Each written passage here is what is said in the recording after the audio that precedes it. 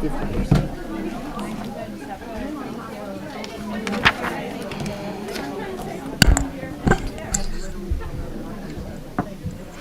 evening. Okay.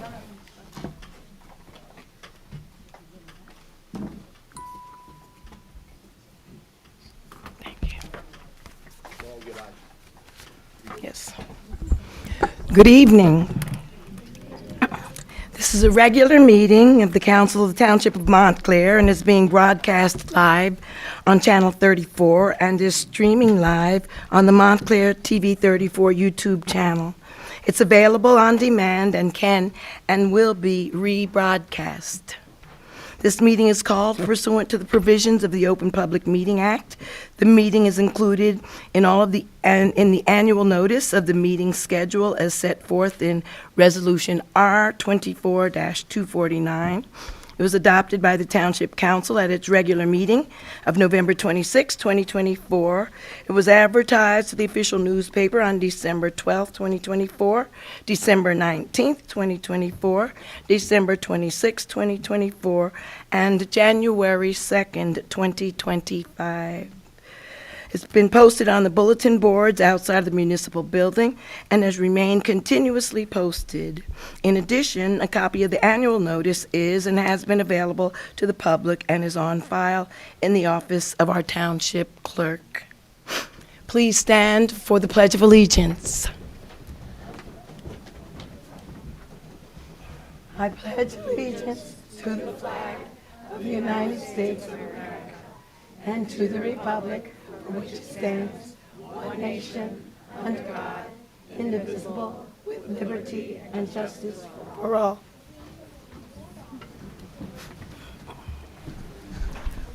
Roll call, Madam Clerk, please, when you're ready. Thank you, Mayor. Deputy Mayor Anderson? Here. Counselor Birmingham? Here. Counselor D'Amato? Here. Counselor Lockman? Here. Counselor Toller? Good evening. Present. Good evening. Counselor Williams? Here. Mayor Baskerville? Present. And at this time, we're going to,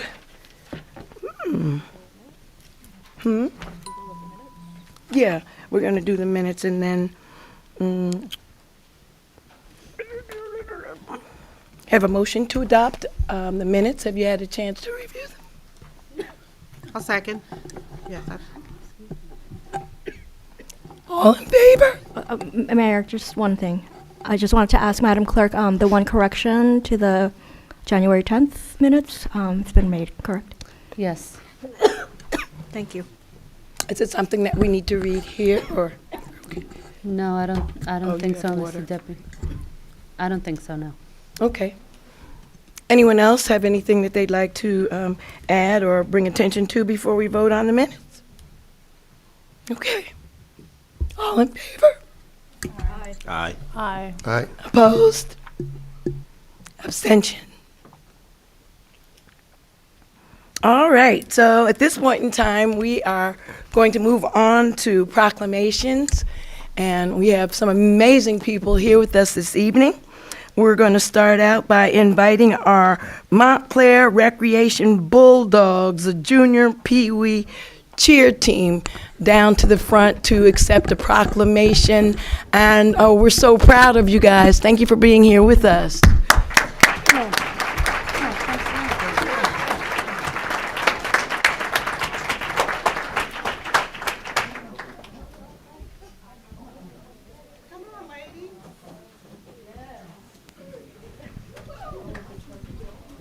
Go Bulldogs, go Bulldogs, go Bulldogs.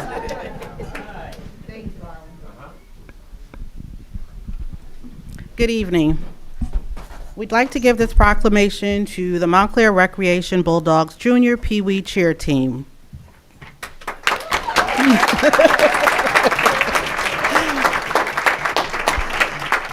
The proclamation reads, whereas the Montclair Bulldogs Junior Pee Wee Cheer Team made history by claiming its first national crown among the top Pop Warner teams around the country last month at the Orange County Convention Center in Orlando, Florida.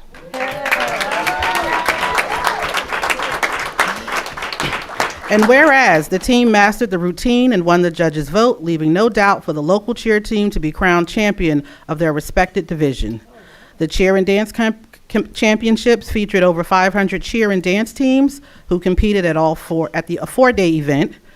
These young ladies here were also repeat champions of the Pop Warner Eastern Regional Tournament from 2023 to 2024, in which each team competed in a postseason tournament each year. The teams throughout the region from New Jersey, New York, Pennsylvania, and Delaware to qualify for this national tournament. This team is led by head coach Jasmine and assistant coach Heather.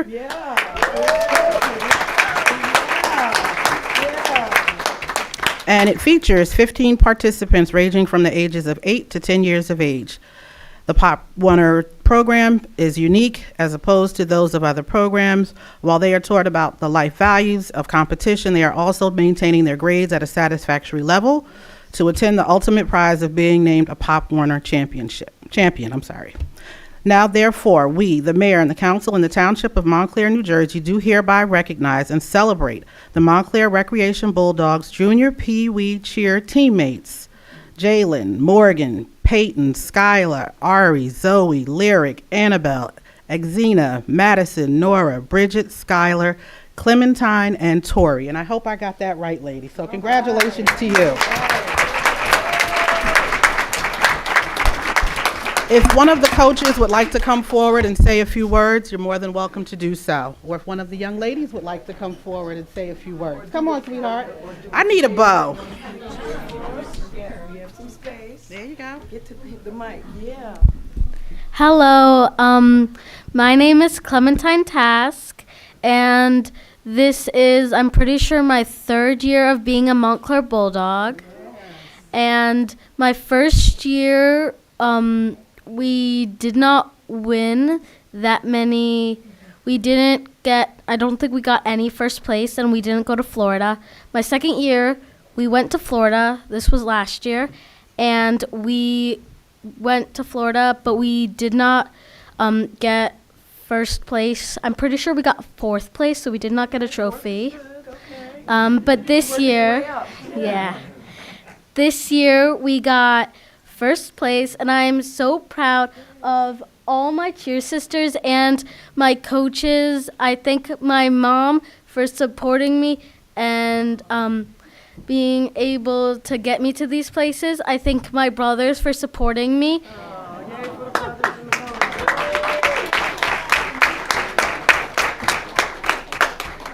Thank you. One of the coaches want to come up and have a few words? Or we got another young lady here. All right. Okay, close enough. I know, a little cheer would be Hello, my name is Zoe Hernandez, and this is my third year.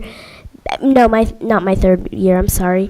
My second year being a cheerleader.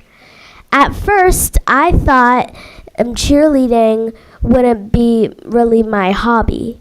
But now that we've won, I feel like it's really my thing. Thank you. How about a quick cheer? Can we have a quick cheer? Yeah? Going to do a quick cheer for us. Let's go. Quick cheer. Cheer for the council. Congratulations. No jumping. You could just do something like go Bulldogs, go or Florida. Any cheer. The Bulldogs. They want to cheer. Yeah. Do your hello cheer. Yeah. If you don't know, stand in the back. Go cheer. Say go Bulldogs and do it like you mean it. Windows, get in windows, get in windows. We're going to jump in and cheer with you. Just go windows. I'm going to do my part. We're going to do windows. Windows. It's okay. You're just going to do it really fast.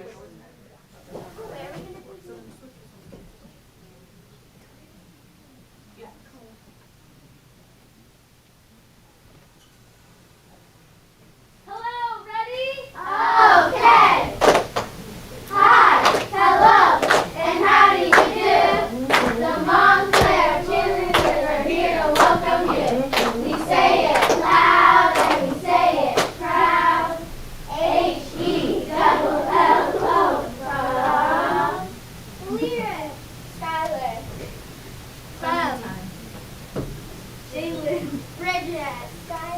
Matter.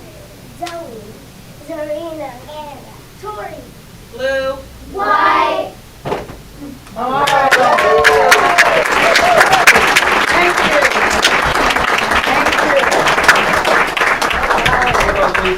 One thing, on behalf of, as president of North Jersey of the league, I just want to present this banner from North Jersey Pop Warner so that every year that you have registration, you can let everybody know that you guys are the national champions.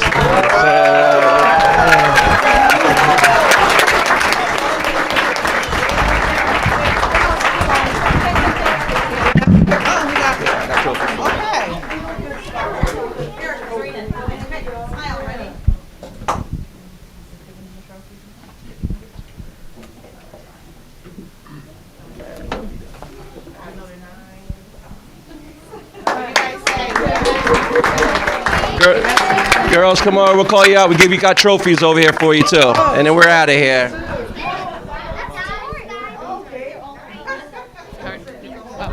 Okay. All right. Lyric, come get your trophy. Jalen, come get your trophy. Madison, Clementine, Annabelle, Skylar, Zoe, Tori,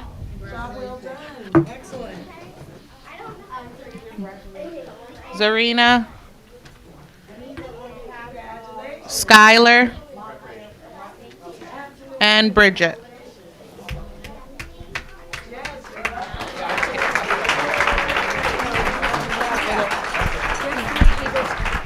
Once again, we want to congratulate our wonderful cheerleading team, and your trophies are on behalf of the Montclair Recreation Department. We are so proud of you. So look for your sign when it's registration time. Your face will be up and around Montclair for weeks, okay?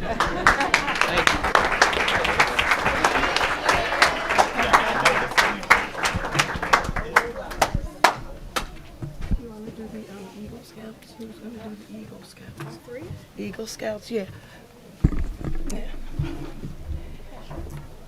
And while we're having such an incredible celebration here, we'd please like for any Eagle Scouts that are here today to come to the front to join us. We'd like to celebrate you and your accomplishments. We know how hard it is when you work to get to the Eagle Scout level. So please, if there are any Eagle Scouts here, would you come?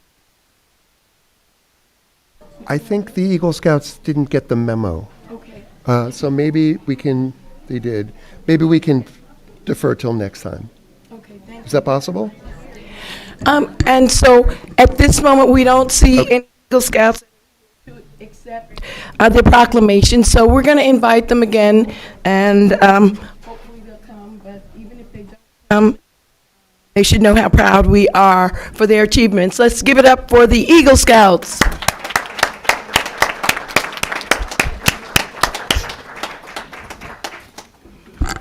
Okay.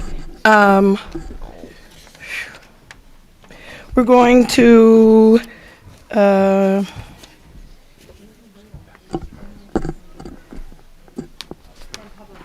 yeah.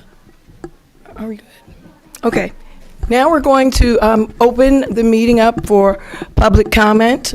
For those of you who have not been here before, everyone needs to sign in at the table in the front here. They will give you a number. And when you come up, please state your name. And then you have only 3 minutes. That means up to 3 minutes to say whatever it is that you would like to say at this time. It doesn't have to be on any specific topic. We're going to try to keep this moving. We do have a full agenda tonight. And we're also going to ask, please, and we're getting better at this, if you don't make comments or noises in the background while your neighbors are speaking. It's really important that we hear from everybody, and we want to be polite for everybody that comes to the mic. So if you would work with us in that regard, we'd appreciate it. Thank you so much for being here with us. Good evening. Good evening. Can you hear me? Yes. Okay, very good. Good evening, Mayor, Council, Town Manager. My name is John Fierro. I'm a 20-year employee of the Montclair Fire Department, and I have served as the president of the local FMBA union. I represent the men and women of Montclair who serve the department both at the local and state level. Something I take very seriously, and the dedicated efforts of our membership puts forth are second to none, and collectively, we are simply the best of the best. What brings me here tonight is the completion of Station 3, located at 151 Harrison Ave in the Township of Montclair project. I had the opportunity last October at our first annual fire prevention block party to meet with some of you and have a short question and answer about the discussion of the building. The completion of this project is paramount to the department and the community we serve. It has been an asset and a staple of the neighborhood for over 120 years. The union and the department is here in any way to help and answer any questions, meet at any time.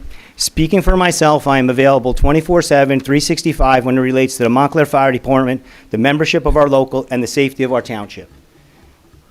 All of us collectively owe it to the community. We took an oath to protect this town, an oath that encompasses completing a project that was started only because of the need of the building and repairs. Repairs were so dire that the building would never have been temporarily closed. Members of the staffing of that station would not have been moved to a station farther away, delaying our response times to that area of town.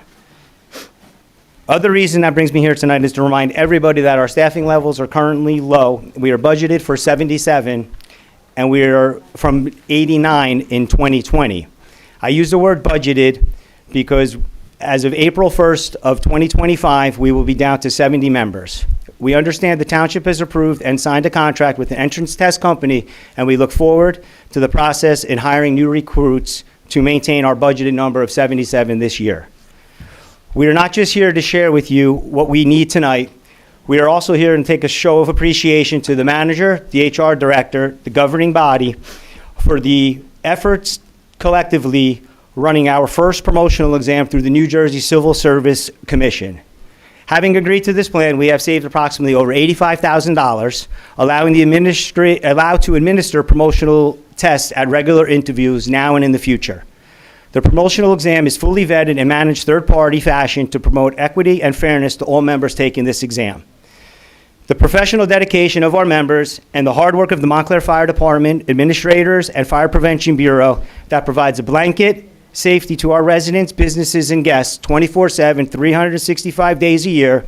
We have no days off of protecting the community in which we serve. No matter what the emergency is, we are prepared to serve. We look forward to meeting with you as soon as possible to help everyone understand the fire safety needs of this community. Collectively working closely and throughout the upcoming budget season, we ensure that continuation of the highest level of service this community deserves. Thank you very much. Thank you. Appreciate it. Appreciate your time. Next guest, please. Dr. Mayor Bassville and Council. My name is Anthony Virgil. I've been on the fire department now 10 years, but I'm a product of the South End, the firehouse that we're in discussion of, right? I attended Nishwayne School, Hillside School, Mount Hebron, now Buzz Aldrin, and graduated from Montclair High School. I worked for the Montclair YMCA, the Montclair Board of Ed, prior to me being on the fire department. That firehouse serves a bigger purpose than some of the decisions made here now, right? As a kid, that was a safe haven for a lot of us, right? In the back of my grandmother's car on the way home, that was my landmark. You know, it was bucket seats then, so you're looking out the back seat, looking up a little more, but we called it a castle.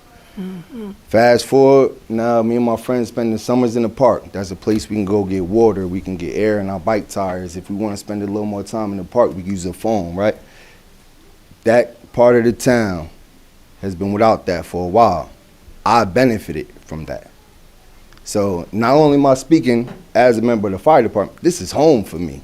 You know what I'm saying? So the decisions you guys make now affect my kids, my friends' kids, family, you know what I mean?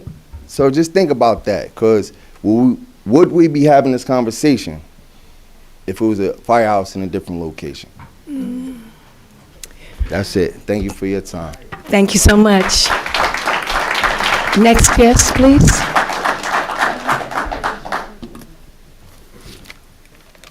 Good evening, Madam Mayor, Town Manager, and ladies and gentlemen of the council. My name is Henry Neff. I'm a local author and a Montclair resident who lives on Mendel Terrace. I wanted to speak up tonight on behalf of the Montclair Public Library, both the main branch and the Bellevue locations, which are in dire need of capital investment and repairs. As members of the council may know, the libraries face ongoing water damage, a lack of adequate heat and air conditioning, and spotty elevator service, which routinely disrupts its ability to provide essential services.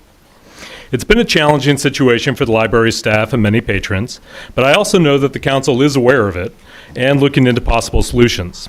So I wanted to thank you for giving this matter your time and attention.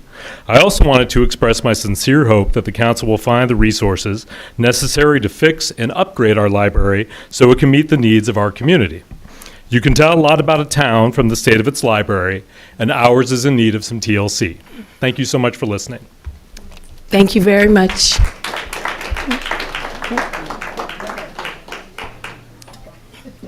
Next guest, please. Number 4.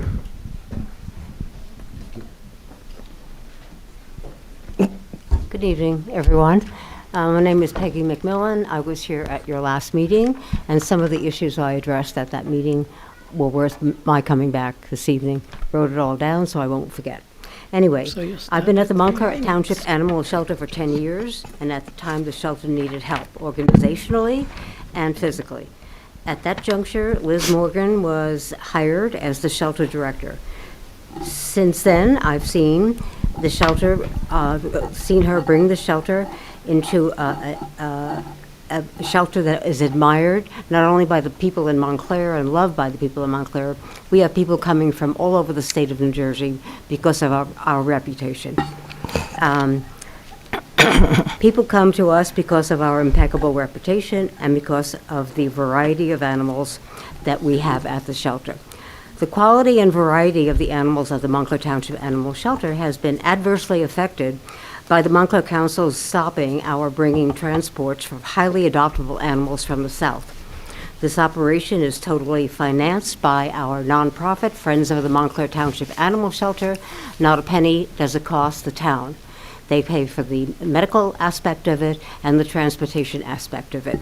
And then when the animals are ready to be adopted, who gets the adoption fee? Township of Montclair. It costs the town nothing, zero, not a nothing, yet our council has forbidden us to transport these highly adoptable animals to the Montclair Animal Shelter. Do the right thing, council members. Do not close our shelter. Let us bring animals in from down south. Let us take adoptable animals from Glen Ridge, West Caldwell, or whatever, a Shih Tzu or a Yorkie that we can make an exception and bring into Montclair, highly adoptable, and we're not allowed to take animals from other towns, no matter what the breed is. Okay, do not close our shelter, which is out there being discussed, not openly, but being discussed. Do not replace our director, Liz Morgan, and let us again transport highly adoptable animals from the south. Thank you for your time. Thank you. Next guest, please. Good evening. I'm Beth Derrico, and I live at 430 Washington Avenue. I want to thank you for giving me the opportunity to speak about something that's so vital to our town. It's the Montclair Animal Shelter and the incredible leadership of Liz Morgan, who turned it into a community treasure that it is today. I want to start by reminding everybody here, remember that cold day when there was a fire at the shelter? Guess what? It was a moment that could have been catastrophic, but instead it became a story of resilience, compassion, and most of all, community. Every single animal was safe and in a warm home by the night of that fire. That didn't just happen by chance. It happened because of Liz Morgan and along with the Friends of Montclair Animal Shelter. And from that tragedy, they built an even better shelter, one that provides not just a roof over the heads of animals in need, but an essential service to the community. Under Liz's leadership, the shelter has become so much more than a place for stray animals. It's a place of hope, it's a place of healing, and it's a place of connection. through programs like reading to the dogs. Yeah, you may think that's funny, or the socializing with the cats. It draws the community together. It is a place for kids to go to play with the cats. That's time together, not on their Xbox, not on their computer, not walking around. They actually have a mission. Okay, now I've lost my place, but these programs, they bring joy to the animals and to the people. It's a lifeline for families. The shelter actually offers a pantry, and this pantry is filled with extra dog food and things that are donated to the shelter. People that may be struggling with their own food bills can go there, and they're not now wondering, oh my God, do I feed the dog or do I feed my kids? They can get dog food or cat food for their animals because of Liz and the Friends of the Animal Shelter. In addition, it's a place overall, we have to remember, it's a place where dogs and cats find loving homes, often within just a week. And I know this because I too volunteered there for a year or so, and I always would leave inspired, knowing that the animals that I was caring for that day on a Sunday probably wouldn't be there next Sunday because they would have been adopted. And that's a happy way to go to a shelter, to get volunteers, to have people there. They're not seeing like, oh, that poor animal. No, they know that animal's going to be adopted. But now it's all under threat. Yes, because some of you. It's the possibility of the shelter being shut down or the land sold to developers is real. Thank you very much for coming. Next guest, please.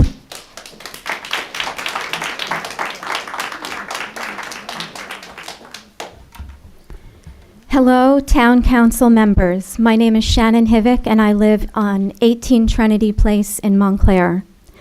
Thank you for your time. I'm here tonight to advocate and support the Montclair Animal Shelter and Director, Liz Morgan. Additionally, I would like to have the transfer program reinstated. I've had the pleasure of volunteering with the shelter, walking the dogs, socializing with the cats, and donating to the pet pantry. The pet pantry is a resource for people who are having a difficult time financially. The hope with the program is that this will limit the number of people who surrender their pets because they can't afford it. Liz Morgan has done a wonderful job caring for the animals and running the shelter. The shelter is an invaluable resource to the community and the animals it serves. Shutting down the shelter would be tragic and a disservice to the community. The reinstatement of the transfer program will allow us to help our neighbors. A couple of weeks ago, Newark Animal Shelter had dogs on their euthanasia list, perfectly healthy and adoptable dogs on their euthanasia list because they don't have the space. People were frantic, looking for rescue. If the transfer program was reinstated, we could have helped. People were pleading for Liz Morgan to help, but she couldn't. This is heartbreaking. The animal shelter in our community are overcrowded. The shelters in our country are overcrowded, and healthy and adoptable animals are being euthanized because there is no space. Shutting down our shelter will further cripple the situation. We must help prevent the early death of countless souls by keeping the shelter up and running and reinstating the transfer program. The animal lovers near and far are going to do everything we can to support the shelter and keep it open. Thank you. Thank you for coming. Next guest, please.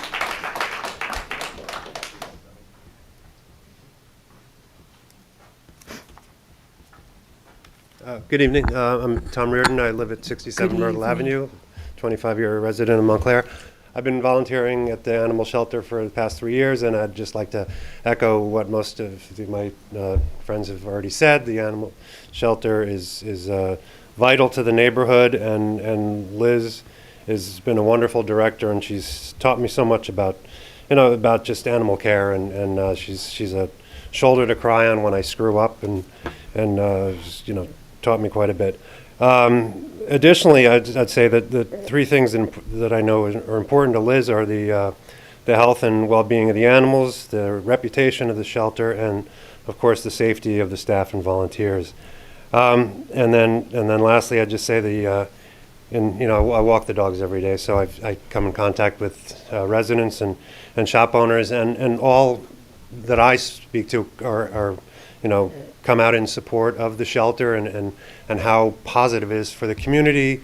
And and I see some of the dogs who've been adopted from the neighborhood still walking around the neighborhood, so it does my heart proud. And anyway, I just hope you will continue to support the shelter and Liz, and thank you for your time. Thank you very much. Next guest, please.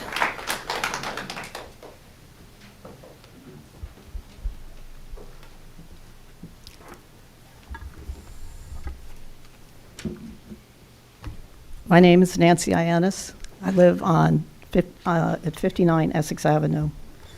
The history is long, but I'm going to begin with where we are now. On April 1st, 2024, my neighbors filed an appeal with the Zoning Board of Adjustment voicing concerns about municipal codes that were not considered in the agreement reached by Mr. LaPola, Ms. Talley, and the Montclair BOE. On April 17th, the neighbors presented their case to the Board of Adjustment, as did the town and BOE via their lawyers, and a lawyer parent represented the baseball families. That evening, after much discussion, the zoning board unanimously granted the neighbors an appeal. Since that time, the town has ignored municipal land use law. In fact, there has been no legal basis for all the work that has occurred at Woodman Field since that time. You were incorrectly directed by Mr. LaPola that this was a closed matter since he signed the agreement with the BOE, but this is in fact not true. The agreement reached by the town and the BOE does not include the neighbors, and we had every right to appeal. Mr. LaPola and Mr. Burr have followed the well-known process of do it now and ask for forgiveness later at the expense of our neighborhood. When a neighbor asked Mr. LaPola why he had not included us in the settlement, he smugly replied, "I forgot." On May 23rd, Mr. Harrison spoke to the prior town council. Work should be stopped at Woodman. This was your prior town council. When questioned about this by council member Abrams, Mr. Burr told the council that the neighbors were seeking relief through the courts and could not comment. But in fact, there was no court case in process, and Mr. Burr was not forthcoming with the true situation.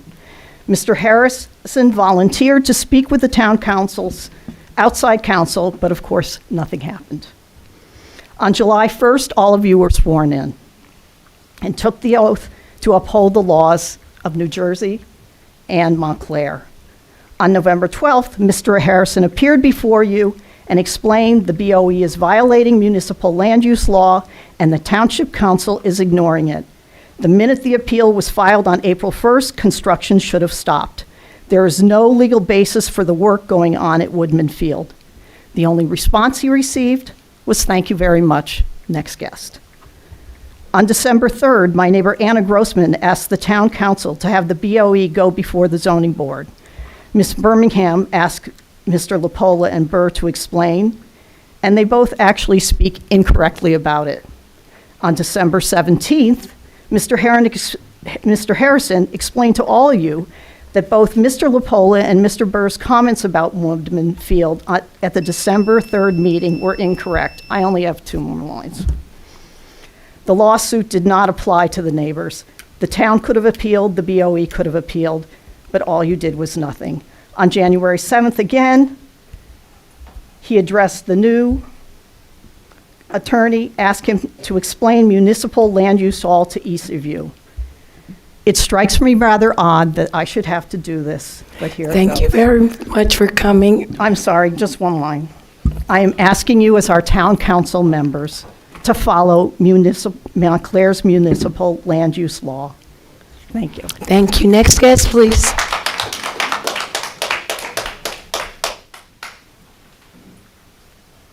evening, everybody, and congratulations on your new posts.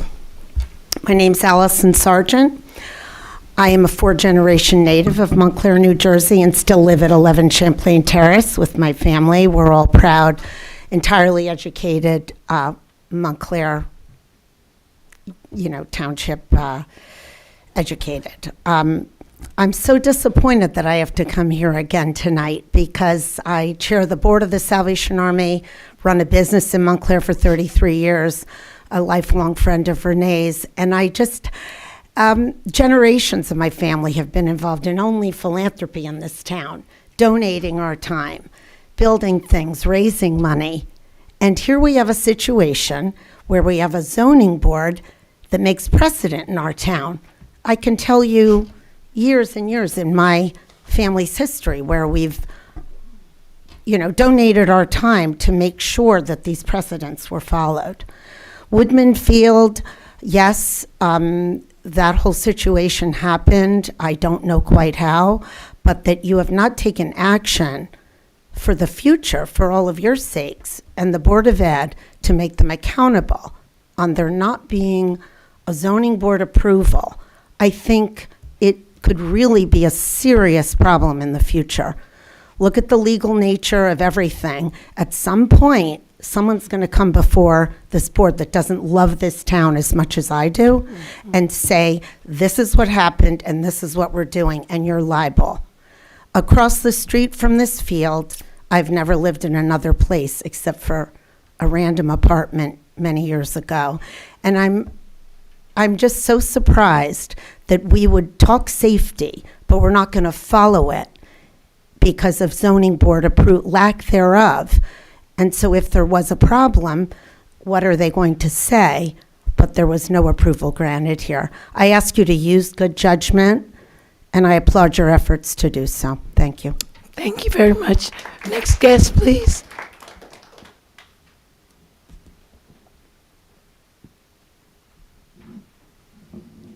Hi there. My name's Jim Ackerman, proud Montclarian. I've been living here for 25 years, and I appreciate the opportunity to speak in front of you. For the past 2.5 years, I've been volunteering at Associated Humane Society Shelter in Newark, New Jersey. It's the state's largest shelter. I walk and socialize dogs, and I also have an Instagram account where I promote some of our most vulnerable dogs and help them get adopted. Our facility has a maximum capacity of about 140 dogs, but because there's been a spike in abandonment and surrenders over the past few years, we've housed as many as 240 dogs at any given time. One of the reasons we have such a large population is because our shelter currently has contracts with about a dozen towns in Essex County. These are towns that closed their shelters and then contracted with our shelter to house their dogs. When our population spikes like that, it makes an already difficult environment even more stressful. The influx of surrendered and abandoned dogs has a negative impact on our staff's ability to not only take proper care of the dogs, but with such a large population under our roof, we struggle to publicize and promote them on social media. When towns close their shelters, they simply foist their problem on shelters like ours. And I know, I work there.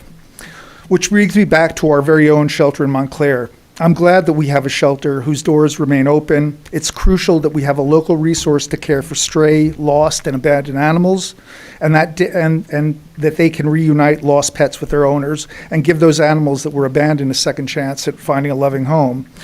From what I've witnessed and heard, the township shelter is a remarkable place, and clearly I heard some remarks today that sort of underscore that.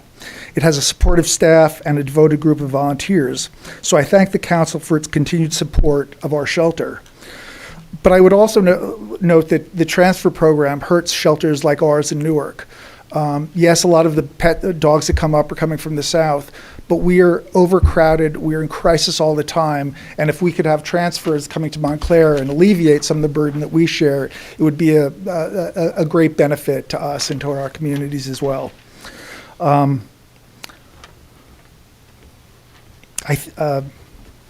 So I'd encourage the council to rethink that ban on transfers and allow the Montclair shelter to lend a hand to other facilities when their population spikes. Thanks very much. Thank you very much. Next guest, please.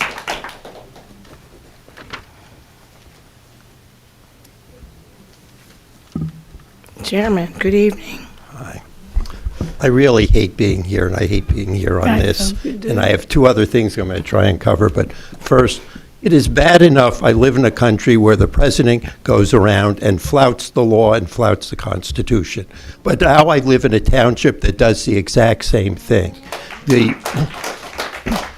You are continually violating the municipal land use law, your own ordinance, which repeats the language in the municipal land use law in section 202-18, requiring no work to proceed once the appeal was filed.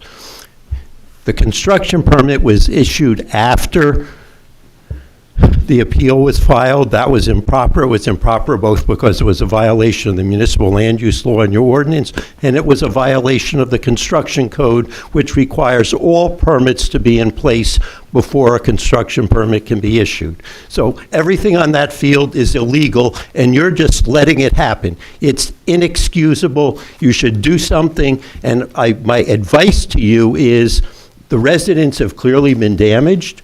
They can sue you, and I'm intrigued what your defense is going to be as to why you were entitled to deny them their rights, divest the Board of Adjustment of its jurisdiction, and just proceed, because there is no legal defense to any lawsuit they bring.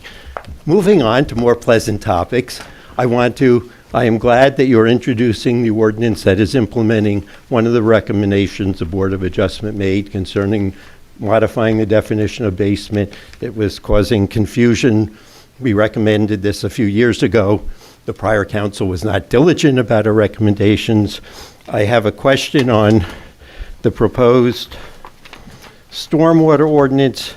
It reads, any applicant submitting a stormwater control plan or permit application, and I don't know what permit application means, is if that's if stormwater is modifying that as well as control plan, fine.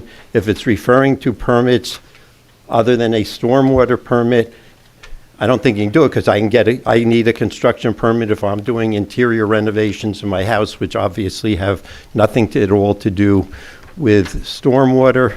So I think you should clarify that tonight when you introduce the ordinance. Thank you again, and that was good. I could have done another topic. Chairman, I'd just like to let you know that we will be pulling Ordinance 0-25-03 this evening, the ordinance to amend Section 347 of zoning of the Code of the Township of Montclair, one that you were referencing, because we had that up for discussion last evening in the planning board, and we had a few questions, so we're going to send it back to the zoning board for clarification. While we're excited to move forward, we'd like to get some questions clarified before we do that. Remember the applications that led rise to but we'll be glad to do that. Yes. Thank you so much for being with us. Next guest, please.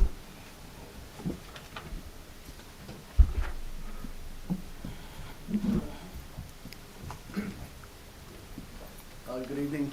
I'm John Osborne. I'm a almost lifelong resident of Montclair. I am an Eagle Scout, so a little late for that, but good for Troop you. 13, Upper Montclair, 1976. So the reason I'm here this evening is to support my neighbors in the Woodman Field Neighborhood Association. We understand, or I understand, I'm in the construction business, and I understand, get it done and ask for forgiveness later. I mean, that happens a lot of times in my business. But at the same time, you have to make it right. And God bless you. My biggest concern is the environment that was damaged, the replacement trees that have been put in that are hopefully under warranty. As a construction manager, I would say I hope those are under warranty. They were put in at the worst time to plant, at the beginning of a very hot summer. They weren't watered. A lot of them are showing extreme stress, and we'll be surprised if they turn green this spring. I hope that the Board of Ed will have their construction manager enforce whatever their contract says about keeping the green material that was put into the neighborhood in an effort to replace some of the ancient trees, understanding there's nowhere near the same biomass, but it's the future. And they need to be, in my opinion, hopefully maintained. A watering program should have been put in place. It wasn't. Anyone who's bought a shrub knows if you don't water it, it's going to die. So I would encourage you all to speak to the Board of Ed and ask them to enforce their contract as far as maintaining the green material that they have put in place. And then also regarding the zoning, it's done. But maybe there are other improvements that could be made. If this is heard by the zoning board may have recommendations that wouldn't be expensive, but would help to mitigate some of the damage that was done to our neighborhood. So I also encourage you to keep the firehouse open and the shelter. Thank you for your time. Thank you very much for joining us. Next guest, please. Number 13.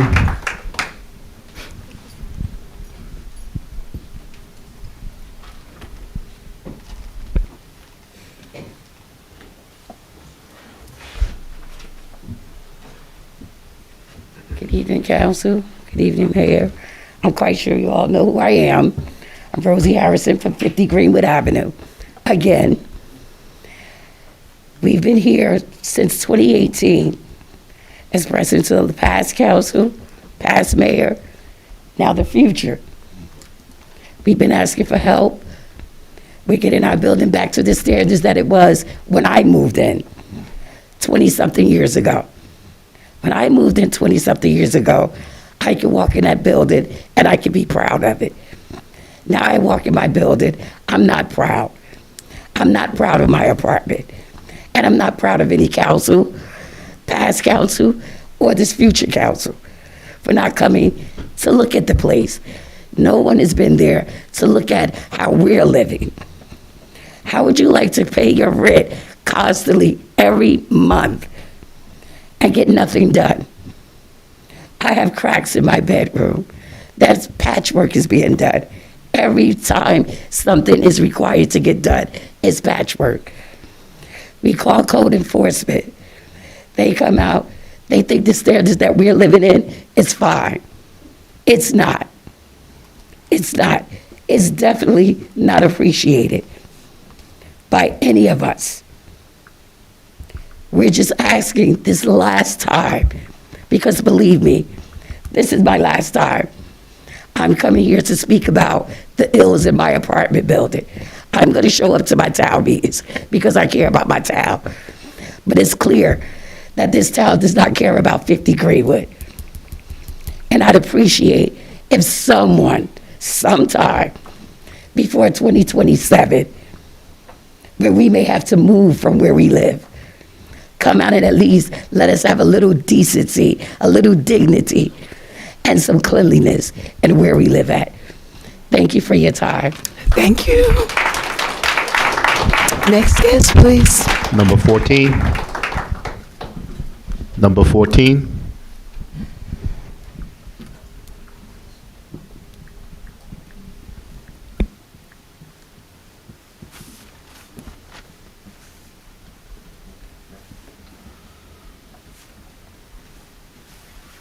Good afternoon. My name is Dorothy McClendon. I live at 50 Greenwood Avenue, Montclair, New Jersey. Well, I live there. Some people say it's the welfare place. But everybody that live there is not on welfare. There's some working people there too. And I think they deserve some help. But they don't get help. So I don't have that much to say. All I have to say that nobody is helping us. And we wasting our time coming up here, speaking. We could stay at home and do the best thing we can do. If we can find somewhere to move, we can find somewhere. If we can afford it, we can afford it. But most of us live there can't afford it. So we have to do the best thing we can do. So no one come out to help us. Thank you. Thank you. Next guest, please. Number 15.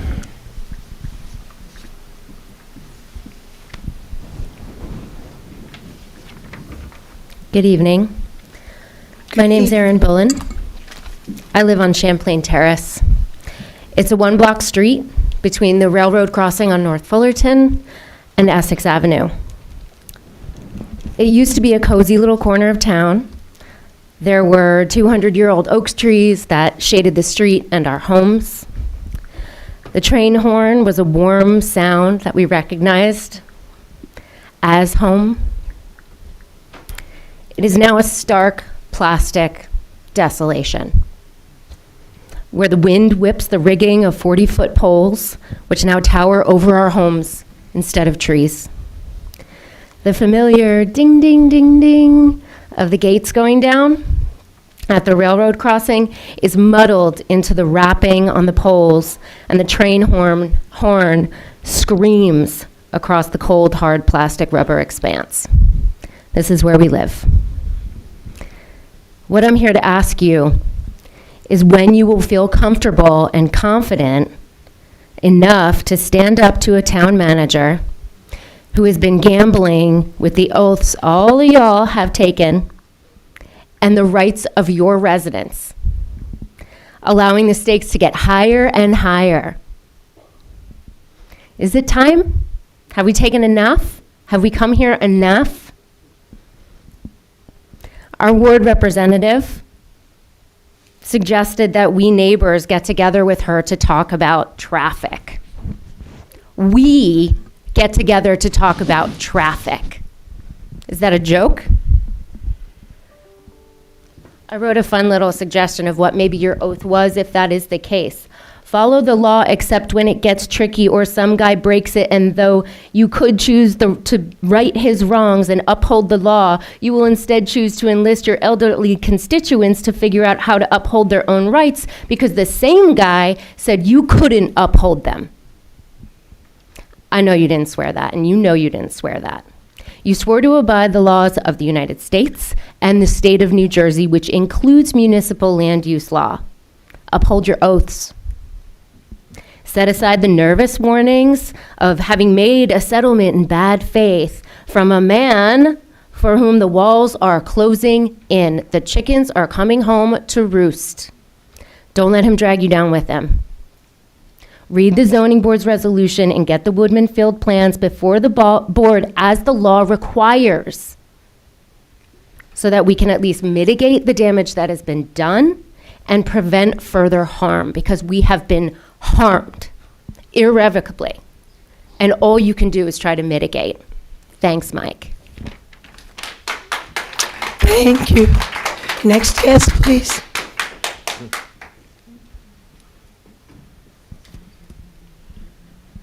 Good evening. My name is Rhea Tompkins. I live at 50 Greenwood Avenue.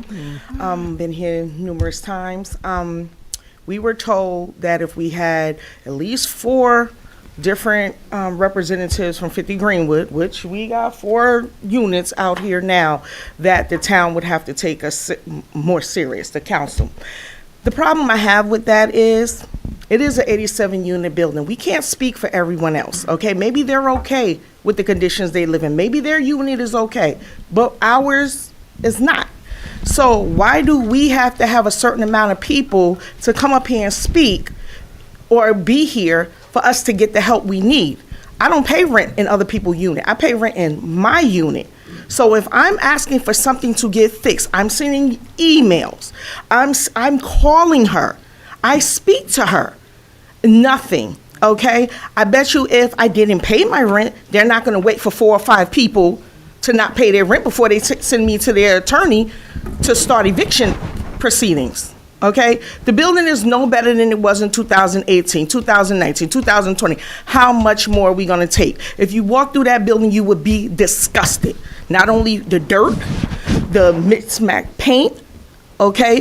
One lady in the back of her building, she got garbage bags on her, even though she said her apartment is fine, to keep the wind out. What sense does that make? Now, I'm not coming up here anymore. It's done. That does not mean my crusade is gonna end, but I do hold everybody responsible because I asked you, please come out. If you come out, you will see for yourself what we're talking about. And obviously, none of y'all have come, because if y'all did and y'all cared, there would be some changes.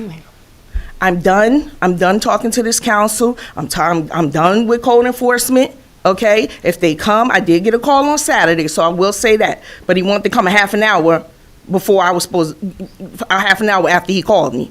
Couldn't do that, Okay, so I'm gonna wait to see if they're gonna come out, but in the meantime, I don't feel I should have to wait for code enforcement to come out to fix the stuff in my unit when I've spoken to Ms. Vargas, who is the property manager. It's enough. Please do something. We deserve it, no matter if they're here or not. Thank you. Thank you.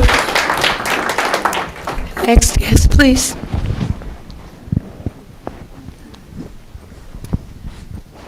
Good evening. My name is Rachel Quinn Egan. I am here with Harriet to talk about the Montclair Animal Shelter and Liz Morgan. Harriet feels that all dogs should be protected. Dogs that live outside of Montclair should also be protected, and we would like Montclair to be a place that welcomes dogs from overcrowded shelters and dogs that are on death row. I've been in this town for 22 years. I've been involved in a lot of grassroots activism, and I have a very good sense of when things are going wrong. And I know that that property is worth a lot of money. It's worth a lot to a lot of developers, I'm certain of it. And we've seen some changes lately that remind me of the times we had to fight to stop the privatization of our Montclair public schools from charter chains. When you diminish an institution and you start to take away what's best about it, when you start to threaten the best staff there, and they start to, you force them into retirement or to find other jobs, and you turn an institution into a place that the town no longer sees as valuable, it's easier to close it down and sell the land. We really know what's coming down here. A lot of people are paying attention. I'm really asking you to protect this shelter and also understand that Liz Morgan is a very unusual person. You're not going to find anybody like her again, ever. To look after a shelter the way she does. She devotes her entire life, morning, noon, and night. She knows an awful lot about animals and animal welfare, and she knows the entire community, I'm sure, from coast to coast. We're so lucky to have her. The fact that, she isn't heading the parade on the 4th of July is nuts. And if you think that a lot of people came out to defend their children when our schools were attacked, you can't imagine how many people are going to come out to defend this shelter if it looks like it's going to be diminished any further, because our animals really matter. And also our community. A lot of us have children that have grown up volunteering there, and we really love it. It's very, very good for this community, and we can really tell a lot about our society by how well we treat our animals. And I hope that we will continue to do the very best. Thank you. Thank you very much. Next guest, please.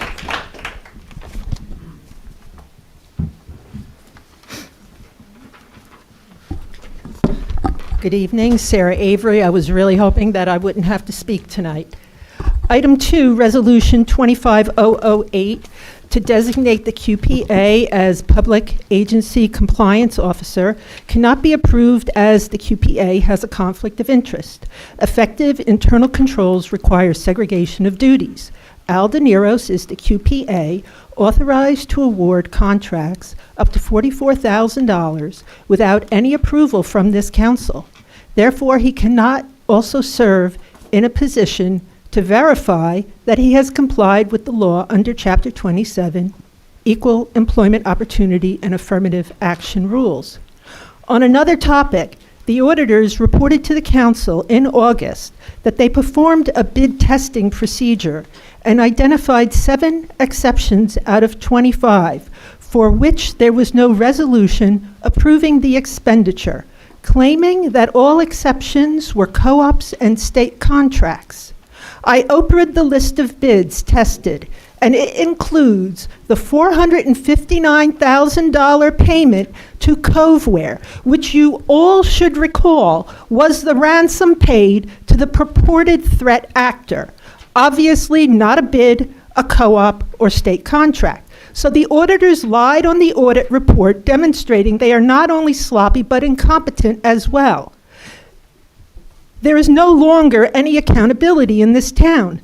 The former township attorney repeatedly lied and violated laws on multiple occasions, yet Councilor Anderson thanks him for his service. Thank you for cheating the residents and wasting our tax dollars. We live in a community where cowards actively promote corruption in violation of their oath of office. How can the majority of this council continue to enable the theft of our tax dollars to fund the corrupt agenda of the manager? I attended an event at the Crane House Friday evening where I spotted a January 1925 Lincoln calendar hanging on the wall. The integrity of the quote contrasts with the moral bankruptcy of both Township and Board of Education officials who represent this community. Quote, "Let us have faith that right makes might. And in that faith, let us dare to do our duty as we understand it. I am certain that enabling corruption is not your duty." Thank you.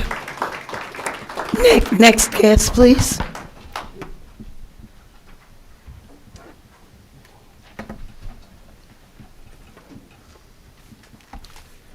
Good evening, Mr. Manager, Madam Mayor, Good Madam evening. Deputy Mayor, members of the council, Mr. Town Attorney, welcome. Madam Clerk, thank you guys very much for giving us the opportunity to serve your town. May I have your name, please? My name is Tim McLaughlin. Thank you. There. My name is Tim McLaughlin. I'm the Vice President of the Montclair Firefighters Union, FMBA Local 20. After giving you all 6 months in office to get a handle on things, we thought it was time to address to you some concerns that we have for our members and for the public safety of Montclair. By now, you've begun to hear from residents, building and business owners, and community stakeholders who share two of our largest concerns: staffing and a firehouse that's been closed for 568 days. Let that sink in for a second. On the matter of staffing, we're at a record low staffing today of 73 members, and we'll lose 2 more members at the end of this month to retirements and 1 additional retirement at the end of March, putting us at 70 members. Just as a frame of reference, just prior to COVID, we were at 89. Had this not been the case in years past, we may have lost every animal in that shelter that all these folks have spoken about tonight. On the matter of Station 3, the firehouse that's been closed, again, for 568 days. It's been closed since the summer of 2023 for structural renovations. We understand that the project began and was mishandled under a different governing body. But to use a football reference, the ball was fumbled and needs to be picked up. And this is your opportunity, every one of you, to run it back for a touchdown and score some points for the constituents of the 3rd and 4th wards of Montclair.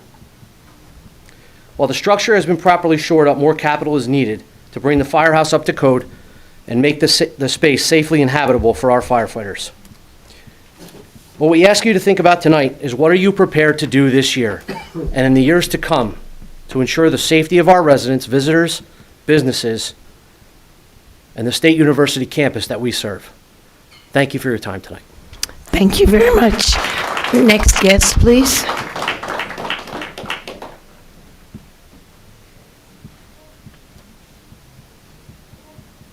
Is there another guest that would like to be heard? Oh, thank you.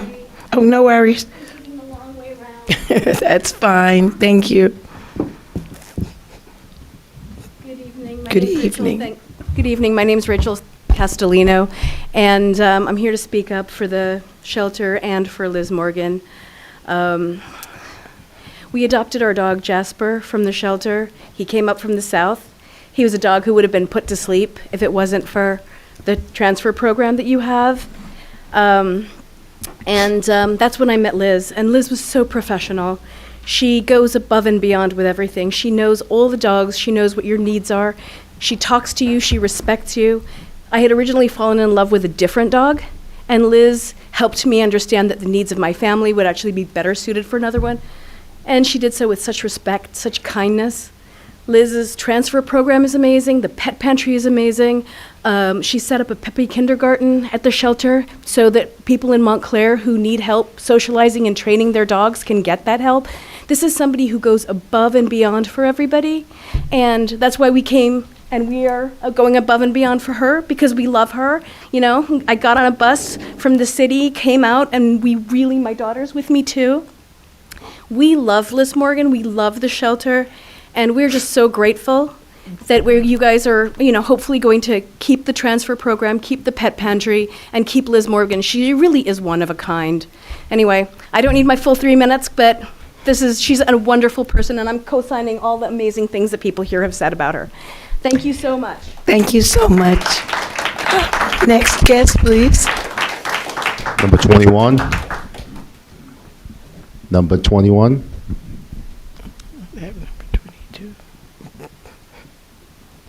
Hi, good evening. My name is Aubrey Kahn. I've been a resident of Montclair my whole life, and for as long as I can remember, the animal shelter has always been a big part of my life and my family's.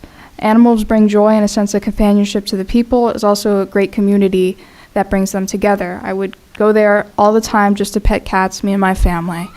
I strongly disagree that a place as wonderful as this animal shelter with dedicated workers who were so kind to the animals should be changed in any way, or, you know, like taken down and, you know, just changed from its original, thing. Please continue to help and support this institution of Montclair, as it has brought me and so many other people joy, as well as for the animals. I've raised some money for the animal shelter that I'd like to donate from walking dogs. So that's it. Sorry. Wow, thank you very much. Next guest, please. Good evening. Thank you for hearing all of us. My name is Tanya Kirkman. I'm a resident on College Avenue in Montclair, and I'm also here on behalf of my father, who lives at 479 Upper Mountain, which is the house directly next to this proposed improvement in Mountainside. And we're here to voice I'm here on his behalf as well, to voice some concerns about the sound from pickleball. So the proposed pickleball courts will be, my father's house is literally on your plan here. This is his house. It shows right next to the tennis courts. He's lived there for 34 years. We hear the tennis already, and pickleball, as you all, I'm sure know, is considerably louder than tennis. It is a major concern for the sanity of my father and anyone spending any time in his house. In Brookdale Park, as you may know, the pickleball courts had to be moved because they were too close to residences, and the residences complained because of the sound. So why are we now planning to put a pickleball court, 4 pickleball courts, right next to not only my father's home, but the rest of the homes along that stretch? And there are more homes right on the other side of those train tracks that are also going to be right up, but against those pickleball courts. The research that I've done, it says that pickleball courts should be placed at least 500 feet away from anyone's residence. The tennis courts are nowhere close to 500 feet away from my father's residence, or I don't believe from the next house or the houses on the other side of the train tracks. We would like to request that there not be pickleball courts. Happy that you want to improve Mountainside, thrilled for all of the rest of the improvements. Also not quite sure, those tennis courts are full for the entire season that the weather allows. So I'm not sure why the change when there's plenty of people playing tennis and using the facilities. But if there's, you know, if there will be pickleball courts, there are some specific things that my research has shown that would make a difference. I would strongly recommend that you consider putting them in the further set of courts as opposed to the ones closer to the residents. So next to the basketball court would be a tennis court further away.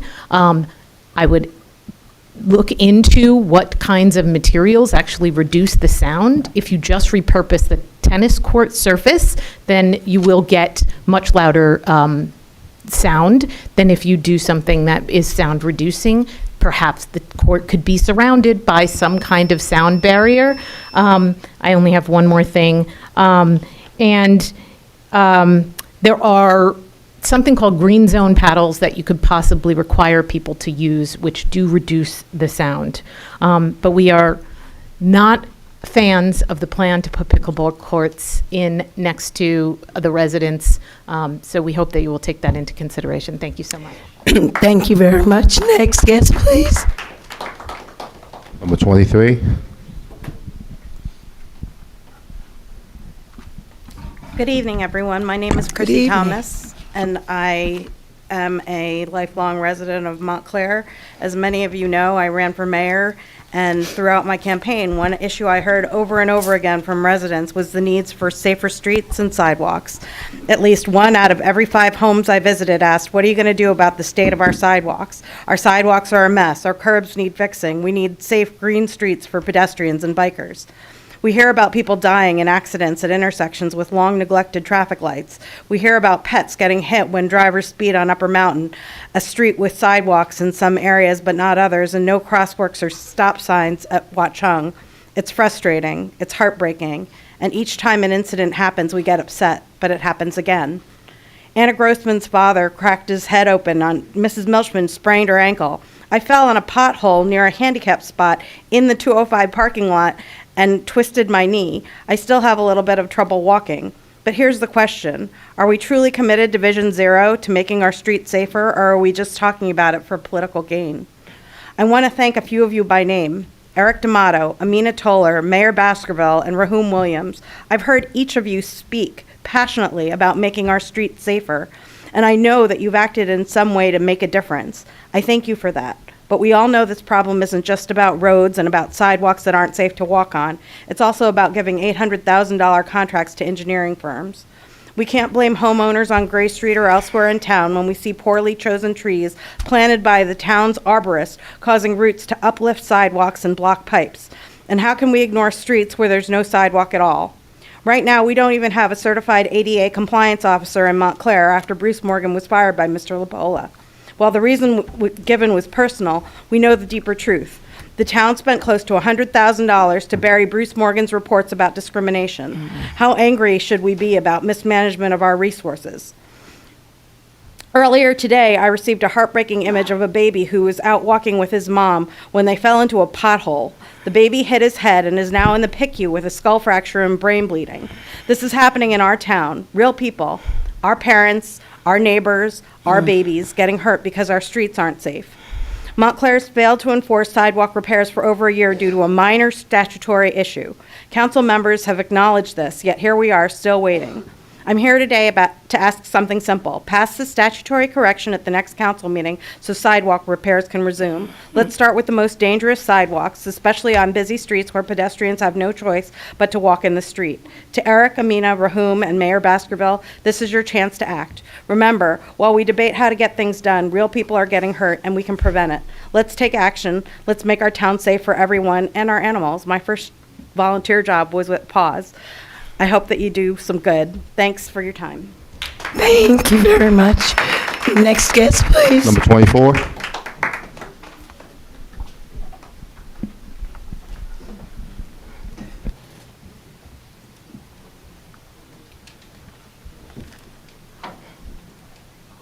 Hi, my name is Lawrence Thies, and I'm here to speak quickly about the Montclair Animal Shelter and Liz Morgan.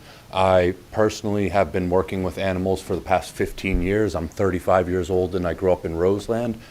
I work with a group called Rosemary's Rescue Ranch. We rescue animals from down south, and I personally have fostered about 30 to 40 dogs in the past 4 or 5 years myself. So I know what everybody here is talking about as far as the difference that it makes in a community. I get to have the experience as being a dog trainer of working with families individually and hearing all of their stories about where they got their dogs from. And I'd like for you guys to really reconsider shutting down an animal shelter and also, in the interim, punishing very rare and exceptional people from participating in making your town a better place, because I know personally the difficulty that it is to save and rescue these dogs. So I know very much how it can change a community to save these dogs and have people who are exceptional like Liz Morgan. I know that you're going to have a very hard time, even if you open up just a regular shelter that only takes in certain kind of dogs, finding somebody as exceptional, because at the end of the day, it's a thankless effort, and it brings the whole community together, and that's where the thankfulness comes from. And the same thing I'd like to also mention briefly at the end is the same thing with the fire department. The fire department ends up keeping a community together, and that's what everybody needs in order to have a tight-knit community and to fix all of the problems that I've heard everybody mention today. It's very upsetting. I did not grow up in this town. I grew up a town or two over, but I understand where everybody's coming from when they just want to see their town do better and see everybody thrive in their community. Thank you very much. Thank you very much. Next guest, please. Hi, I'm Scott Ketty. I was very disheartened when a few weeks ago council went amok, and Mayor and Councilor, you were both threatened with your safety. In fact, you filed police reports outlining your safety, and I'm sorry you had to go through that. On a safety vein, in a different way, I can relate with that every day. The hour before I came to council, I had 2 cars in 2 different directions take a run at me in a crosswalk with my light, which I can get the bike light if you want to see how light it is. You will turn your head to walk my kids to and from friends.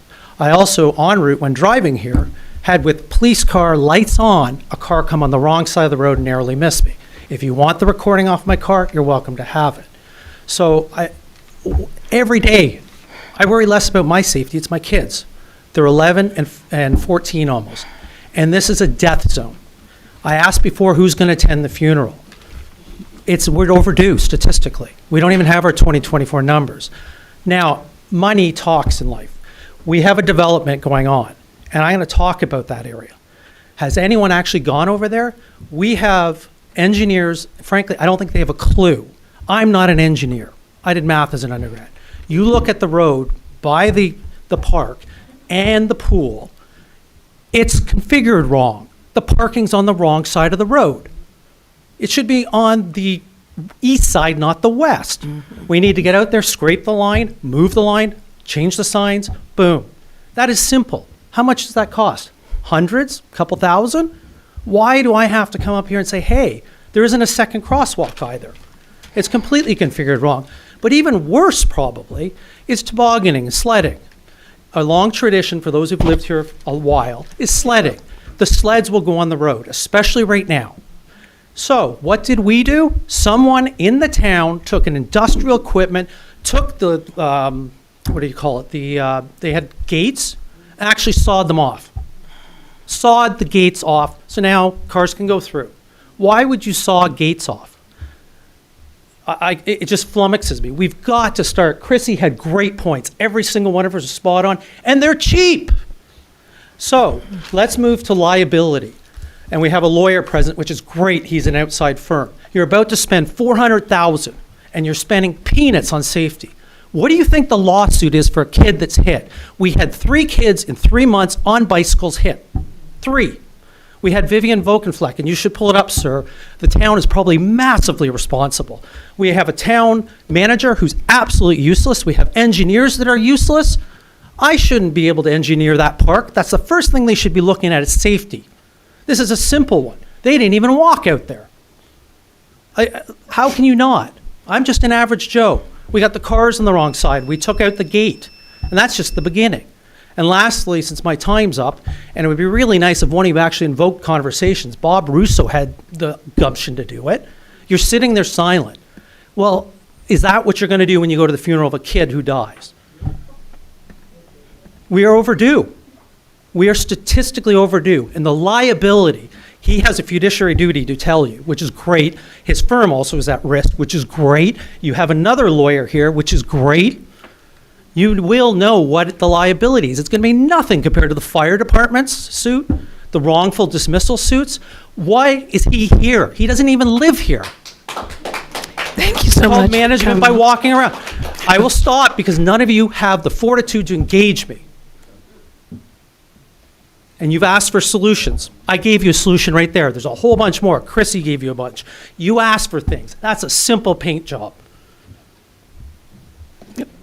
Thank you very much. Next guest, please. Number 26.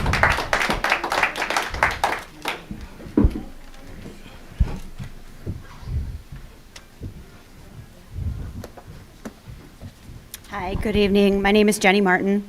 Many others have spoken about the animal shelter here tonight with great depth and detail, and especially Harriet the dog, who wants to follow that. So I'll keep my comments brief. I've been in and around rescue for years and years, both rescuing dogs personally and working and volunteering in rescues, especially in Essex County. I will say this shelter is a shining light among them. Liz Morgan is the most pragmatic, knowledgeable, compassionate, and responsible person when it comes to placing dogs in the right homes. The amount of knowledge that she has, and you heard it from folks that have adopted from her, she's unlike anybody else. And I'll say, this county can't lose another shelter. You heard it from the gentleman who works at AHS. They are drowning. And with the ice raids coming fast and furious, there's going to be a lot more displaced pets. This is a disaster we can see coming. So allowing these transfers for shelters to step in and help each other out is critical. Thank you. Thank you. Next guest, please. Number 27.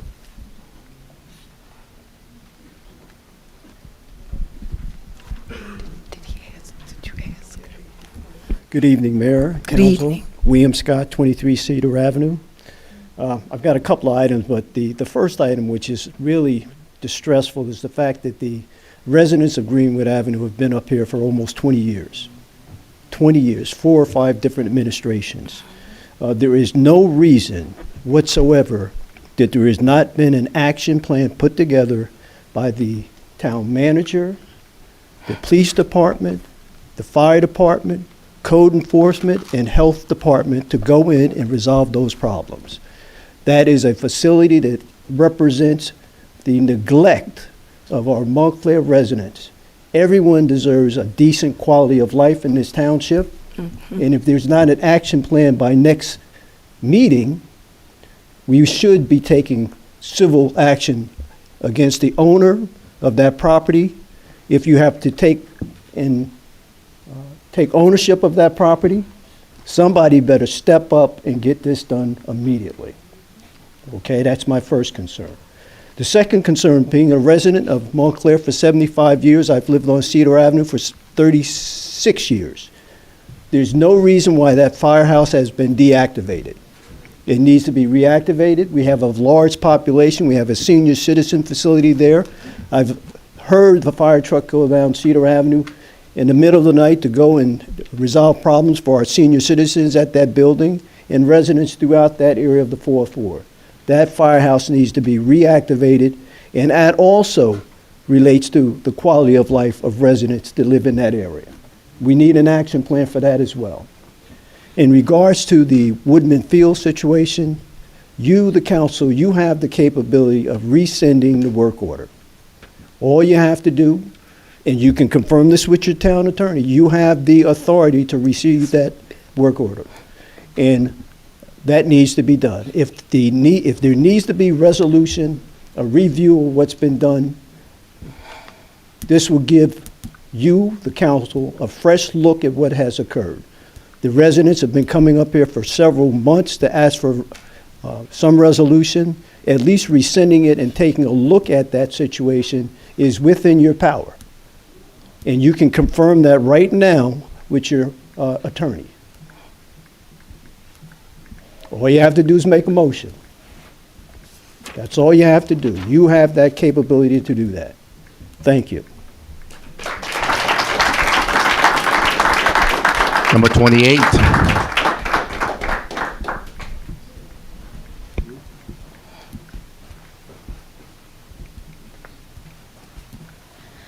Good evening, council members. I'm here to talk about the issue of the Montclair Animal Shelter. The Montclair Animal Shelter is where me and my family adopted. I'm sorry, please give us your name. My name is Ash. Ash, thank you. The Montclair Animal Shelter is where my family adopted our dog. And that's where my mother and I met Liz Morgan. She was really helpful in helping us get our dog, and she knows every single animal in the shelter and their personalities really well. She's really good at her jobs, and she helps these animals a lot. The Montclair Animal Shelter's transfer program is how I got my dog and how many others also got their beloved pets.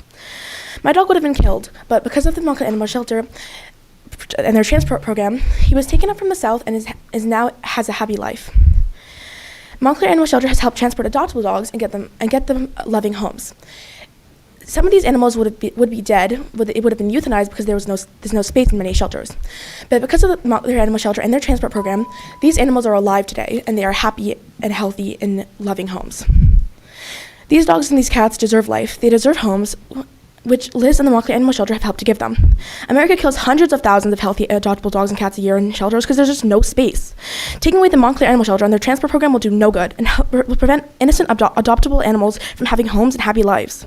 And not just animals benefit, people do too. There's a pet pantry. If you can't afford dog food this month because you're just behind, you can go there just so your pets can eat too.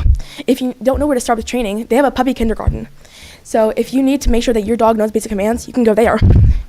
If your child wants to hang out with pets, you can take them to the Montclair Animal Shelter and they can socialize with cats and dogs. The shelter helps many people and many animals. I urge you, reinstate the transfer program and keep the animal shelter.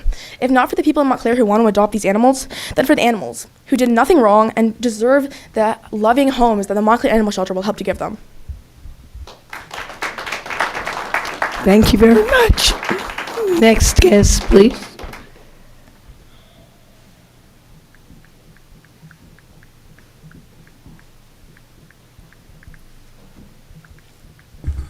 Good morning. Oh, good morning. Whew, it's late. Good evening. Good evening. I'm a night owl. Good evening, Mayor and Council. Ahava Felicidad, President of the Tenants Organization of Montclair, the group that brought us all rent control with the community. So tonight I really just want to keep the focus on the Tenants Organization and just let everyone know that we are moving forward, working on the radio show that I talked about in December, if not in the November session. We will be on Radio Free Montclair. So I just want to thank everyone who's been providing content, having interviews, meetings, and talks with me, including one of our interns who just returned, who's at American University, working on getting us audio. So we'll begin to upload to the Radio Free Montclair this month. And we want you to come and work with us, come volunteer, and join us. You can call us 973-619-2855 and Tenants Organization Montclair @gmail.com. And we're going to cover resources and topics for the tenants' rights from the Tenants' Rights Manual, and we'll have a great time. And you don't have to have really any experience in radio. I can do the training for you because that is part of my background. Thank you very much. Have a good night. Thank you very much. Next guest, please. Greetings, Kalia Sweat. Greetings. As I say most of the time, born, raised, stayed. I really wasn't going to speak during public comment. I only came here to listen to your discussion and have an opportunity to participate in the discussion for the ordinance of the continuance raising of the Black Liberation flag. However, this is my first time back in the room that I was provided with an apology from you, Eric D'Amato. I don't accept it. You were very nasty. And, you know, I'm not a one and done type of person. I said once before, I'm not a performer. I'm an activist. I will get all up in it consistently. So just for the sake of context, you said that you yelled at me because I yelled at you to get out. Well, what happened is I saw the climate. I saw the culture that was being fostered here with a level of disrespect towards the Black women on the council. And as I was seated in the back, I said, stop cutting her off. Stop being so disrespectful. And that's when you yelled for me to get out. And I told you you need to get out. So I know there was an attorney here last time, and he said it's going to take an entire year for anyone to make you step down. I really think you should demonstrate some honor within yourself and step down on your own. You're not wanted here. And for you, the new attorney, I know people are not accustomed to folks standing up in protection of Black women here, that it confused you last time. You mentioned that one of the brothers who stood here and spoke in protection and support of black women being safe in this space, you mentioned the word threat. So I want to make it clear, nobody here who came out on that topic threatened anybody here. Are we clear on that? You're not clear on that. Well, maybe you're the one, because did you touch him in the hallway? So in any case, nobody here made any threats. You know what time it is now. You know what time it is now. We see what's happening in our government. I'm telling you, it is critical that you do not waste time when it comes to advancing. I don't even want to say the word equity now because everyone's going to want to not do it, but it's important. It is important. The fact that this climate in this room is so loose that folks are telling folks F you and you're yelling at other black women to get out and it's been accepted, it says a lot. The fact that we have people here who are running for positions or have ran for positions like mayor and aligns the black liberation flag with the KKK flag, it tells you a lot about how far we have gone downward in Montclair. So I just want you to know, I'm not one and done. As long as I have air in my lungs, I don't even feel well tonight. I'm losing my voice. I will be here. I will be here because we need someone to represent for black people here as well as everyone else and for our children. So I'll stay until the end so I can be part of that conversation. Thank you very much. Next, yes. Hi, good evening.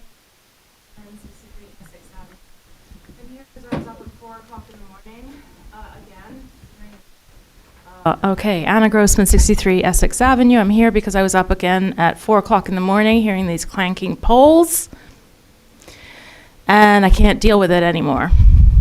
It's bringing out a side of me that I didn't even know existed, and I'm furious. It's been 4 months of my life, my quality of life, and my kid, too, who is woken up by it. It's not okay. It should never have happened. This is why it needed to go to the zoning board, because somebody else would have figured out that those poles were just going to cause this nuisance. There's no way that you can have 50-foot poles in front of people's homes, 30 feet in front of their house. With cords, it's going to clang when there's wind. So I'm at my wit's end, and I don't know what that means. I'm not, there's nothing you can do. Well, there's a lot that you can do, actually. I'm defaulting to my normal, nice person, which is gone because you would feel the way I do if you had that in front of your house, too. So it's time for you all to do something more than just send a code violation that then is just a piece of paper that they don't do anything about. It's time for you to demand more for us and protect us now, since you didn't protect us when there was a chance to do so. Thank you. Thank you very much. Next guest, please. Mayor, there's no more. Okay. Seeing none other. Did we have any conversation about any of this? Mm-hmm. What did you want to talk about? Okay. Yes, Councilor Lockman. Yeah, I just have a couple of questions. It seemed to me that when Anna came up and talked about the problems with the poles, what has been done about that? That's Mr. LaPola, is there not something that can be done about that? That certainly seems like a pretty awful thing to have to listen to for months and months. Well, we've been looking at alternatives. We're trying to get the Board of Education to do something. However, I do believe we've ordered, and Austin, I think, is here, and Roberto's here. Austin, we have ordered some, I don't even know what you call it, to strap on the poles, which they believe will hopefully ameliorate the problem. The Board of Education, we are told, or have ordered some kind of a sleeve that goes on the pole, which will stop the noise. So far, is being handled by the architects. We have not heard anything specific as when they'll be in, but we are attempting once again for an interim solution. Manager LaPola, I'd like to make a motion that pursuant to the resolution that was adopted by the zoning board, that the Board of Education be directed to submit an application to the zoning board so that we can try to wrap this up. Madam Mayor, we're going to go into executive session later in the evening. I would ask that you hold off on calling any vote on that motion until I get to talk to you about some issues that might occur if you make that motion. You can make it when we come out. Okay. Just give me the opportunity to have a attorney-client conversation with you before you. Yeah, because I'm very concerned that this is going on, and it's not going in direction. And when it came up the first time, when people come here, I know everybody speaks very generally, and you don't really know which ones of us are in favor of, moving along a certain direction, and we don't do a lot of back and forth talking. But just for the record, I was in favor when we decided not to go back to the zoning board before. And I am trying to think of a way that we can have that discussion and take some action. And certainly, I appreciate the people that came here and that are explaining to us week after week, and it shouldn't be. And so I am now trying to think of what we can do. And as far as I know, we can make a motion, and with the second, we can at least have that discussion. But, Attorney, I will respect your request for the moment and hold it until later on this evening. You could certainly make the motion. I'm not trying to discourage you in any way from making the motion. I just want to discuss a scenario that Councilor Birmingham and I had briefly discussed last week as one potential way to try to reach amicable resolution here before you make that motion. I'm always in favor of amicable resolutions. So, okay. Yes, Councilor Lockman? Yeah, I clearly am a counselor here. I also sit on the Economic Development Committee and the Facilities and Infrastructure Committee. And in any of my dealings with any of my colleagues on those committees and on the council, it's never been discussed to close the animal shelter. I don't know where you're getting that from. It's never been discussed to develop the property into anything other than an animal shelter. So if this is coming from random Facebook posts, I can tell you it's nothing that we're aware of. Is that my colleagues also, is that your understanding, that there's been no discussion? There's, in the committees that I'm involved in, which there should be discussion in those committees if this was something that is being contemplated, but it is not. So I'm dumbfounded that people are up here talking about closing the animal shelter. Thank you. Okay, at this point in time, I'm going to go and open the public hearing without objection to Resolution R-25-006, the public hearing on Green Acres grant application. And I will ask, please, Mr. Austin Ashley and folks from Neglia, please, to join us.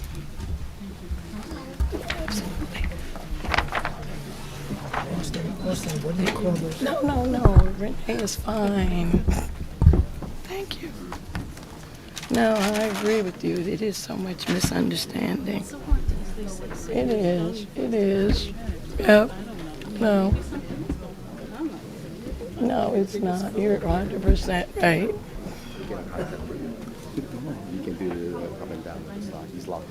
Resolution R-25-006 is a resolution enabling the State of New Jersey Department of Environmental Protection Green Acres application in support of the Mountainside Park improvements.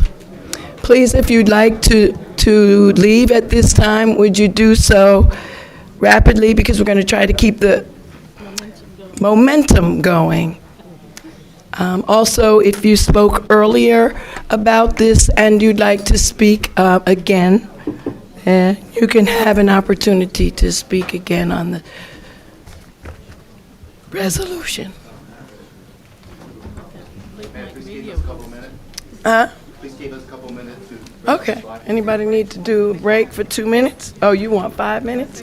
Okay, we'll take a 5-minute break and then we'll resume for the public hearing on the Green Acres application regarding the Mountainside Park improvements.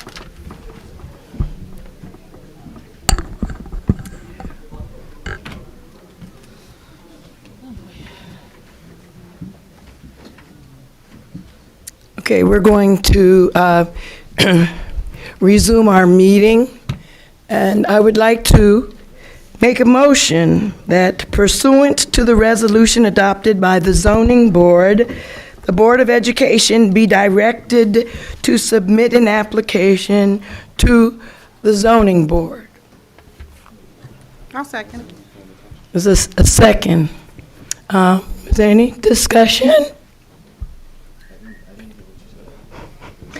I made a motion that pursuant to the resolution that was adopted by the zoning board, the Board of Education be directed to submit an application to the zoning board. So you remember all of the discussion that we've been having for months, and then apparently it was supposed to go back, the application to the zoning board, and none of that happened. A lot of that was before we even got in these seats.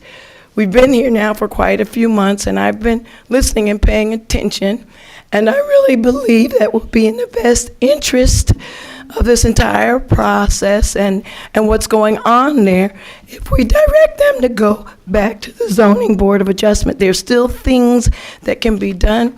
It might even move things quicker. They've been coming here with the clang clang noise for a very long time. Other things, the netting needs to go up higher. I don't know if we need to get more density in trees. I'm just saying we have an amazing zoning board of adjustments. I have worked closely with them for about 20 years, but I know that some of the people have been there for 40 years, and they're incredible people, and they have amazing legal minds in that group, and I trust them implicitly to help us to get where we need to go. So that's the motion that I'm making, and I want to have discussion. We have a second, and so I'd like to just get some input from my colleagues. I'm sorry, Mayor, but the council just advised that we discuss this in executive session, and I'm wondering why you feel it's important now to do it now rather than hearing our council's guidance on this issue. Well, good question, Councilor Lockman. So I certainly did respect our council, and I went and I had a discussion with the council and another council member during our break there, and I'm grateful that we have Attorney Garcia here that shared with me what his feelings are, and based on that, I've returned and made a decision that I'd like to make the motion, and we just have discussion and see where it goes. Can I ask Attorney, is this your point of view that we should still discuss this in executive session rather than discussing it now? I'm happy to answer any questions if anybody has them in executive, but I mean, if the mayor has a motion in a second, I don't have an issue with you calling the vote. I did have an opportunity to speak to Mayor Baskerville and Councilor Birmingham. It was less than a quorum. We were not in violation of the Open Public Meeting Act. I sort of discussed where my mind was in terms of trying to reach resolution. I discussed some conversations that I had with Mr. Harrison last week, two weeks ago. So time flies. So again, I don't know how to answer that question, Councilor. If you have questions for me, I'm happy to answer them. I don't want to answer them out in open session, though. So I would. Councilor Birmingham? Sorry, thank you, Mayor. I mean, that's where I think we can revisit, because you and I did have an opportunity just to have a 2-minute talk, but I don't think the rest of the council did. So prior to asking them to vote, I think they should have the opportunity to speak with the lawyer as well, and then we can come back after executive session. That's my thought. I'm sorry, I'm confused. Councilor D'Amato. Are you saying, I don't have anything in front of me to vote on. I think, I don't want to speak for the mayor, her voice is you're doing a great job, Mayor. You're fighting through it. I think the mayor is suggesting that me or Mr. Lopolo communicate with the Board of Ed and advise them that it's our position that they have to go before the zoning board for review. Whether that's full review or courtesy review, that's, Mayor, you'll direct me. That's a conversation that I do not want to have out and open, because I think it's an attorney-client conversation that should be had in executive session. I'm just asking as a matter of I don't vote on things I don't see. I mean, literally, the suggestion is to just vote on a voice vote on something, and then it's written down. we've never done that. The way that I envision it would we work, actually Councilor have, D'Amato, but- is if I was the individual authorized, I would tell them, this is our position, that you have to go before a review, before the zoning board. Sure that they're going to object to that, and then I would have to come back to you for the next steps as to how we are going to back up our I'm sorry, directives. Attorney, I'm asking an actually much simpler question, like, being relatively new to this, I did not know that we can just, create a resolution out of thin air without it being written down. No, sure. And voting on it. And also, I would just say that while I am quite sympathetic to this position, and I've always been mystified by this settlement, and people can attest to this, I'm a big believer that we have an agenda for a reason, and the agenda's, there's nothing on it, and if people look to see what our business is for the week, and they come to comment on the things that we're going to do, and so we should, generally speaking, not be making up resolutions as we go. I think most of us or all of us would agree that that's a good way to do stuff. So I'm just. Yeah, I won't argue with you either way as to how you want to run your meetings. I will Right. just say that, without getting too into the details as to how the sausage is made, there are times where things come up, right? And we Absolutely. do resolutions that we verbally read into the record, and then I will work with the clerk to memorialize those in writing. After that, it's not. I've done this numerous times over the years before. I'm not saying you have to do it. I'm just telling you can do it if you wish to. Okay, Mayor, thank you. Yes. I would rather, I really would feel more comfortable if we had an opportunity to discuss it as a group and get legal advice. We would be making a decision on behalf of the entire township, and so my strong preference is that we have a discussion about it in executive session before we make any decision or put this to a vote. I am not prepared to vote on this. I would rather get the advice of council and be able to discuss the pros and cons. Yeah, and I appreciate the discussion here very much, and I know that we've had weeks and weeks, and I know that I've spoken to at least 3, maybe 4 other members here and suggested that you speak to various people regarding this, and I'm certain that at least 3 of you have already spoken to legal people regarding the matter, so it's not like I'm just springing something out of the clear blue sky that has not been on our table. And, we haven't been discussing all along, because we all have, and if anybody hasn't, it was by choice. But, I agree, by and large, that, most of the time, we will have an agenda, and I, more than even most people that want to change agendas last minute or change the flow, respect the agenda. But because this has been on our plate for so long, and I personally just feel like we're not doing enough, I just tried to bring it to the fore. So I'm not disagreeing with what you said, Councilor D'Amato, and what you're saying, but that's just where I am tonight, because it's not something that we haven't had plenty of time to address. Anybody else? Yeah, just Yes. one more. I'm sorry, I think Councilor Toller was before you. Yep, thank you so much, Madam Mayor. I agree with you. This has been going on for a while. I don't know if this is something that some of my colleagues may feel like they want to have in private conversations, instead of open public here. But we've heard from many, many residents, it's almost like, are we even listening? Bill Harrison has come up here many times and spoken. We all know that if he speaks to us, he's speaking for a reason, and we need to adhere to what he's saying. I ran on a platform that residents matter, and that's what I'm sticking to. Yes, Councilor Lockman. Yeah, this has come before us, and public has come up and mentioned it, but Mayor, you're in charge of the agenda. You could have put this on the agenda in any one of the past council meetings we've had, but rather than doing an off-the-cuff resolution now.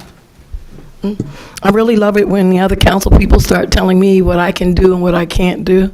It's just very interesting, but moving right along, I am going to just see if anyone else has any discussion. on the motion?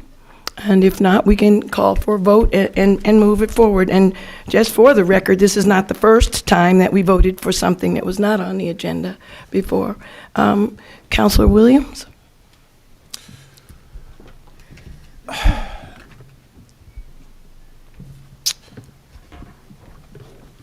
As I sit here and, I hear all the residents that come up here, and a lot of the things that they're saying, people should not have to live that way. It's quality of life. But I also think that this is, while folks have been coming up here, I think that more of an outreach to the BOE should have been made prior to this meeting, and I think that that outreach should be made to the BOE to come up with some sort of solution other than this kind of enforcement action that we're putting on them, and I think that's what should happen here. And that's it. Thank you. Anyone else? Councilor Birmingham? I just really feel for myself that we should go into executive session and hear the legal ramifications of what we're doing. And then if we decide to come back, I feel that's what we should do. That the other council members should have a chance to discuss with the lawyer.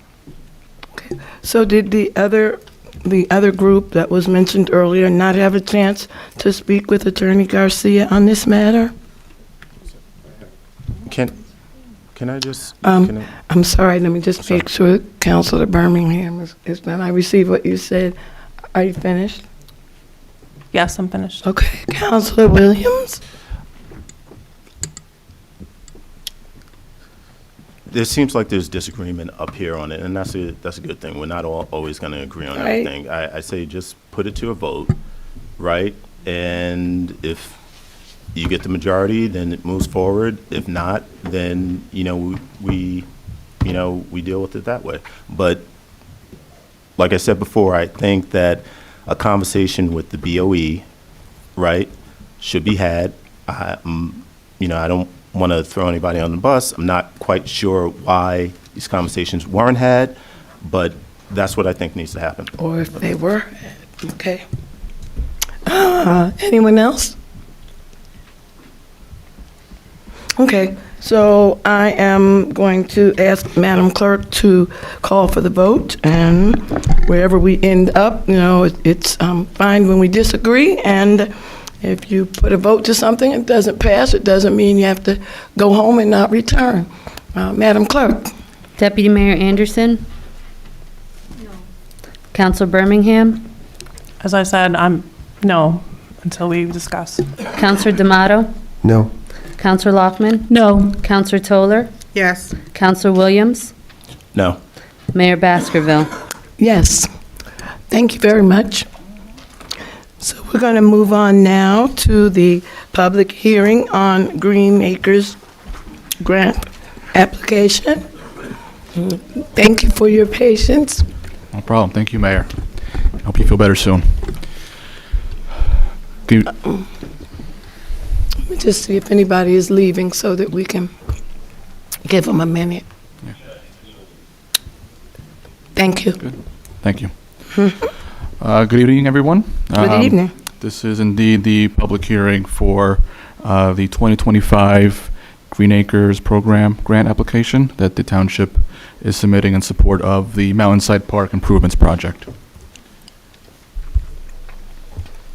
So just getting into this application, I just want to take a couple minutes just to talk about what this program is and what are the requirements that follow.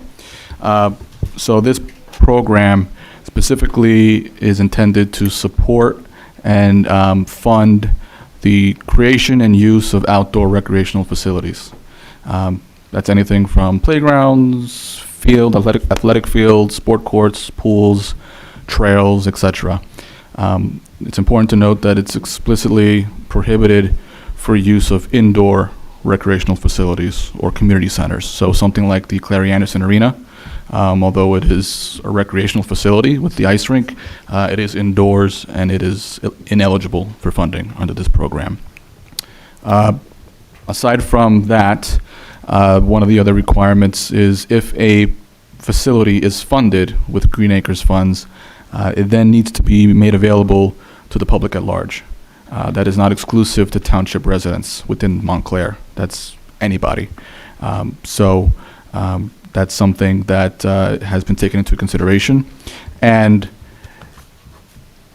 there are abilities to charge fees for the use of facilities that are funded through the Green Acres program. And if you wanted to, you could even charge additional fees for out-of-town residents. However, all that needs to be vetted and approved by the state before you can impose any of those fees. But regardless, again, they need to be made available for public use for any resident in or outside the township. With that said, I've put together just an aerial image here of Mountainside Park as we know it today. So there's several facilities throughout the park. You can see to the north, we're familiar with the swimming pools there. And then, as I mentioned earlier, if a project is funded with Green Acres funds, it needs to be made available to anybody. Currently, the township policy is for the swimming pools. They are exclusive to township residents only, and those residents who purchase a badge for use of the facility. So this would not fall under that eligibility for funding under this program. The ball field was recently done, I believe in 2017, 2018. Mm-hmm. So at this time, there's no immediate need to revisit that facility. So for this application, we're really focusing in on the sport courts, basketball courts, tennis courts, the surrounding pathways, as well as the restroom facilities in the park. And I've put together just some images here. I took this about a month ago before we got hit with the snow of the current conditions, and in case you haven't been able to visit it in recent times. These are tennis courts, and as you can see, there's severe cracking that has formed throughout the courts. There's stains, signs of wear, fading with the court surfacing. These are just a couple examples, and it's spread throughout the facility. Similarly, these are the basketball courts. Again, similar signs of age, wear, cracks forming throughout. These are normal, expected signs of wear and tear at this point. It's been about over 10 years, a little over 10 years at this point since these courts were last, tended to in any kind of serious way. We have, over time, done what we can to crack seal as we can, but those repairs are failing at this point, and it's likely due to issues with the subgrade beneath it. So it's time to address those issues. Lastly, there's just some pictures of the perimeter pathways that are available around the park. You can see we have some benches. These are the older style benches that were put in. The intention here would be to replace these with the township's newer standard park bench. Trash receptacles will also be replaced and upgraded as part of this project. We also have the drinking fountain here. We'd like to upgrade that to one of the newer drinking fountains that also provide the bottle filling station. We've received good requests for those to be implemented throughout the township, so that's part of this project as well. And as you can see, there's a gap between where the pathways are and the park benches. So as part of this project, and in my next slide, you'll see we're looking to, for the most part, maintain the character of the park, but make some improvements to circulation and ADA accessibility as part of this project as well. So we look to eliminate the need to cross over into lawn areas and a slope, which could present challenges to certain individuals. So with that said, we can see here our proposed conceptual plan. Emphasis on conceptual at this point. So again, for the most part, we're intending to maintain and upgrade what's there today. The biggest change is the implementation of pickleball courts. The ability to do that will require eliminating one tennis court. And conceptually, we have it shown in the upper right corner of the sport court area here. So that elimination of one tennis court would provide for 4 full-size pickleball courts. That will require some tweaks to the general layout of the facility and where the courts are currently located. Minor, but still necessary in order to fit everything as we show here today. Just a quick question, did you say 4? You take away 1 tennis court, you get 4 pickleball courts? In this arrangement, Well- yes, yes. Counselor Williams? Quick question. So, a lady came here earlier, and she was talking about her father's house and how close it will be to where the pickle courts were, and she's very concerned about being disturbed and stuff. What could we do in this design to kind of decrease that concern? Yeah, so right now, where the courts are shown, it's about 100 feet from the closest pickleball court corner to the nearest home. So I don't know if she's an expert on it, but She she said said 500. Right. Yeah. Right, so, With that said, there is a dense tree line here.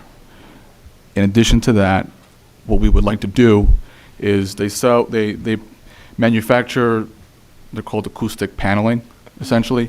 That gets mounted on the fence. And the intention behind that is to mitigate and reduce the amount of noise that's generated from play from leaving the area to containment. There's other things you can do. You can regulate the use of, noise-reducing paddles and such. That's more of a policy thing that would have to be implemented. Yes. so I don't want to monopolize. No, go ahead, I'm sorry. Counselor Williams, and then Counselor Toller. So And then Madam, with the, so Deputy, this plan doesn't contemplate acoustic paneling or anything like that, so there's going to be some additional costs that go along with that. I know you didn't come here anticipating that you were going to get peppered with these questions about the sound. No, I did. and That's everything okay. like that. Yeah. So, lost my train of thought. Sorry. But in any event, at what stage is this? This is just a concept, and This then, is very conceptual. Okay.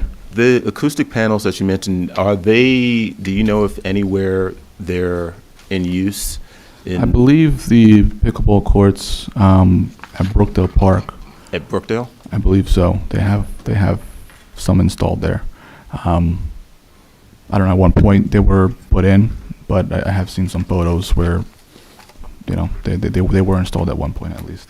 And yeah, it's something that we've included in other projects for other municipalities that we work in, and they have similar concerns and legitimate concerns, obviously, with the noise that comes along with this. But just so there's an understanding, the idea of pickleball really came from discussions with the Recreation Department.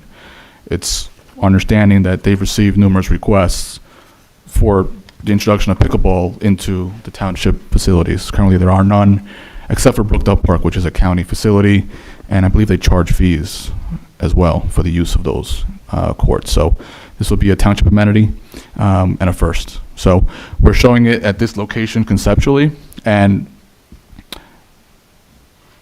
the park is pretty much fully developed at this point, so in order to really move it as far away as possible, you're losing real estate elsewhere.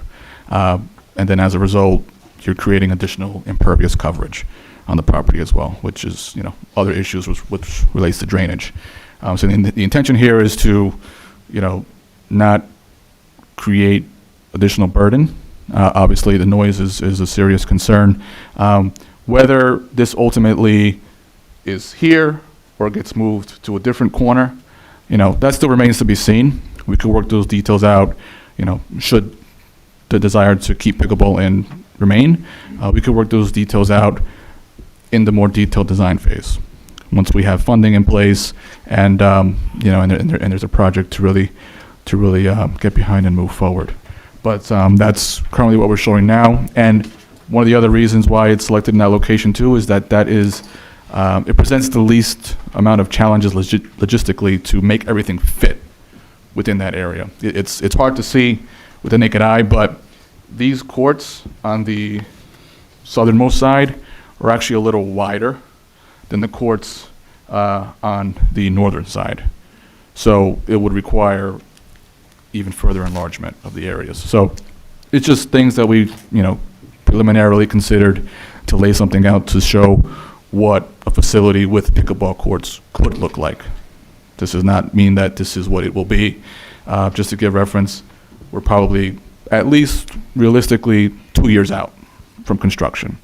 By the time funding gets in place, by the time the township appropriates funds for this project, design is put together, approved, and then go out to bid and constructed, we still have a bit of time to work all those details out and make sure Councilor Toller, and then Deputy Mayor Thank you. Shin Anderson. Thank you. When was this park last redesigned? It was about 10 years ago, right? Or do you know? I do know. 2014, the township converted the clay courts that were there previously.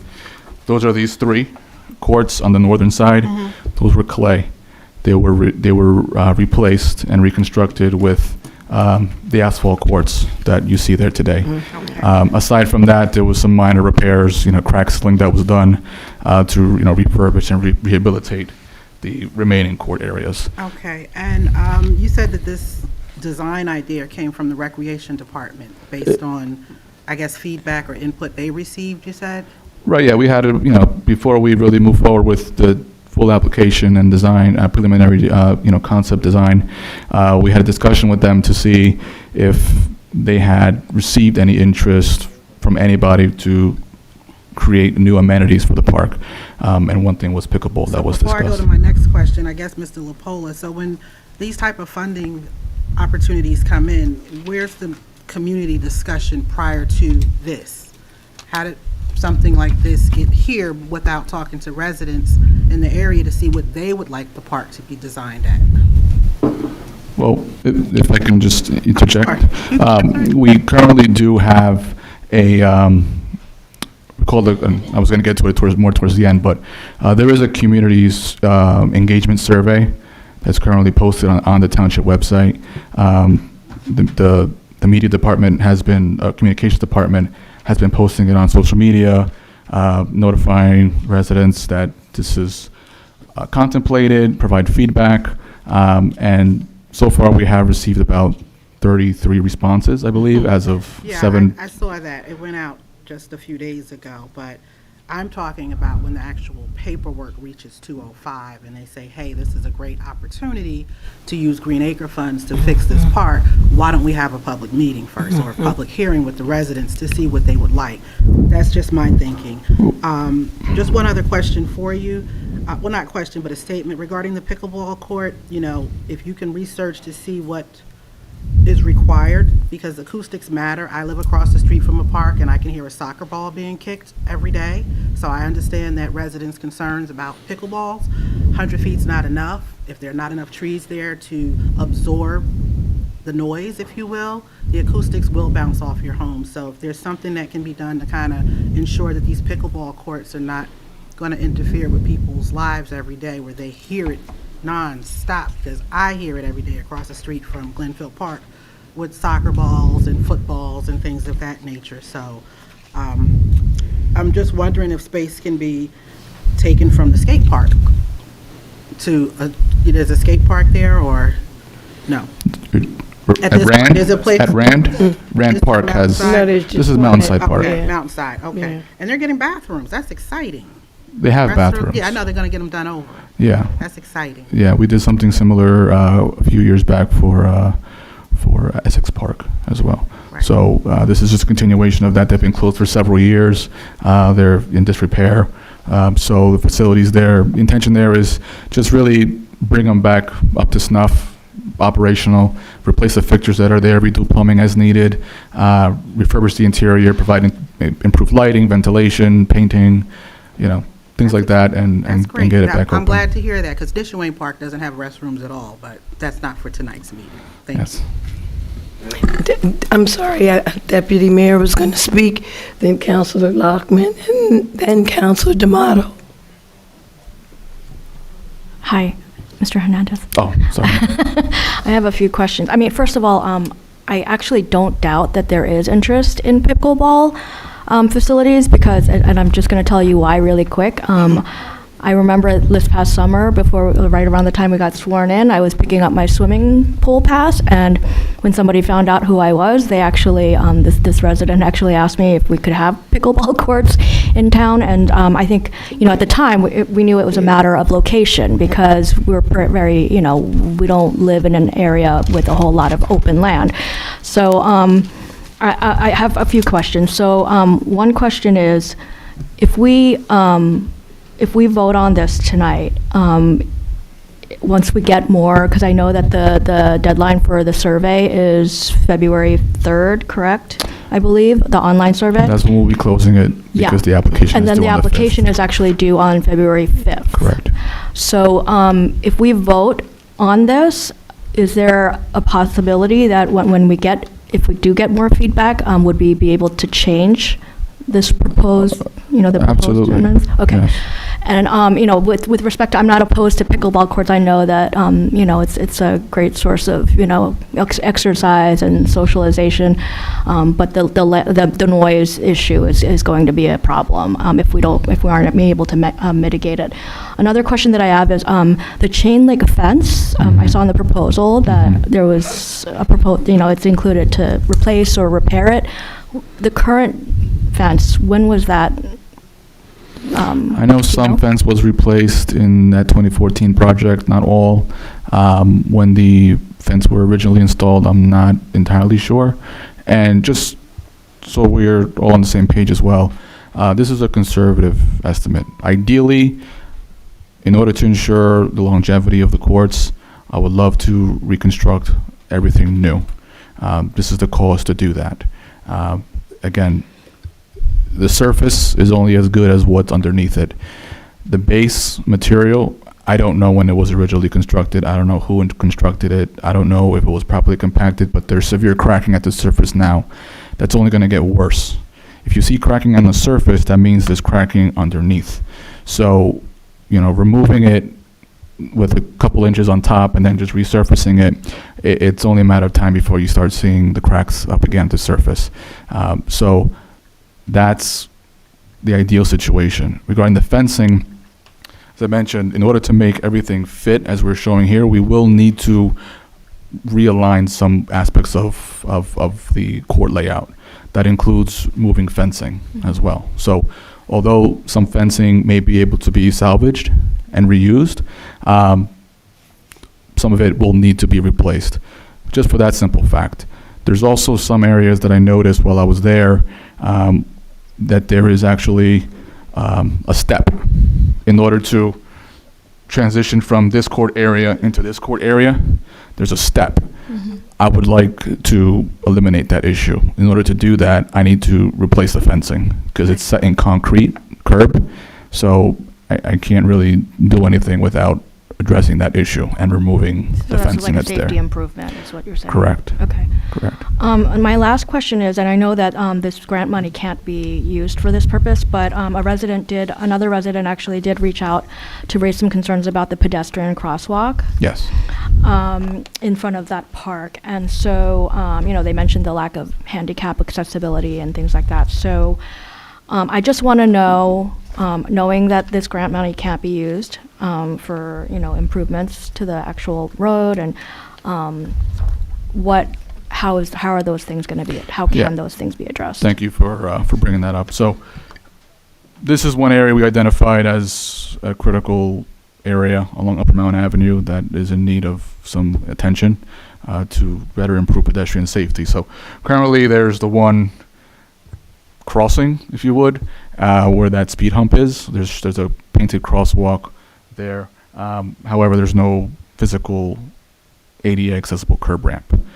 So what we would like to do, and like you correctly noted, the Green Acres program does not fund right-of-way improvements. So we would do this separately, ideally, sometime this summer, coordinating with the county, because this is a county road, but we would like to provide a new crossing right next to the main pathway with physical ADA curb ramps, improved signage, pedestrian signage, the RFB flashing signs, as well as, I'm sure everyone here has seen this gets lined up with cars during the day. So what we would like to do is install the delineators, as we've been kind of distributing across the township, set them so that cars cannot park up against that new crosswalk. Otherwise, they will block it. It's without a doubt. That way, there's clear visibility for pedestrians navigating that way, along with the flashing signs. We think will be a real improvement in that area.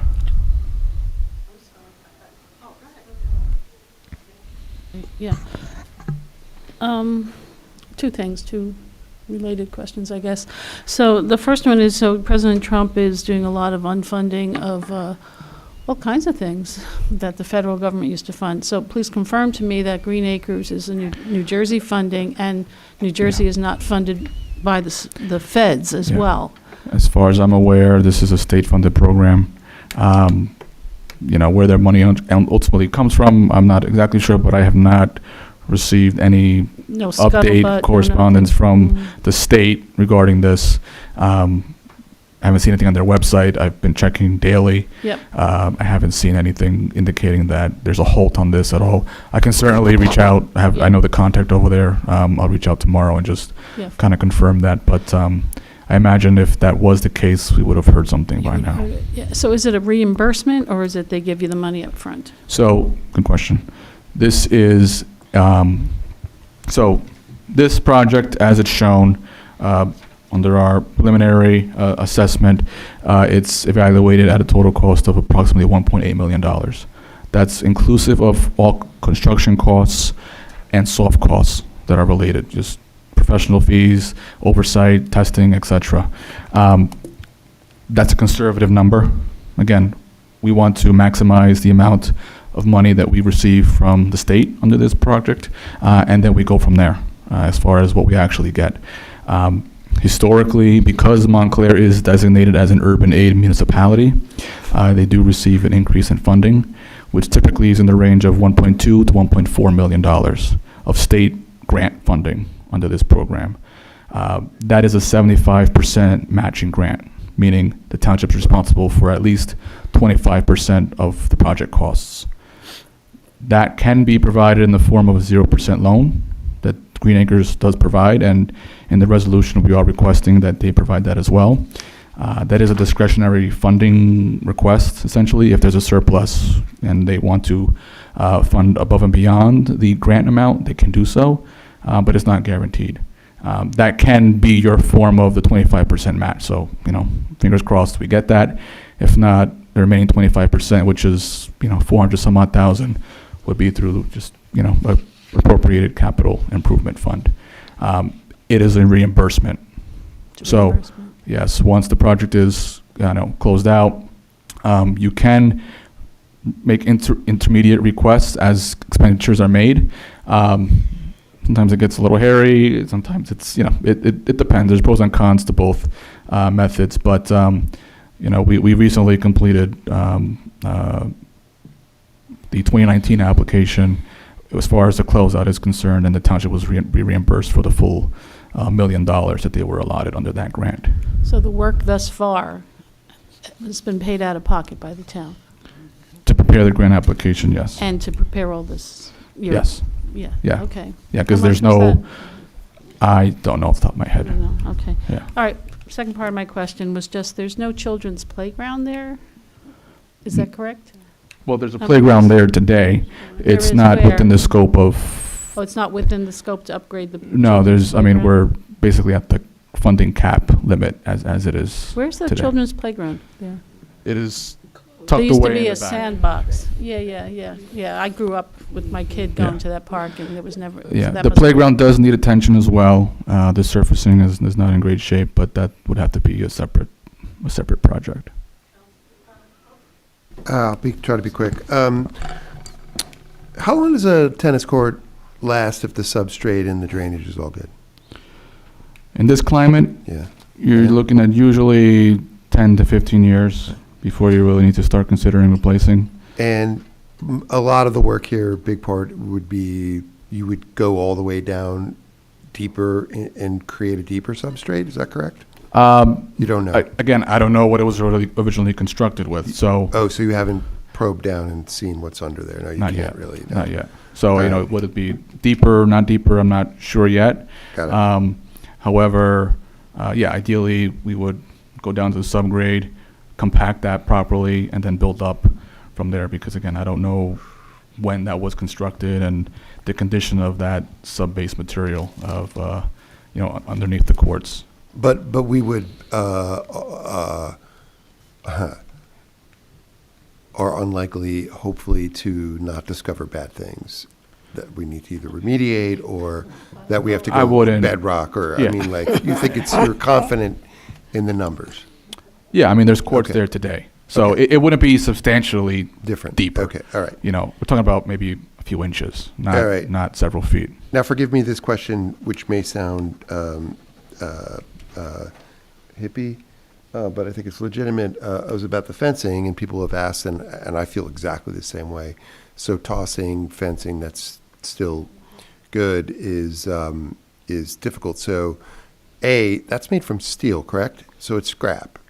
It can be scrap, steel fencing, chain link fencing, and the posts and all that It stuff. can be, yeah. It can. It's likely. It's not going to be landfilled. I mean, we have to worry about this. Yeah. No, it wouldn't. It wouldn't be landfilled. Yeah, to my knowledge, no. And you know, there's certain things we could write into the spec Okay. as well to kind of control what happens there. All right. So pickleball, I mean, is a verified issue. For me, months ago, I had a constituent tell me an interesting story, and they were so good-natured about this. It blew me away. I love my constituents. And they live near Brookdale, and the court was moved, and they said they moved it to behind my house. And they were like, good for the other people who got it moved. But, I mean, and there's nothing that we can really do because it's a county park, although it did get moved once, but it put it on the radar for me a long time ago. I would like to know, how are there decibel measures for facilities like this that we do that are objective, that we don't just say, oh, it's going to sound like this? Like, do we have a way of verifying what the noise pollution would be in an objective numerical way? I'm sure that there's been studies done regarding the noise generated from pickleball, just in general. I don't know the exact numbers on what this facility generates today, but you know, like I mentioned earlier, we will be making every attempt to mitigate Right. noise as far as what's generated there under that condition. Right, we just need to know, I mean, again, and if this 500-foot thing is some kind of best practice or rule, we need to know this ahead of time. Which lead me to another question, which is, if we build this facility, and certainly if we, just agree to it, we are not tied into, at the beginning of the process, to having that one corner be pickleball. Like, in other words, it's getting the same rough surface. Maybe they're adding some composite materials on the top to make it stickier or something. But it's got the same structural form, the whole thing, so that at a later date, we could say this is pickleball, or it's not pickleball, or it's this or that, right? Is that Yeah, correct? the entire court area is uniform construction. It's a uniform construction. It's asphalt. And just to confirm again, we are not being bound by any application that we may make with the state to have one specific subtype of activity on this surface, right? We are submitting an application describing the scope. The scope, of but- what we would like to do. Once we receive the funds, we may not get 1.2, maybe we get $1 million. Once we have to receive the scale it. pledge of funds, because it's reimbursable, correct? Well, the commitment, the contract. The contract. Yeah. But We receive that at what upfront. point, my question is this, at what point do we need to, in this process, would we need to say that's a pickleball court? Well, we're saying this is what we would like it to be today. I'm saying, but at what point for the engineering and the legal aspects of it do we need to really say? Before we start with the formal design process, which wouldn't be until after we receive a funding commitment, which The again could formal- so probably the be a design year, year process. and a half Okay. from now. All right. So in the meantime, we can work those details out. You know, we can certainly have further discussions, solicit feedback, you know, hey, do we want pickleball courts here? Do we want them at this location? Right. And then we can But work it's through not those like we details. could decide at the last minute to stripe it one way or the other way and put the net in one direction. We have to tell the Fed, we have to tell the state what we're doing. Right, they need Okay. to All right. review and approve whatever goes out to bid before it goes out to bid, to make sure it's consistent with what was agreed upon. Promised. Okay. Excellent, thank you. If there's a change somewhere during the process, you know, you can reach out to them and say, hey, you know, we want to change this aspect of this scope to something else. We can work that out with them. So long as it's not a significant change. And I mean, personally, I don't think, let's just say, hypothetically speaking, the pickleball courts gets axed and maintains tennis courts there. I don't view that as a significant Okay. change in that aspect, We should or where they're probably find- located specifically. We should probably find out exactly what that Yeah. would be. Thanks. Counselor Toller? Yep, thank you. The application that was submitted to receive this grant, are we able to see a copy of that? Can you email that to all of the counselors? Because this may help answer Counselor D'Amato's question as far as timelines, because that's where that information is posted. So I think we should all see a copy of it. The other thing is, do you know if the Park and Recs Committee, the advisory board, was ever in the discussion Nope. about this park? Because if they weren't, then we need to utilize our advisory committees. Yeah. You know what I mean? Do you know if they were talked I'm- with, or? I'm not aware if they were brought in at any point. I know, like I said, we spoke with the Recreation Department. I don't know if there was intermediate discussions with the Parks and Recs Committee about that specific. Yeah, Counselor Toller, you raise a great question, because historically, in the township, before we do any parks improvements, we participate with our amazing Parks and Recreation Advisory Committee. Yeah. And I heard from the committee, in fact, the chair of the committee and some other members, how disappointed they were that they were not included in the planning of this or given an opportunity to weigh in some way. And I think that it was a big concern for them. I heard somebody else ask about the community input before. So just historically, these are things that we have committees and commissions that we value. Most of the people on the Parks and Recreation Advisory Committee have been there close to maybe 20 or more years. And they understand what's been done in Wood Park, why. They understand that while there's a suggestion here for a bathroom, Nishawayne Park has been trying to get a bathroom put in there for decades and been told that they couldn't do it unless we hire an attendant to sit there in the bathroom. So there is a benefit to including people that we have in place to help us with those things. Thank you for your question. Again, just please email us the application that was Yeah, submitted. and hasn't been finalized yet, has not been submitted No, yet. I understand that, but Yeah. I'm just saying, before we even got here, there was an application that someone here filled out or applied for this grant. It didn't just magically appear in someone's mailbox, right? Email. There had to be an application submitted. The application has not been submitted. How did this grant come across our desk? Well, I can't, I can't see that from here. No, I'm That's just the saying in general, resolution? the grant for this project, we need to see the application before, if it didn't go, we need to see it before it Yeah. goes, so we can look at what the timelines are. And perhaps that will answer some of Counselor D'Amato's questions. Yeah. And whoever else may have a question. Okay.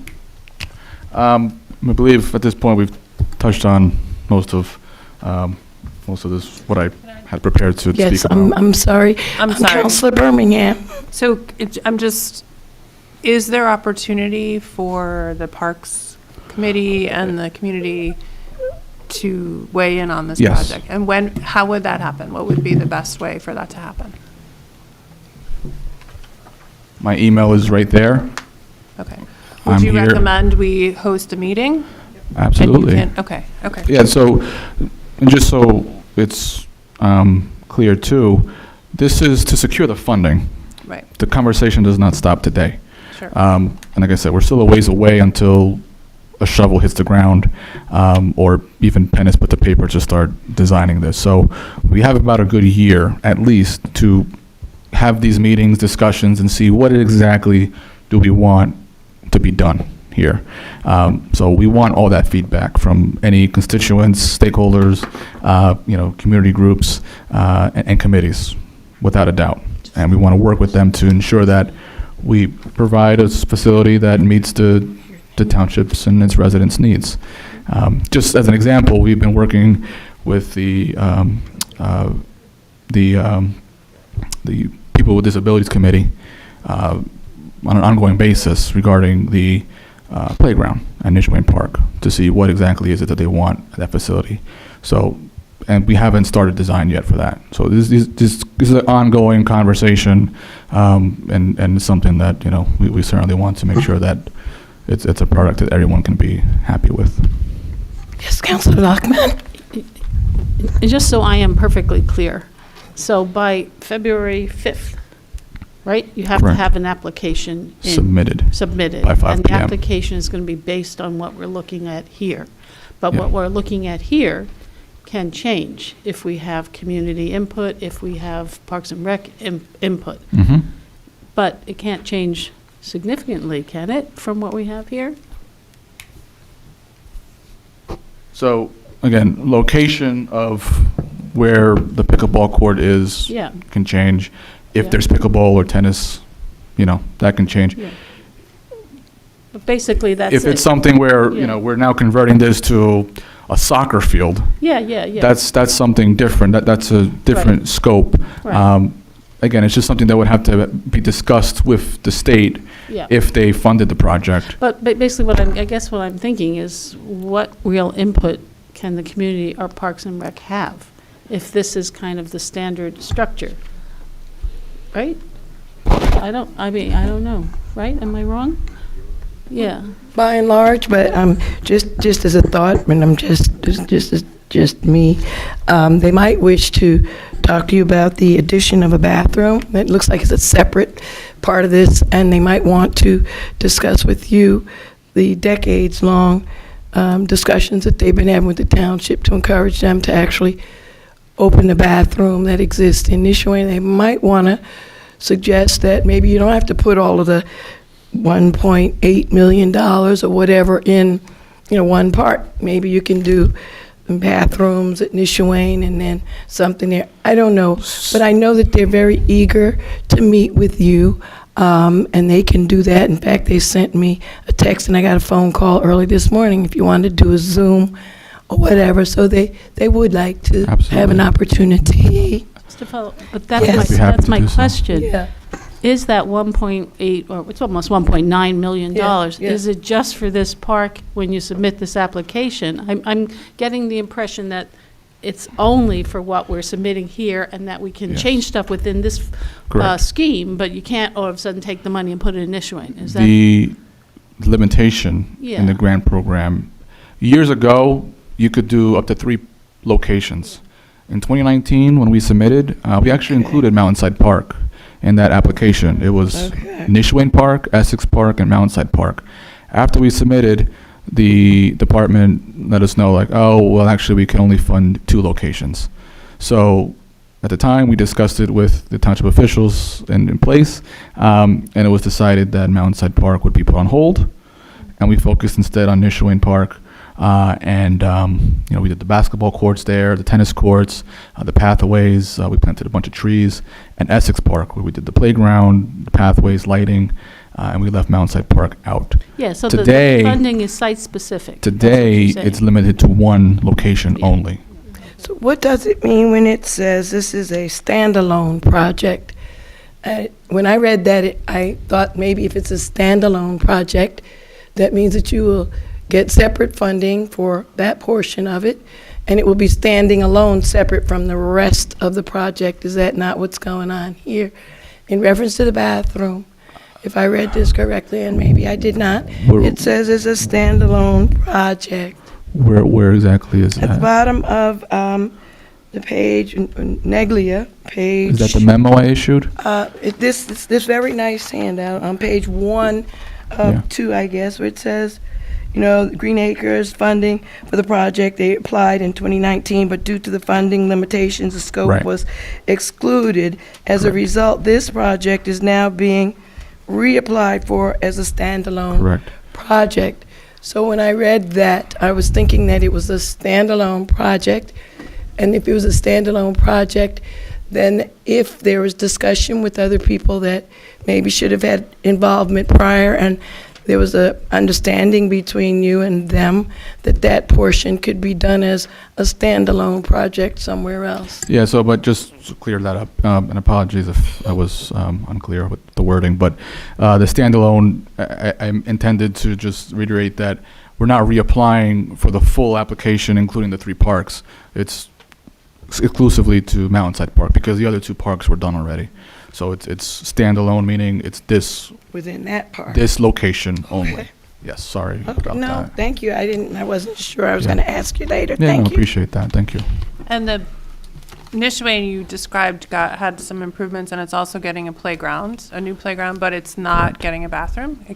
That can't be part of anything. That Sounds wasn't like that's part of that grant application. Discussions weren't had with the community. Apparently, they didn't meet with the Park and Rec Committee Advisory Board. When Green Acres, I met with N.J.S.A last week. You know, I'm handling Nishwain a little differently. I'm getting community input up front earlier than the timeline that was submitted, or submitted by the developer, if you will. But yeah, we need a restroom down there. Not a porta potty, an actual restroom similar to Mountainside Park. It's been years, and I don't understand why we don't have one. Well, the benefits of having the history, and again, by going to the Park and Rec Committee, or someone such as myself that's been here on that committee for about 25 years, is that you would know that that's been up for discussion a long time, and every time it came up, we were told that if we did that, we would have to pay to have an attendant because of, I guess, some dangers or whatever the reasons. And so I'm just wondering how this works now. If they're going to have to pay to have an attendant at Mountainside, or are there any concerns about any dangers of having a bathroom at Mountainside, or what the discussion was? And I don't have the benefit of having. The concerns remain the same with the Mountainside bathrooms as well. But we will be looking to see what we can do to incorporate security measures like within the facility to have better control of entering and exiting those facilities, particularly during off hours of the park. That's usually when things tend to happen. So that's something that we'll be looking to incorporate under this potential project. Concerning Nishwain, again, I just want to be clear, we will be starting very soon the design phase of the playground. So there's still time to include the bathroom facilities as part of that project, with the understanding that it's outside of what's provided in the grant. So the grant we received was $750,000. At the time, the playground was estimated to be, I believe, somewhere in the range of around about $1.3 million all in. So we'll have to see what that potential additional cost would be to incorporate look into that. the improvements to the bathroom, and it could certainly be thrown in as well as part of that project. Thank you. I appreciate That's that. not an issue. My point was just simply that the grant application didn't include that just because it wasn't part of Right, and I the don't know if program. that, when Nishwain came up, Nishwain Park came up, if the Park and Recs Department was consulted for conversations prior to, because then you would have known that and it could have been included. But Right. we're here now. Thank you for trying to find some way to include it, and the council can look at it and we'll decide. Have to find the Absolutely. money. I mean, we've been without a restroom, so it No, I just agree. seems a little unfair, uneven, that we don't have one in Nishwain Park, and, you know, we deserve one. Why not? Agreed. Yeah, none of them have been open, except for that. Yeah, did you want to? Council members, any further discussion? Were you finished with your presentation here? Pretty much, at least my prepared remarks. Again, just want to reiterate, the community engagement forum, again, we want the discussion to continue, but there's a deadline to submit the application. So that survey will be available until Monday, the 3rd, so we have about a week left. That's a QR code that can take you directly to the page, or you can find it on the township website. If you scroll down to the news section, it's there as well. And again, feel free. Beyond that, email me, call me. I'm down the street, 2-3 days a week. So I'm certainly available if there's any further questions or what have you. So that's all I have at this time. I don't know if the public has anything to add. Thank you so very much for being here and for your presentation and the papers that you provided for us. We appreciate you. Thank you. If the council has no further discussion, I'm going to ask if there's public comment. I know, Mr. Scott, you asked to come.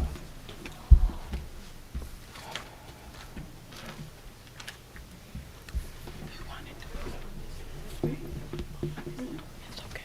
I'll call the vote. Did we ask the date? Yeah.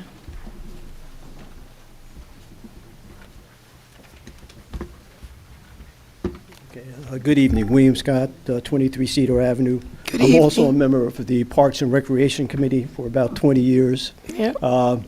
This application did not come before the Parks and Rec.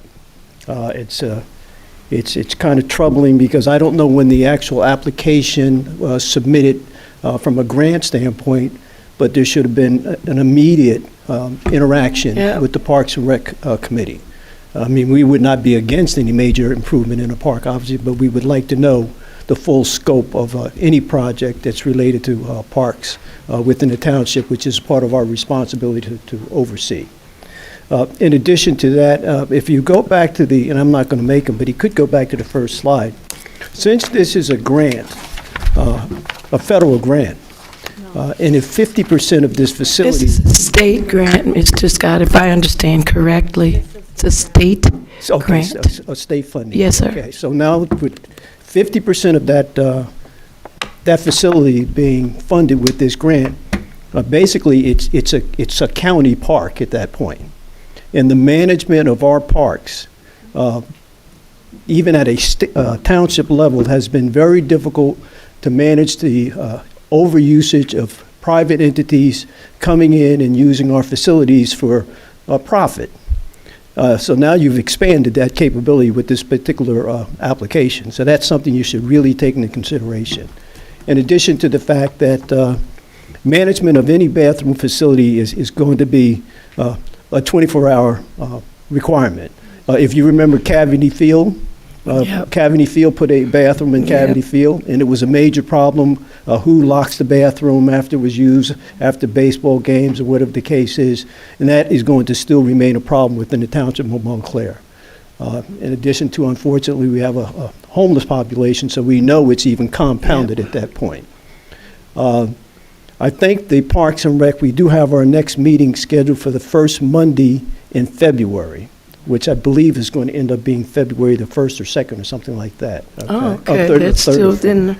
What is that, the 3rd? That's before the 5th, yeah. To the 5th. So, if we have any discussion, it's within the 11th hour of this application being submitted, and from a requirement standpoint. So, obviously it's a missed opportunity, and there's really a concern about that. And now, we have had some understanding about Nishnaway Park for many, many years, and even with the possibility of upgrading the play area in Nishnaway Park. And we understand that that's a negotiation, is concerned with the type of materials that are going to be used in that facility. But we have always required and requested that a bathroom be available, because, matter of fact, I think there's 3 or 4 bathrooms within Nishnaway Park because of the size of the park. And anyone that's had the unfortunate requirement to use a porta potty, don't use them in the summertime, I'll put it that way, okay? But, we really would like to have a full conversation with this consultant that's done this grant to come before the Parks and Rec and do the presentation. This is the first time I've seen this, and it's a good application, but, we need to be using the people that are volunteering to take a look and oversee our parks in the Township of Montclair, not to be included in something this significant, and that's a major oversight.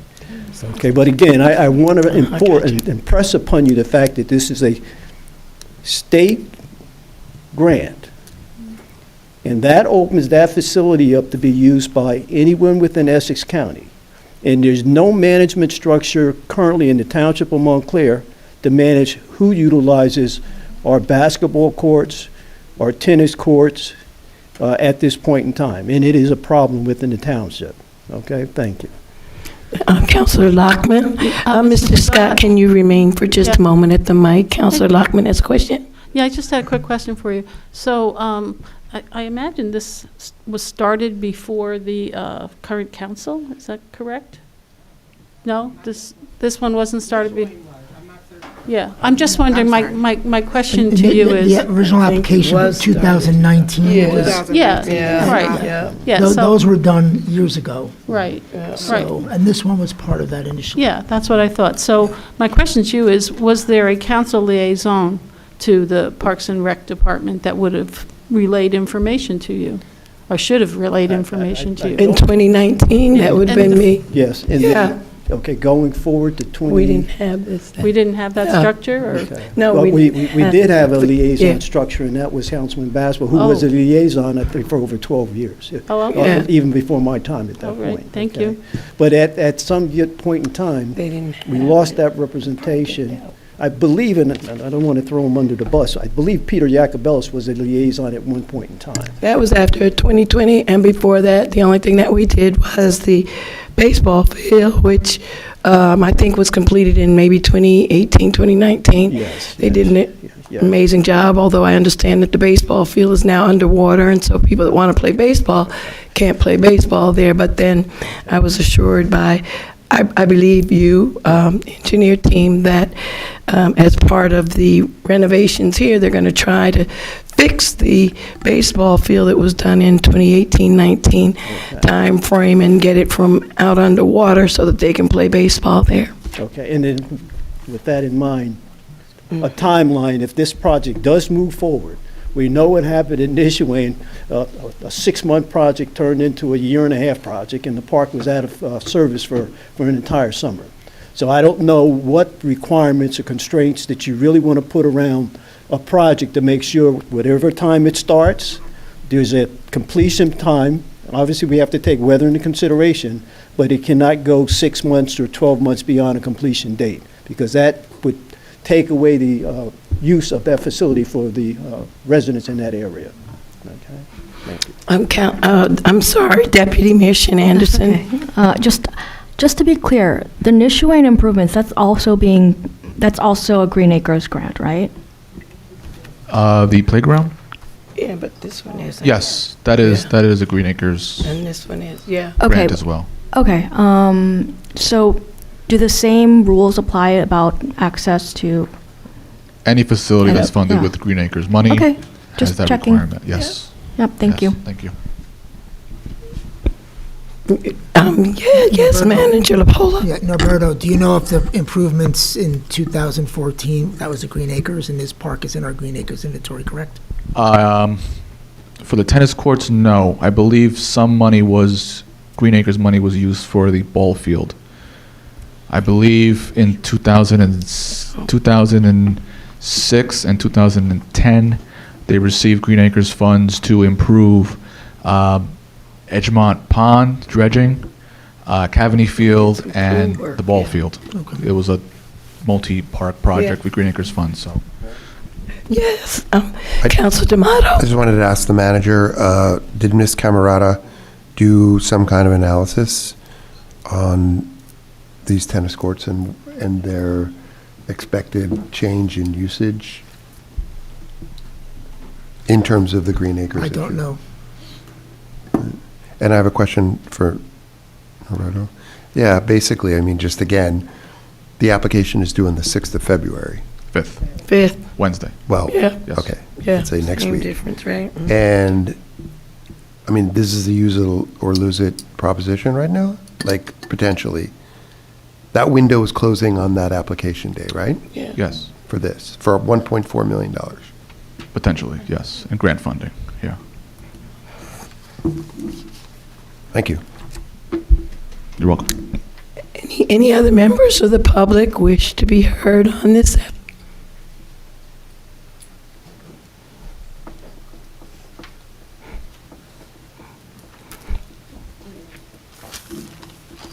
Hey, Erin Bullen, 17 Champlain Terrace. I'd just like to say that last year, I believe it was January, maybe 30th or whatever the date was of that meeting for that week, we had a Green Acres application come in from Neglia, and it was, again, we got about 5 days to get your feedback in and your information in, and if you think there should be different products and whatever it should be, it's hurry, hurry, hurry, because the clock is a-ticking. And here we are, literally exactly a year later, with this same pressure, like we're supposed to make the right choices, the best choices for everyone, really, really quickly. So the thing that stands out most in this entire conversation is the structure, the process. Process is so important, because without it, things go haywire. Some people get bathrooms, other people don't, right? So that's my comment, process. But also I'd like to say I'm glad to hear the concern from council members about the well-being of the residents who live adjacent to this park. I'm so glad to hear your concern for those residents. Thank you very much. Is there another member of the public? Did somebody here wanted to speak? No? Anyone else from the public? I just want to really quickly say that we should we should always get money that we can get, but we should think about the cost of getting the money and opening things up. Like the tennis courts that are there now are used by the high school students. Does that change if they can't be used for school projects? What's the parking situation going to be? How is it going to get worse when you have to park for the tennis courts and the pickleball courts and the basketball courts and the playground and the pool, and there's still no walkway, and the road is still the same width, and the Iris Gardens are across the street. And that's also where the accident happened today. So just keep all that in mind. Thank you. Anyone else from the public? Anyone from the council? Hearing none, I'd like to close the public hearing at this moment.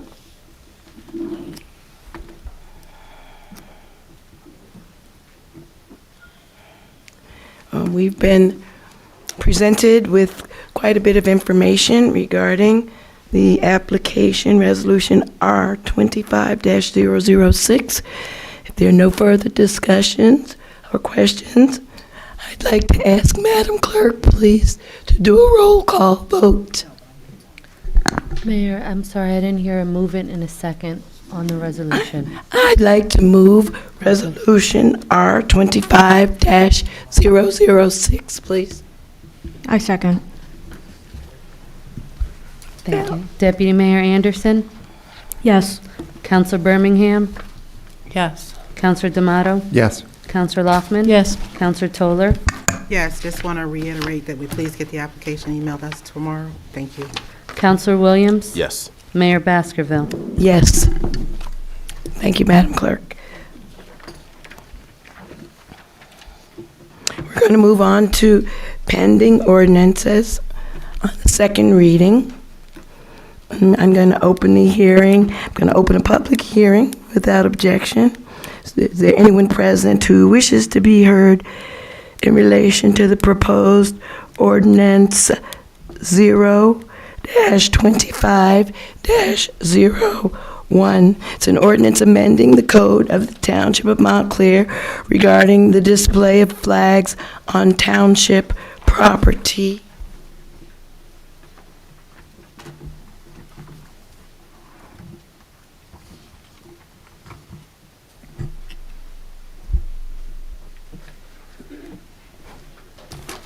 Did you move? Sorry, did you move? Do you need a second? Just do the For the public to discussion come first. now, or you guys? Now is fine, thank Well, you. so I never participated in this portion of a meeting, but when I was here last time, you guys discussed, and then I thought we would contribute. So are you guys going to have a discussion or no? This is different. This is the ordinance on second reading, so ordinance on second reading. We welcome the public to come in and share with us. So, as I stated before, I'm sorry, but is your question, do we discuss first and then we have public Yes, because, comment? Because that was my question as well. yeah, last meeting Yeah, you guys were generally, talking, yeah. and you were discussing ordinance, and then you were specifically discussing the Black Liberation flag. And I waited until the end then, thinking that we were going to participate, but you guys said we would do it the second go-round. Yeah, So that's this is the this second is that go-round of second that. go-round. Yes, So are you ma'am. guys going to discuss first?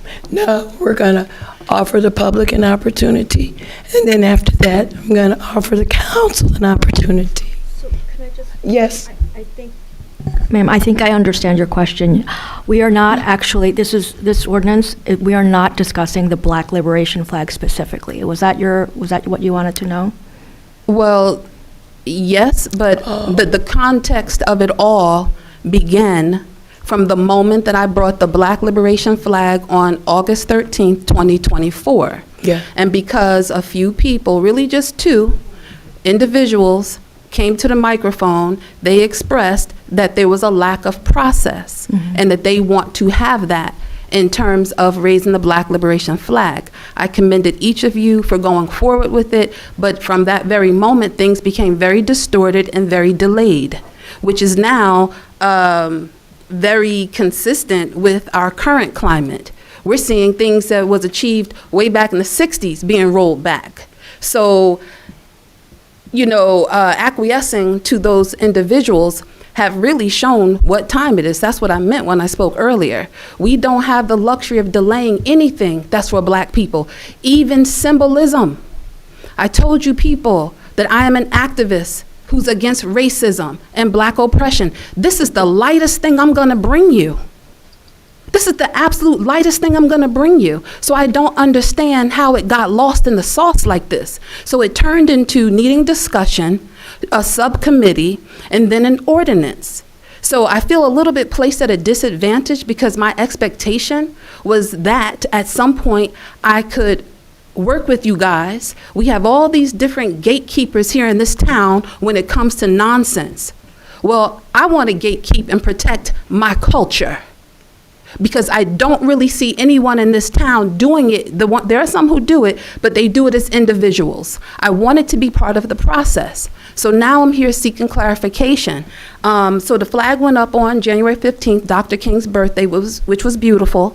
It lasted until the 20th, which is Dr. King Day. That was appropriate. So what I had originally mentioned was requesting for February, the entire month of February. Is the flag going up for the entire month of February? I saw something in the Montclair Local that confused me, and it conflicted with what I was told. So if I have to ask these questions publicly to each of you, I don't mind. Is it going up the entire month of February? So, yes, we voted on that, which was a separate ordinance from what we're talking about tonight. And when we voted on that, yes, the answer to your question was it's supposed to go for the month of February. Tonight, we're talking about the ordinance amending the code of the township regarding display of flags, just flags in general. But So- the answer to your question is yes. Okay, and so let me say this then. I guess I will not participate in that, but I find it very disrespectful, and I say this quote all the time, that confusion is the weapon of Black oppression. That's what Dr. Umar said, and I believe it, because see, something like this did not need to be confusing. If this is a derivative of when I brought that flag, and then it turns into all of this before I even have clarification of knowing, like, I saw your picture, Amina, that was nice. When did it go up? I know it's the 15th, but what time did it go up? Because some of us care. I think it went up around noon. The fire department hoisted it. So who is it that I would communicate that I should expect to hear that type of stuff from? Should I reach out to you, manager? If there is some I mean, kind of 'cause I know we ceremony have a planned, but we recreation don't- and we don't culture department, but I notify don't see people of anything happening flag there. raisings. It's, if there is a group, for example, when the Pride flag goes up, they organize an event. But We who don't- we told them don't- when it was going up? The council passed a resolution, I think in the last December meeting, which specifically gave all the dates that the flag would be up. If you would like you'd like to organize a raising, but I don't know of any other process other than we put the flag up on that given day for whatever purpose there is. Okay, so if we did want to do something, we don't need permission to do that. We do need information to know when it's going up. Like anyone who cares, like a lot of people went on their own. You know what I'm saying? Well, if you want to But do, if you how want to would do we February know? 1st for the month of February, if you give us a time on that February 1st. We can arrange that. We can arrange that. So it is through your office? Sure. Okay, well, thank you for that. And so we did not But go forward. I owe you an apology, because I said the other ordinance, and the one that you were here for when we voted the dates and times that we're going to do was a resolution. So it is a little different process, and it can be, a little bit confusing, and that's not the intention, the way we did Oh, that. no, I didn't believe Okay. it was intentional, Okay. but since I'm on the mic and I have this opportunity Yeah. to have the exchange Yeah. with you guys, and I'm just one of thousands who live here, you want to make the reach short for your constituents. Yes. Because we voted for some of you. Yes. And so I guess I'm clear that, so what you guys did pass the resolution on is not etched in stone, because I noticed that evening all of the dates that I mentioned were not there. Will we have an opportunity? Who do I sit with to ensure that the dates at least can be discussed? We want those dates. That's why I said them. They all have cultural significance, especially what we're dealing with right now in this country. Montclair tends to just waste time when it comes to being equitable. Our school district is under investigation right now for things that are happening. And now we have a president who might even be doing away with the Department of Education and Office of Civil Rights. We are wasting time when there's supposed to be a sense of urgency. So I'm just trying to figure out who, when the time comes, should I be talking to? And it should be a small body. I'm fine with that, because I don't want to always have to be on a public microphone asking questions. I like to be prepared. I'm going to try to answer your question. So if we were to do anything different, it's my understanding that that would have to come as an amendment to the resolution that we passed. We considered the dates that were presented to us as a group. We have a subcommittee now that's called Human Services, which consists of 3 council members. So if you wanted at some point in time to meet with that group and to discuss something further to be considered, I'm sure we can arrange to do that. And who do I do that through? Because I could have sworn I did that already, right here. I guess you can reach out to Mr. LaPola's office, and someone in there will probably be able to. So you do the subcommittee? It's the council's subcommittee, but we will give you the information as to when the meeting will be. So right now, we don't have an administrative Who are the 3 assistant, people? and so the administrative person from the manager's office has been very, very kind and volunteered to assist us with scheduling. Okay, so who are the persons? Maybe just she can email the chair of that committee. Who's the chair? Of the Human Services Committee, to get clarification when she can come in and present and perhaps get on their agenda. I'm not sure who the chair is. for the We haven't Human even gotten Services. that far. You haven't gotten that far? Right. Yes. We're happy to take it. So basically send you, mayor, and you. No, I'm not on it. I think she's referring to. I mean, Me. okay. I was just going to say that you're free to email any of us, but yes, I mean, I guess the most focused communication would come to myself, the mayor, and Councilor Birmingham. We are the 3 current members of that council committee, the Human Services Committee. So The Human that's- Services Committee. That's what I would suggest. Okay, so then those are some of my questions regarding the Black Liberation Flag. But since this really is the time slot for this ordinance, I don't know if this is where this plugs in. There is one thing that I noticed when you guys were having discussion, is there was a little exchange about the word expressive versus commemoration. Does that pertain to the Black Liberation Flag, or is that for this ordinance? Honestly, I think the language only applies in this particular ordinance.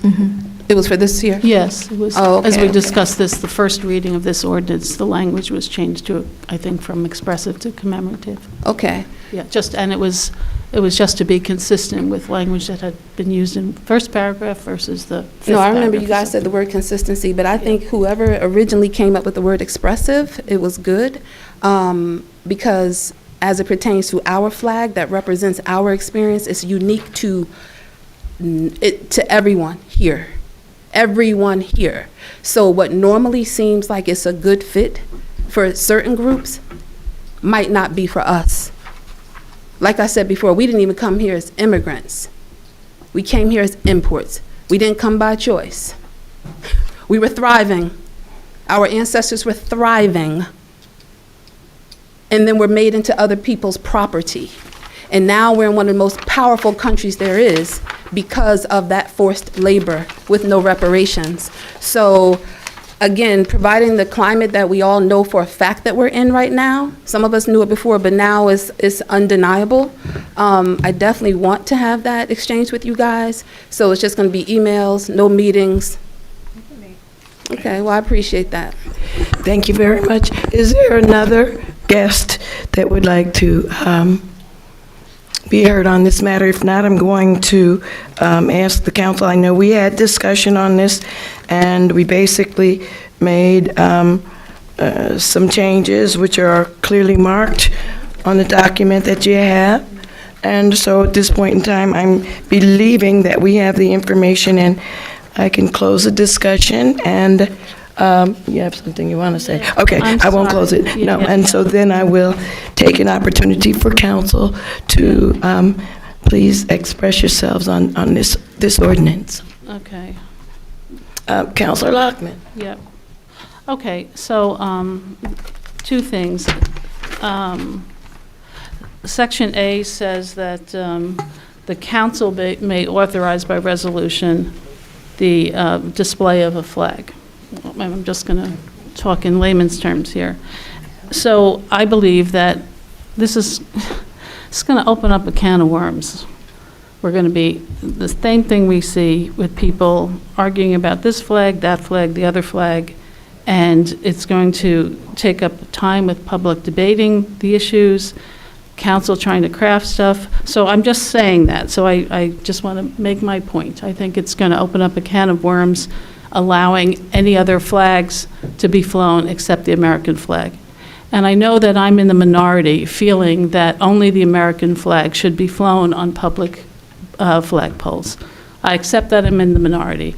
As a kind of a concession, I would think that the only flagpole that we should fly flags other than the American flag would be the flagpole that's on Church and Bloomfield Avenue. It's in a very prominent area. People will see it going up and down Bloomfield Avenue. It's an area where people come to our restaurants, but it is not in front of a public building. So I'm making the distinction that public buildings, only the American flag should be flown. So, and the other thing in Section D, there's a definitive statement that says the town will not display a flag based on a request from a third party. So the request that the Ms. Sweat made months ago, we would not accept a request like that per the language of this ordinance, if I'm reading this correctly. So I don't know if that's really your intent. Number D. Yeah, D. It says this, the definitive statement is that the town, in quotes, the town will not display a flag based on requests from third parties. So therefore, does that mean the request to fly a flag will only come from a council member? But it, I don't, I'm just trying to parse through the language to understand it. I think the distinction is Ms. Sweat cannot go directly to Mr. LaPola as a third Right. party to say, That's please right. hang my flag. She can discuss with the council, can come to and then the council. council, But ultimately, by resolution. ultimately the council has to make the Because decision it's to fly. government Yeah. speech. So do we think that this adequately expresses that? Yeah, I mean, I think- read it, and I was like, think what are they it's- talking about I think it's here? worded that way. It's modeled after other Yep. municipalities' ordinances, and it's worded that way. I think to provide as much protection from the concerns that you initially raised with opening up a can of worms. We have to, and that's the way it's worded that way. So yes, Ms. Sweat can certainly come and make recommendations. There's nothing wrong with that. But at the end of the day, you have to independently decide whether or not you want to raise the flag. But we don't have a protocol, that we haven't discussed a protocol in place for people coming to ask us to fly flags. For example, you have the French, we have a French population here, they have Bastille Day. The Irish have St. Patrick's Day. And there's, they closed down Fifth Avenue in New York to celebrate St. Patrick's Day. It's a big holiday. You have we have a big Mexican population. They have their Independence Day. The Canadians, they all have, a day that's meaningful to them. So we're going to have to parse through and decide who gets to fly their flag when and for how long and all this. No, I think it's the opposite. No, they don't have to be country flags. The Irish could fly their green flag with the harp. The Mexicans could fly another flag that represents something to them. That's all I'm saying is that. I think the way it's worded is you specifically prohibits the flying of flags of other nations or governments, except for your sister city. Yeah, but I'm not talking about other nations' flags. If my example is the Irish flag, the tricolor, is different than the flag that represents Ireland, which is the harp on a green background. So they could, and that's recognized to Irish people. They understand what that is. I don't know, there may be I'm not familiar with every flag. So if you can't fly country flags, I accept that. But there could be other flags that represent other people. And is that something we're going to go through? And then how long can they fly their flag?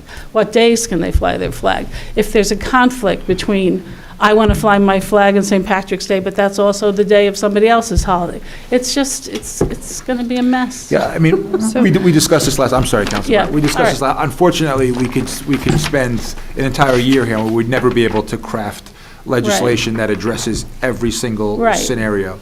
I think what we did here is, like I said, look at what other municipalities are doing it. Model it, and look, it might come that we have to tweak as we go along. Yeah. There might be a test period where we learn certain things and think that there are certain amendments that need to be made to make it better. Yeah. So this council is going to be spending its time, if we get all these kinds of requests on these resolving. Again, I don't think you're going to be responding per se to requests. It just could be. Somebody could come to the mic. I mean, I could go to the mic and say, "Hey, I think you really should fly the gay pride flag." Yeah. Right. Yeah.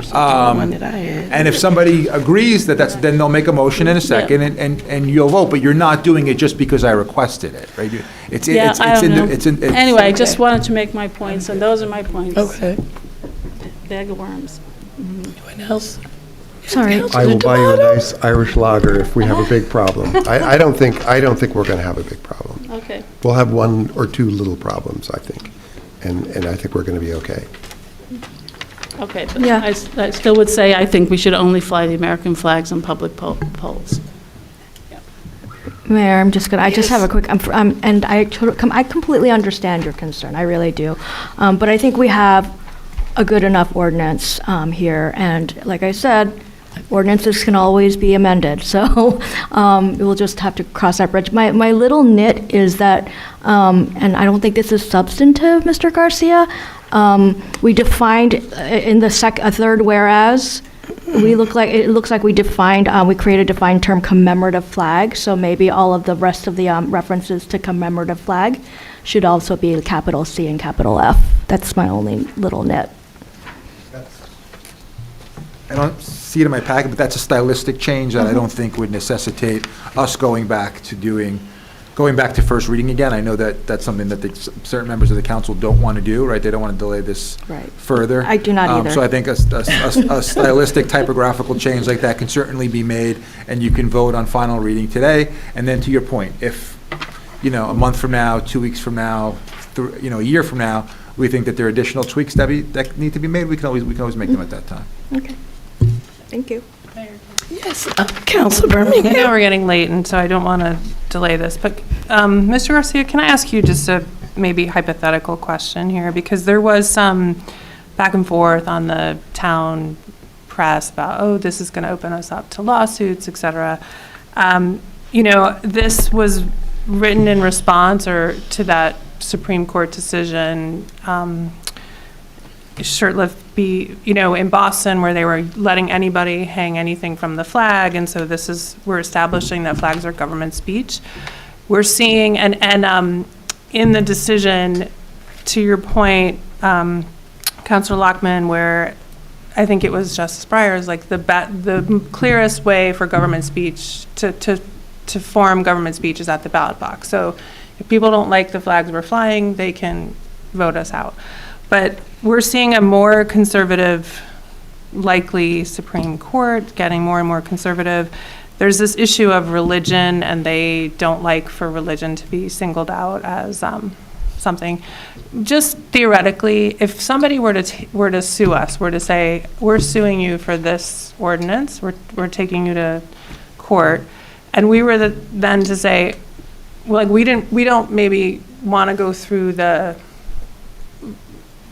effort to defend, or the cost to defend this again, or we would want to tweak it.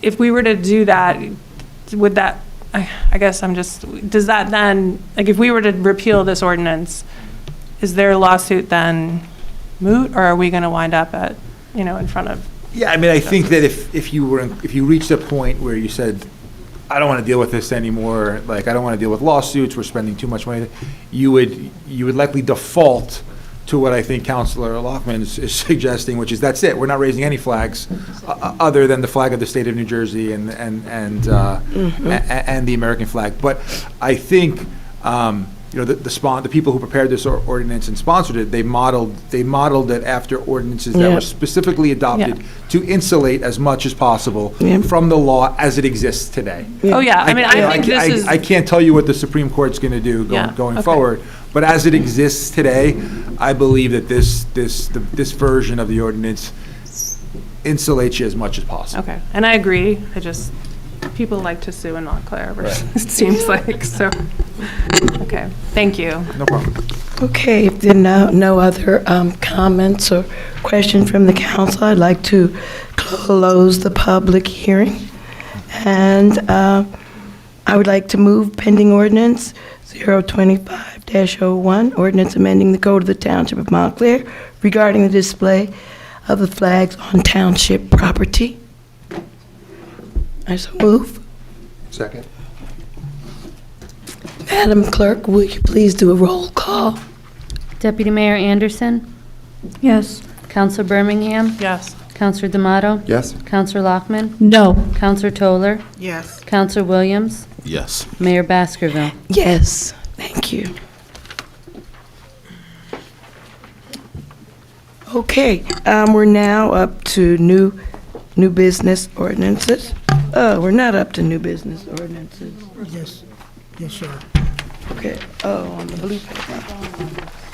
Got more stuff. Item C. Where? Let me see. Item C. What is it on here? Yeah, new business ordinances. That's what I said. We're now moving on to new business ordinances. Okay, so we're now moving on to new business ordinances. We're going to start with ordinance C. We want to start, Mr. D'Amato, Councilor D'Amato, I'm sorry. Ordinance C. 25-02, an ordinance to amend Section 295 Stormwater Control of the Code of the Township of Montclair, New Jersey. So moved. Second. Discussion? Yes, Councilor Lockman? So I just reading through this, I thought the purpose of, it seems like our problem is that we have too many applications that are coming forward that need to be reviewed by an engineer. That's what I understand it's happened. It's increased from, a relatively few number of applications, but since we passed the stormwater ordinance saying that anything over 250,000 square feet needs to be reviewed by an engineer, we've gotten an influx. Oh, sorry, excuse me, 250. Yeah, we've got an influx of applications that need to be reviewed. I think that, so therefore, raising the fee isn't going to change the fact that we'll still get we'll get the same number of applications that need to be reviewed. Why does raising the fee solve the problem? I don't think that was. I think it's Well, the that- budget. that was I think the it's problem. the budget. I think it's the budget. We don't have the budget, we don't have the money to pay for it, but don't we still want to try to reduce the number of applications that need to be filed and reviewed? I don't. And the only thing that would do that, in my view, is to raise the 250 square feet to 500 square feet, which is what most other towns in New Jersey have. End of It's a story. good point. Councilor Birmingham? Well, I would just say, we seem to be getting complaints around stormwater from people, their neighbors are making minor tweaks in their yards. Oh, you And are? then, yeah, and then the neighbors downstream are getting. See, I'm not so- aware of that. Yeah, I'm just- so, And that's not expressed in the reason why we want this stormwater ordinance changed. Well, okay. may I? Deputy Mayor? So I think that is, that was part of the discussion for the ordinance where we say that any development resulting in impervious coverage increase of 250 square feet, that's where that is addressed. But, my read of this is due to that ordinance, that other ordinance, we're getting an increase of applications. And I'm not seeing the purpose of this ordinance as being to decrease the number of applications, as Councilor No. Birmingham said. It's really to push the cost Right. of review on from the general, from the general taxpayers to the person who's actually requesting the development. So it's just like an offset, it's just I pushing know, up the I cost. just, I was on the planning board when we reviewed this stormwater ordinance, and one of the persons on the planning board who's really an expert in development. In Wale? Yes, Yeah. he said, this is too low, why are Yeah. we, and he didn't win the argument. Everybody said, okay, 250 feet is what's proposed, we'll stick with it. And he, made a good argument about, no, you shouldn't. And I think that this is coming back to haunt us there, that we really should have a higher square footage. Anyway, enough said, that's just my. Yes, sir. I have a concern. I had a talk with a constituent who is doing a relatively large piece of work that would probably have been triggered by 500. But they told me a story, and I'm going to try to get this right, that basically they had fees for several rounds of engineering around stormwater that was about $20,000. And they said, and they weren't happy about that number, but also they're a good sport, and they just thought it was not very well done because it was back and forth. And they thought that we, as a township, had incurred fees of probably $5,000. I mean, it's hard to ballpark that one, but fundamentally, so we have not only this issue of when they're being triggered, but how is our engineering work being done, and are we going to end up charging people a lot of money? I mean, this $1,500 may, that doesn't necessarily cover anything. And so that was just, I don't know if that's representative, but I felt it was worth sharing that story. If I may, I just want to. Yes, thank you for Part of the joining us. reason that there currently isn't any fee for the engineering review. And one of the issues that is brought up with when we don't have the funding to do these reviews is it will take longer to get a review done. So part of the hope is with this $1,500, we can speed up the process and eliminate some of that back and forth. Can I ask, what do you think the average cost for a review is? We don't think, so it depends on the size of the review, obviously, but we feel that $1,500 is a good estimate of what an average review should be around. If it were to incur cost over $1,500, we'd have to go back to the applicant and get a replenishment of that fund. Thanks.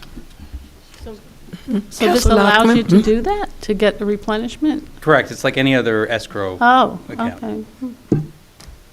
So in a case where it would be less than $1,500, the money would be returned. And do you think we can keep track as this, we pass this of how long? And I know Mayor, do this already, but, you know, what the impact of this is in terms of how long people have to wait for their review, how much they're costing, you know, those kind of things. Can Yeah. we get some of that data back from? Yes, absolutely. Okay. Yeah, because that would also, I mean, in the nature of the escrow account would cause that record keeping to be Okay. necessary. Okay. Because what you're saying, you're hoping that it'll reduce the wait time. Can we actually see if there's that impact? Sure, absolutely. Okay, great. Yeah. Thanks. Counselor Toller? Yep, thank you. I'm just reading the memo here, and you're stating that this is going to, I guess, based on your research or findings from a steep slope. You're talking about the township is west of South Mountain Avenue and North Mountain Avenue, the steep slope ordinance. But what about the people, you know, that aren't within this area? How does that? Right, it would be any kind of impervious coverage over the 250 square feet. So it wouldn't matter too much about the steep slope. It would be more to do with the impervious coverage, the additional impervious coverage. Okay, because there are people on Walnut Street, Valley Road, they're having some flooding issues in their backyards, and I don't know if it's because of the 250 feet, or should we move it to 500? I mean, who would we talk to, you know, as an expert to see what we can do to help residents that are at the bottom of the hill, if you will, that are having problems now because of 250 feet being granted to their neighbors? Well, no, it's the review of the impervious coverage being anything over the 250 square feet.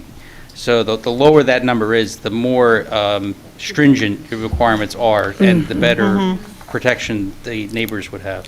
And I guess if somebody say 1,500, they're going to bill it at that, right? Not necessarily, it just depends on, you know, it's an escrow account, so that's the time it would take.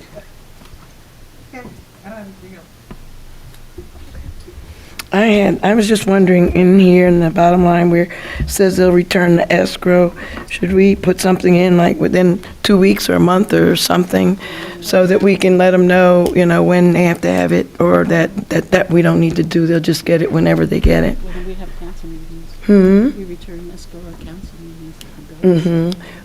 So we don't need to let them know how long a time period we get before we return escrow, we just return it whenever we want to?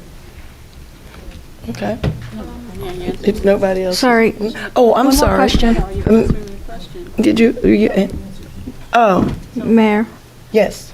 I think that Mr. Harrison had raised a question related to this ordinance. Okay. He was, I believe, what he was asking was clarification about what kind of permit would trigger, I think he was referring to paragraph A. It says, any applicant submitting a stormwater control plan or permit application shall establish an escrow account. Right, so they're submitted to the building department is usually how they come into the engineering. So Okay. once it's reviewed by the building department, that goes to the engineering, as depending on what's in the application. So it'd have to be it'd have to impact stormwater. But it would be a construction permit application, not. It can be, it's not always. It's not always. I think I'm getting that correct. How long did you say that? We're paying enough money tonight, we should know everything.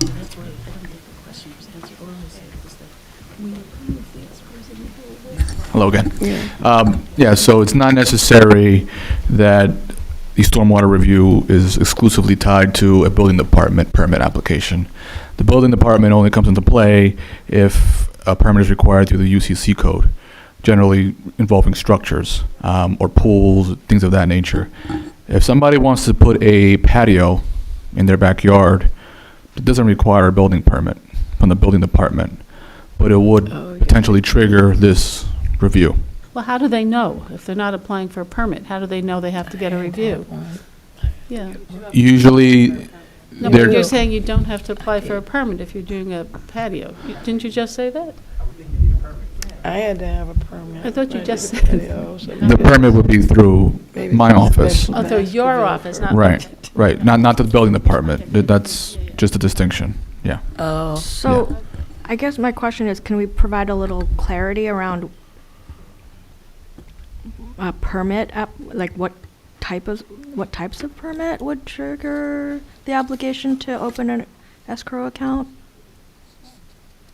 I mean, I think it gets to the point where there's so many different kinds of permits you can apply for. I think that was the intention, to keep it a little bit more general, because it could be a pool, it could be a garage construction, it could be an addition to a home, it could just be a simple patio.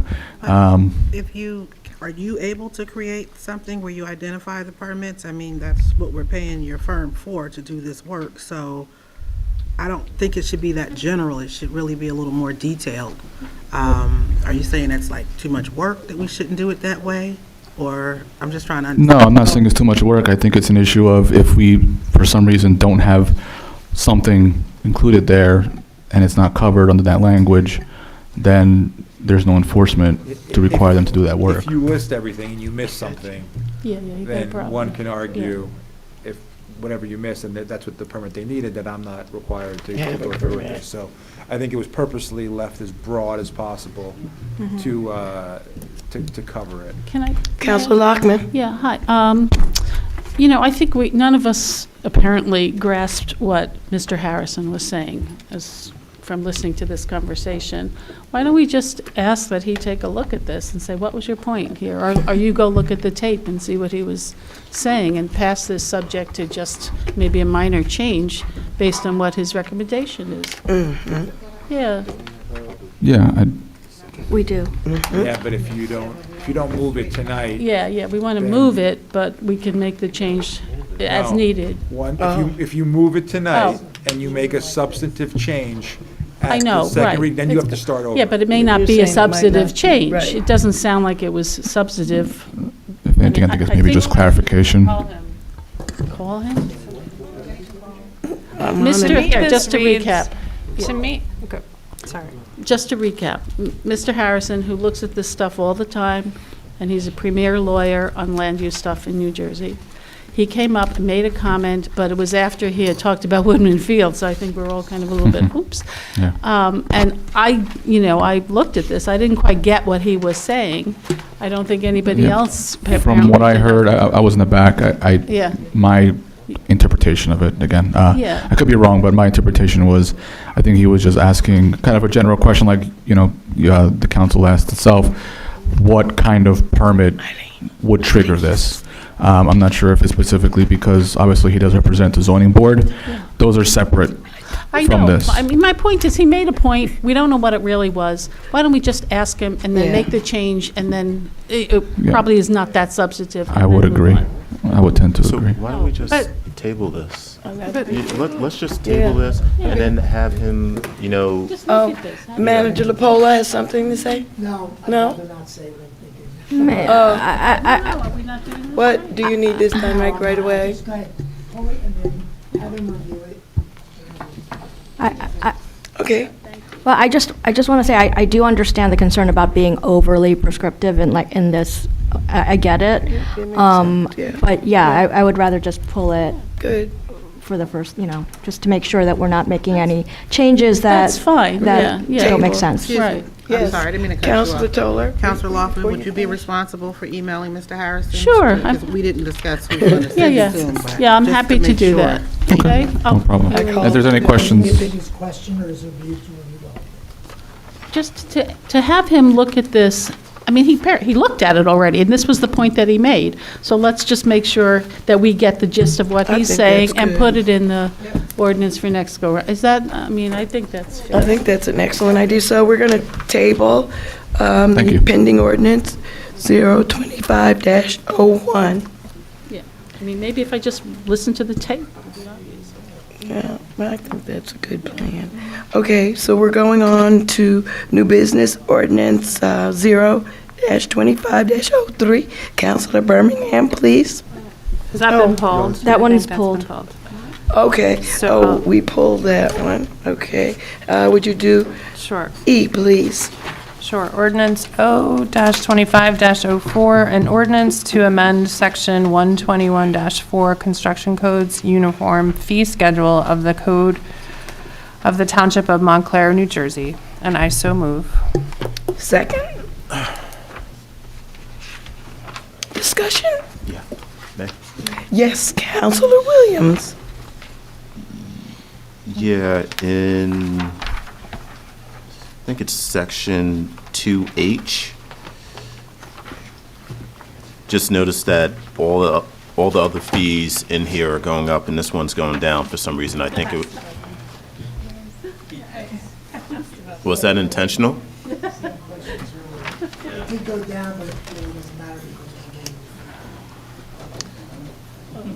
There's a minimum fee of what?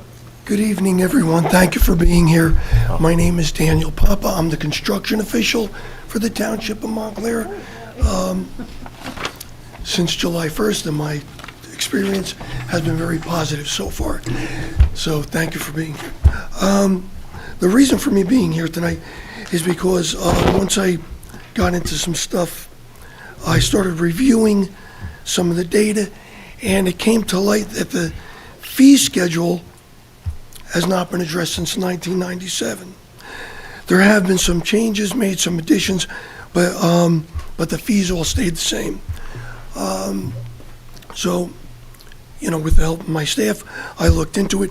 I looked at other townships and some of the fees in the surrounding towns, and it appears that all of the surrounding towns' fees are substantially higher. I'd say 25 to 50% higher in all the categories. So this is why I'm here tonight, is to present that information to you.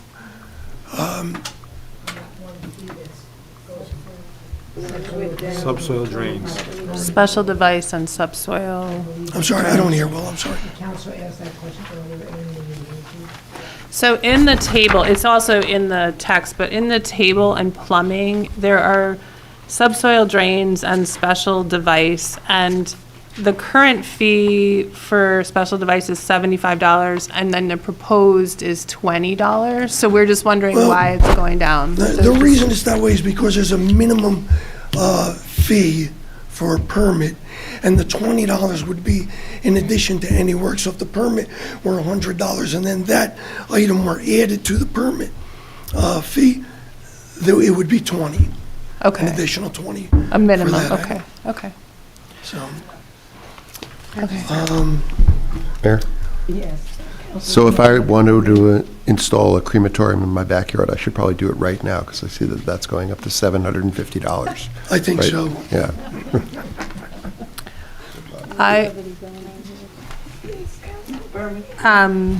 I just want to say thank you, because 1997 is almost 30 years ago. It's a long time. It's a long time. And I really appreciate the way you formatted this, the way you gave us the nice tables from the other towns, and the way you put this current and proposed. That was very clear, and I appreciate it. I appreciate that. It's been discussed in my office how to do it, and I can't take the credit because my technical assistant and Austin also. Well, kudos to great everyone. job. Gave us some guidance. Thank you. She's been monumental. Yeah. Thank you for coming. Yeah, she's been a huge help to me. Yeah, this is Absolutely. obviously a lot of work, and appreciate it. Yeah. I just have a question. Yes, Counselor Tolar. Thank you. So we're going to increase fees, perhaps. I'm just wondering, this money that comes in from these fees, where is this money allocated to here? Where's the money allocated to that comes in? Well, all the operations of the building department, but to the best of my understanding, it goes into a general fund. The money is allocated to us to pay for our operation and possibly other uses for the town. Such as? I can't answer that question. It goes into the I'm just general, not that would clear go on what into it the is. general fund. General funds? Okay. Thank you. You're welcome. I also, in the 2023 annual report, I noticed, and that's how all this got started, there was a deficit of approximately $80,000. So that's when I started looking at the fees with the help from my staff and looking at the other townships and what they're charging. So And that's basically where we are with it. Just one more Thank you. question. Yes. Counselor Lockman? We appreciate your increasing these fees. Is there any other thing that you're looking at that could potentially be an increase in fees, or is it just this? For raising fees? Yeah, yeah. You did a good job. We're well, looking I for think- a revenue source. I think we need to prepare for any changes that may and probably will occur in the future, such as online plan reviews and equipment, outdated equipment, equipment that we may need to acquire. Oh, that's interesting. That, and I think, as Austin mentioned, Yeah, I'm going to ask him. Okay. if the fact that there's a deficit kind of puts a little bit of a strain on the taxpayers somewhere in there down the line, and if we raise the fees, it'll be more focused on receiving payment from those specifically utilizing our services. Recouping your actual cost, right? Recouping the actual cost of your Yeah, yeah, operation, yes, yeah. Yeah. All right. So, Thanks, Dan. and that's basically it. Thank you, Amy. Thank you. Thank you very much. You're welcome. Yeah. Thank you. Wonderful. Very helpful. Okay, so if there's no further discussion, I'm going to, it was moved, and there was a second? Yes. I'm going to ask Madam Clerk, please, if you would do the roll call. Deputy Mayor Anderson? Yes. Counselor Birmingham? Yes. Counselor D'Amato? Yes. Counselor Lockman? Yes. Counselor Toller? Yes. Counselor Williams? Yes. Mayor Baskerville? Yes. Thank you very much. Moving on to the next one, Counselor Lockman, please. Consent. The ordinance Are we doing the 025. consent- Yeah, we're doing the consent agenda first? Yes. The consent agenda. Ah, Yeah, yeah, okay, I'll rush through those. okay. Yeah. Mr., yeah, we did discuss them at the last one, so unless anything is coming off of the consent agenda, No. I've got the consent agenda identified with asterisks, number 1 through, number 1 through 9. Does anybody have any concerns or problems with us doing the consent agenda number 1 through 9, with the exception of number 2? Yes. The only thing that I'm fine with it. The only thing that I saw that there are 2 resolutions in there where they're getting federal highway funds, and I thought that might be in jeopardy Yes. with all the executive. I saw the same thing. Yeah. Yeah. If I can, Sorry, that was in terms of. Chairman Harrison calling me back, sorry. Okay. In terms of any federal grants, based on discussions we've had with several federal legislators today and briefings, the advice has been just to proceed as normal until somebody tells you not to. See what happens. So that's what we're doing here. We're well aware of all the restrictions and everything else, but they said if you have applications, you're drawing down money or anything else, you put it in and see if they're releasing it, because there are, that's, Someone spoke to our federal reps. yes. Okay, great. Thanks. But, may I? Yes, Councilor Lockman.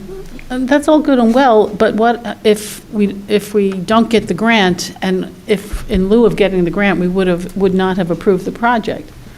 So Well, you're are not we- going to build the project without the grant.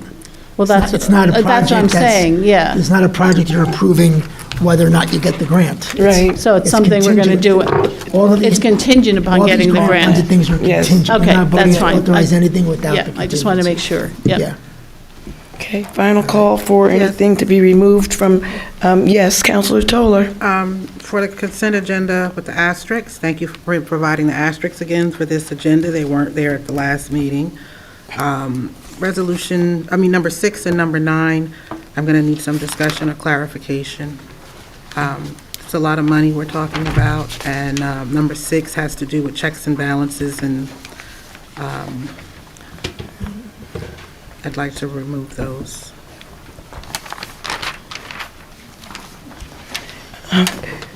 Councilor Toller, Just, can you help me understand? the Resolution? Resolution number Sure, 6, I'm why we sorry, need to take. 25012. I need an explanation for the official who's going to be in charge of that, checks and balances. Number 9, Resolution R-25-015. We're amending the fair and open contract for Neglia. You know, we're at 1.3 million. I'm just trying to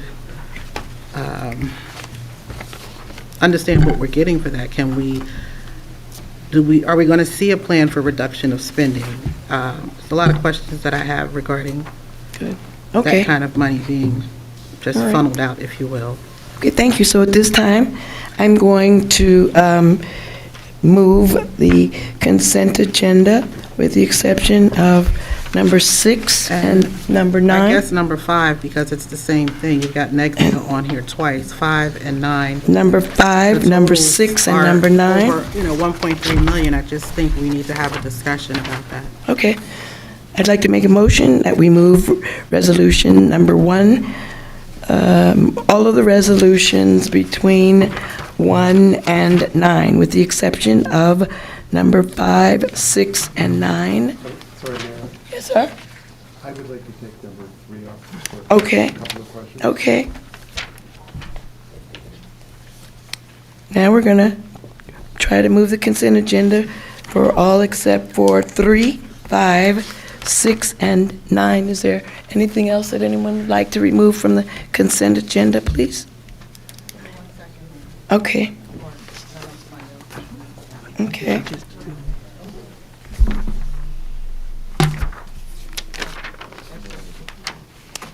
We good? 3, 5, 6, and 9. Now Yes. I do. I didn't have 5, but now I got it. So, we're okay on that end? Yeah, nothing else? Okay, I'd like to make a motion to move the consent agenda with the exception of 3, 5, 6, and 9. Second. Madam Clerk? Deputy Mayor Anderson, Yes. Counselor Birmingham, Yes. Counselor D'Amato, Yes. Counselor Lockman, Yes. Counselor Toller, Yes. Counselor Williams, Yes. Mayor Baskerville.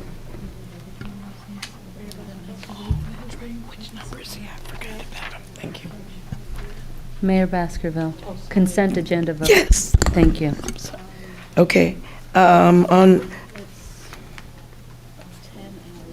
okay. Do them next. Okay, thank you, Counselor Lockman. Before we have the discussion on 3, 5, 6, and 9, we're going to recognize that the individuals have been sitting here for quite a while for the liquor license. And I would like to move to resolution number 10, please. Okay. I second that. So that would be, no, I'm going to ask you to read that. Deputy Mayor Shin Anderson, 10, and Councilor Williams, 11. May we have a discussion first, just to clarify something? On 10, 11? Yeah. Yeah, we're there. We're just going to read it first. We have to Okay. move it. Yes. Resolution R-25-016, resolution issuing one plenary retail consumption license to a nonprofit theater pursuant to the provisions of N.J.S.A. 33:1-19.8 by the historical method, Montclair Film at the Clairidge LLC. I so move. Second. Discussion, Councilor Toller? Yeah, it's not a discussion. I'm just going to ask if, Madam Clerk, if you can just clarify what you emailed me, because I did have some constituents email me about the date of the advertisement for this, and it dated April 2023. If you can just go over the motions, if you will, as you explained them to me this afternoon, just for the record, so people understand that everything has been done in the manner that it should. Thank you. Yes. The applicant provided an affidavit of their publications. They're required to publish twice in one of our official newspapers. They publish in the Montclair Times. They did it on the 30th of March in 2023, as well as the 6th of April in 2023. There was a delay with the state of New Jersey in issuing a letter authorizing the governing body to issue this license. So although the applicant submitted their application, paid all their fees, did the publication as required, we didn't receive the letter from the state until the 13th of January 2025. So for that reason, there's a large gap between the publication and the Very large gap. resolution that you have before you tonight. Councilor D'Amato? Yeah, I think, I mean, I may have this wrong, but there was a painful process of them being interrogated over the legal structure, I believe, of it. And then there were also, in that time frame, I believe there were amendments to the state law that made it possible, including allowing theaters and changing the sides and all this kind of stuff. There was a lot that went on. But it's Deputy good. Mayor? I know that there are a couple of people in the audience who, perhaps, I don't know if you would like to maybe clarify this. I know that the holdup was with the Division of Alcoholic Beverage Control, as the clerk said. Yes, thank you. Hi, Don Zeef, Treasurer, Montclair Film, here with our Mayor and Council. Hi, hello, and also the manager, new Township Attorney. My name's Lisa Barata. I'm the counsel for Montclair Film with Clairidge. Right, yeah, I don't, you said, Councilor Mai said exactly right. It was the operative word is painful, really painful, and it took a long time. The prior council did everything we asked. They were terrific. They amended the ordinance. We had hearings, public hearings. We sent Detective Mickens of the police department did background checks. Several of our people were fingerprinted. Wow. And when we got to the state, yes, there was a There was a delay. There was a delay. Let's just say that. That delay has been corrected. You now have the letter that they sent, I think, about 2 weeks ago. And the prior council awarded the license, and what's happening tonight is the issuance of the license. And It's a that's three-resolution process to issue a new license.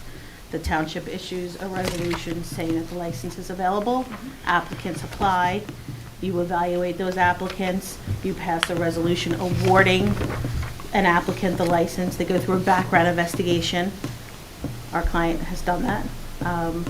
This statute has an extra provision that the director of the ABC has to approve the applicant, which happened 2 weeks ago.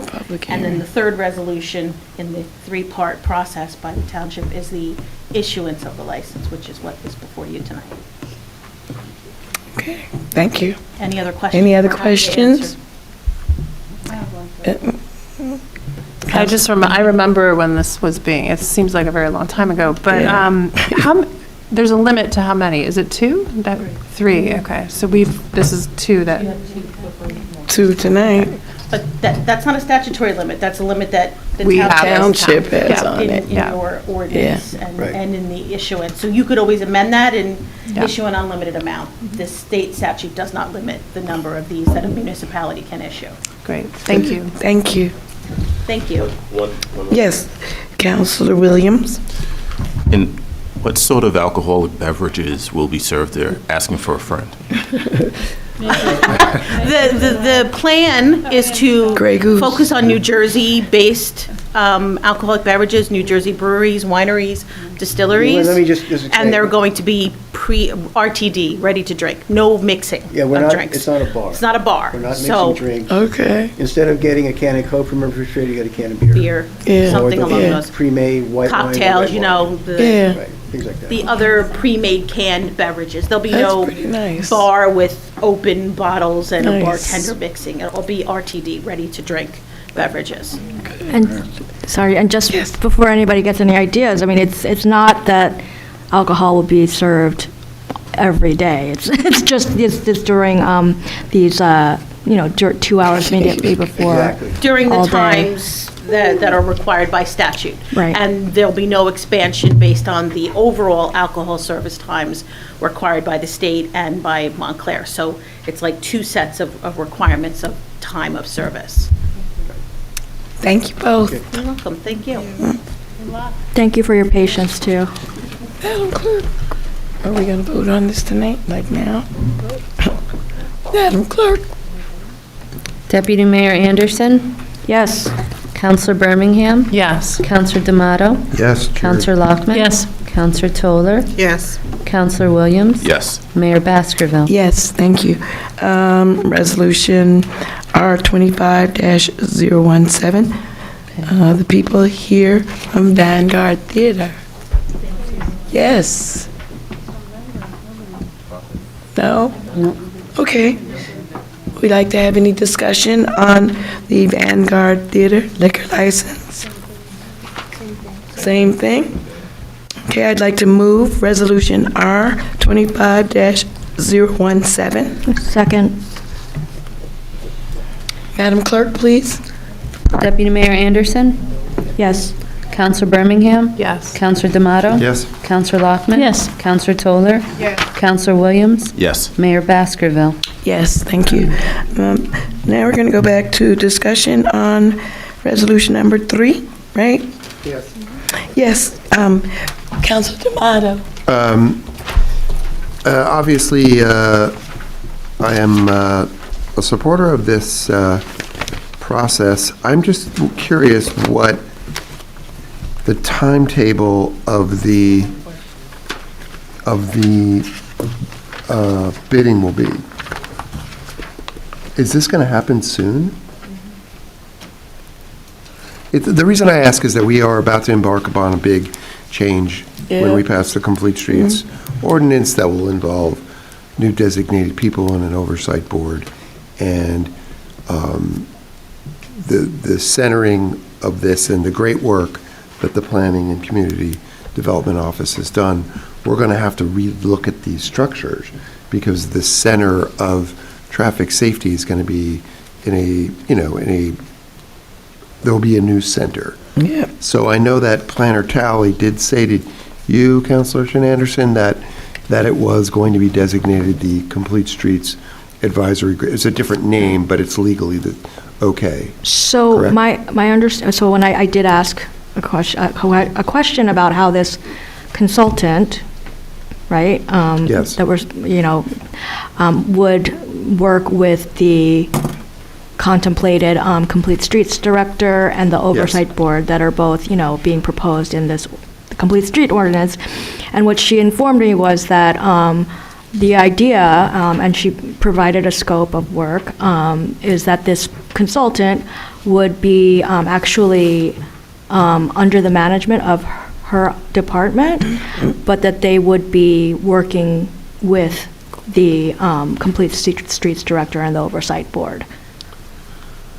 Yeah, Does that and make sense? I don't understand. I feel like there's almost some legal issue involved in that. If the ordinance does not,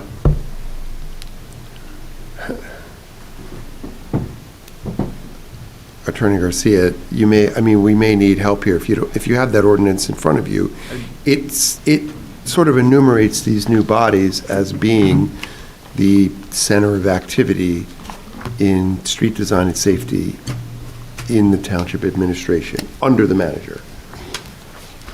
And so I just want to make sure. Yeah, everything is under the manager, but it just needs to be talked through, not in any kind of, hostile way, that the planning department is a member of this body, of that new body that will be created, but it is not the director of that body. And so that just has to be squared. And the second thing is, does this imply that it is going to go out to bid and all the specs immediately? I know that the Vision Zero Task Force has worked on it, but I feel like it never came to us as a committee. It never really, in the Mobility Committee. And I certainly don't want to stop anything that's important to be done, but at the same time, I'm wondering if there are going to be legal issues about the placement of of this very large $440,000 piece of work in potentially 1 month. We're going to have this new legal structure. So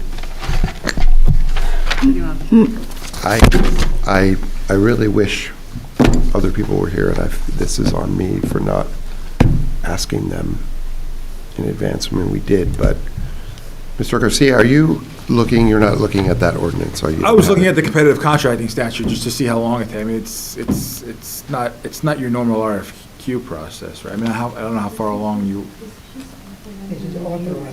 It's authorizing it, no more. Right, but I'm saying in order to use competitive contracting, you need to come up with like evaluation criteria, you need to. Okay. What's next step? Yeah. And there is, Mayor, may I address the question? Yes, thank you. This resolution, we've done this in the past. It's only authorizing the use of competitive contracting. Your next resolution, which would actually include what Attorney Garcia is talking about, the evaluation, the actual RFQ or RFP, whatever it is that you're doing, all of those details would be addressed in another resolution. This one is adopted one time, Yes. and then for the rest of Montclair history, you can use that route for this specific service. and there is nobody that's enumerated here except for our QPA is the only person who is, As with all contracts, yes, sir. okay, then let's do it. Okay. Are you good? Mayor, Yes. and maybe some of these other things that you're raising, we can discuss at the next Vision Zero Task Force meeting, which is on February 7th. Totally, as long as it's just a framework, that's Yeah. great. Thank Let's do it. Okay, any other question? Yes, Councilor Lockman? Just a question for the clerk.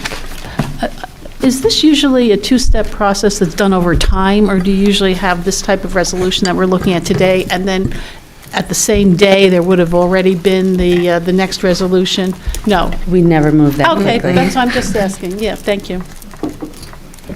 Any other discussion on this resolution? If not, Madam Clerk, will you please roll call? Mayor, I'm sorry, I didn't hear a movement in a second for item 3 on the agenda. I so move. Second? Thank you. Deputy Mayor Anderson? Yes. Counselor Birmingham? Yes. Counselor D'Amato? Yes. Counselor Lockman? Yes. Counselor Toller? Counselor Williams? Yes. Mayor Baskerville? Yes. We're going to move to resolution number 5. Are we not number 2? Okay, resolution number 2. 2? That's what you said, right?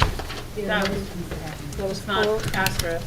That wasn't a consent item, Mayor. Resolution number 2, R-25-008, a resolution designating the public agency compliance officer for CY 2025.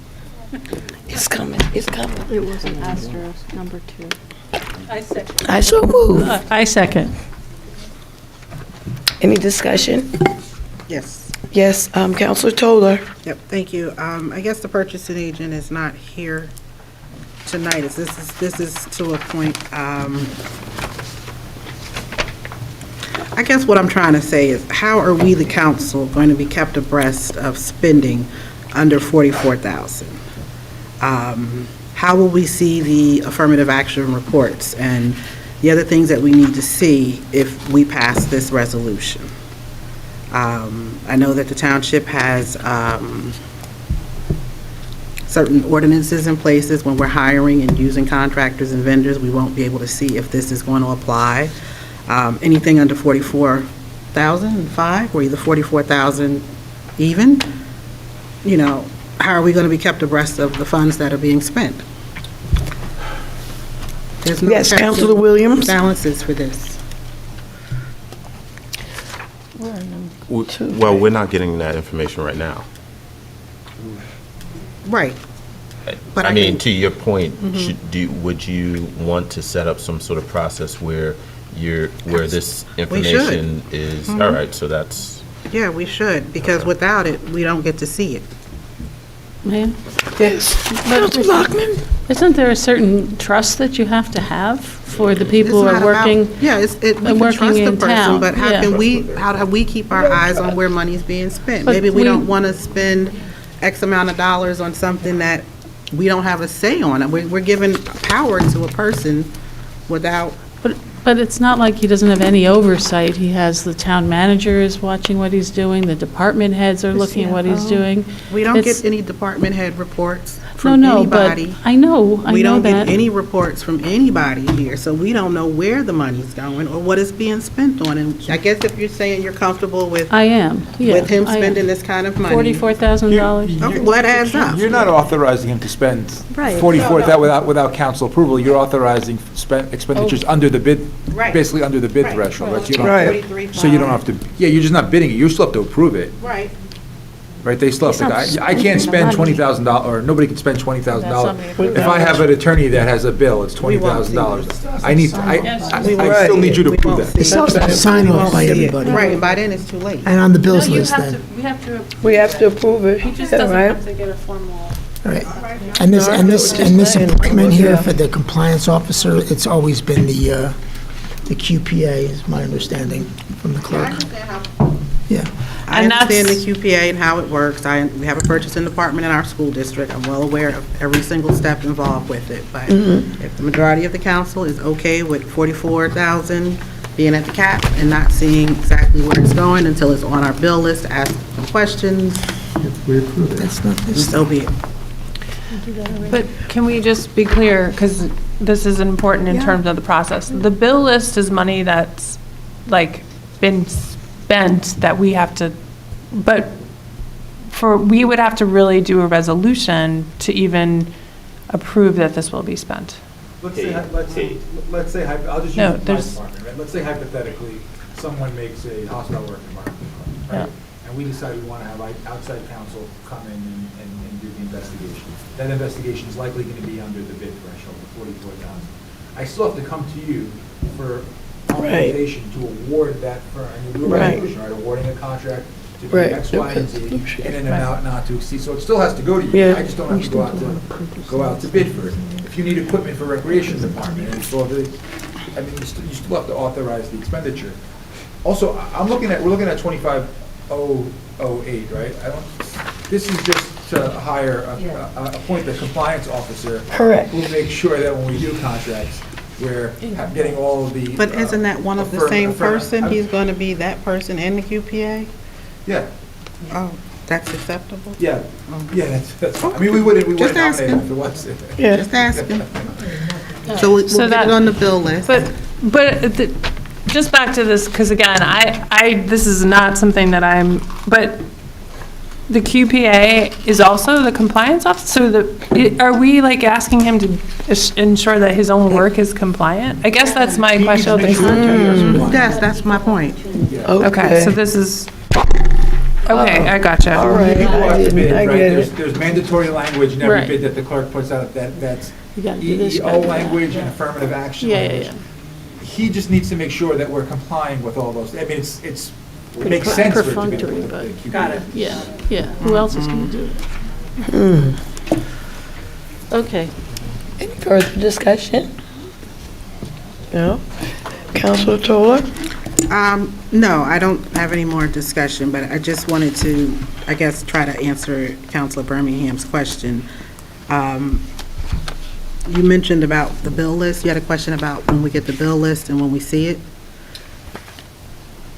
No, I'm saying, I know that we have the bill list, but the bill list is to pay the bill. We also have to authorize the spending, Right. even if it's under $44,000. Right, and anything under 17.5 doesn't require a resolution, just so that you're Yeah. 112% certain on that. Yeah. And Mr. LaPola, if you can please ask the QPA to send me a copy of the memo that he was supposed to send out to all department heads from the meeting we had, I'd appreciate that. Thank you.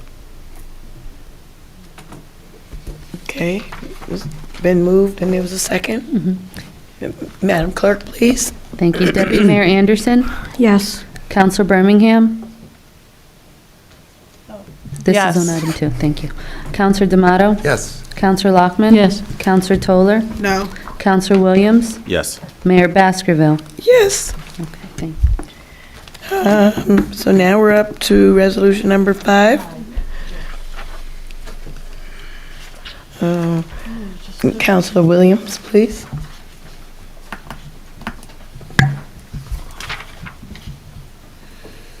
Resolution R-25-011, resolution authorizing the execution of professional engineering services with Neglia Engineering Associates for storm sewer infrastructure conveyance system mapping for NJDEP MS4 permit compliance. So move. Second. Discussion? Yes, is Mr. Ashley still here? Thanks.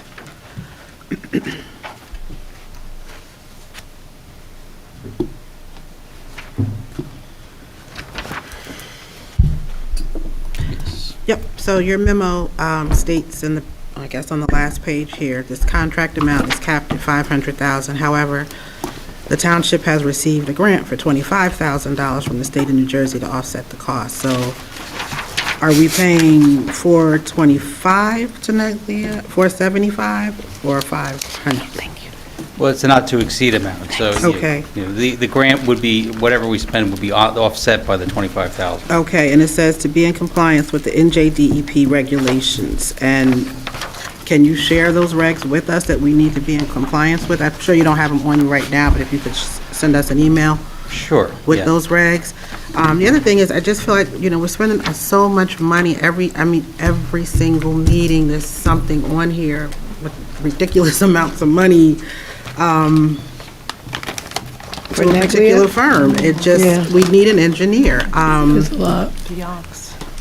So for an in-house engineer to be doing the GSI mapping would not be common. This, GSI mapping is a very technical, Right. highly technical field, which requires in-field engineering, surveying, and a lot of time mapping. Right. So that's not something that an in-house township engineer would normally do. So even if we were to have in-house engineering, this would be something that would need to be contracted out. Right, and it wouldn't look like again. What's that? It wouldn't look like again. Okay, I had a question because I saw where it says we have a grant, got grant money, but not to exceed. So how are we going to monitor this spending? Because even though it says not to exceed, what parameters or what type of spreadsheet or what type of checks and balances will you implement to ensure that we don't exceed this amount? Sure. We have the hourly rates, and we have a projected amount of money that we are anticipating to spend based on the number of manholes, inlets, and then that type of infrastructure that needs to be mapped. So we have an idea of how much will be to get that project completed. And did this go out to bid or no? It was a competitive contract, so we got proposals from 7 or 8 different firms. And they won, huh? Yes. Okay. All right, so you'll keep us abreast of how this is going and the spending, because we really don't want to exceed if Yes. we can help it. Thank you.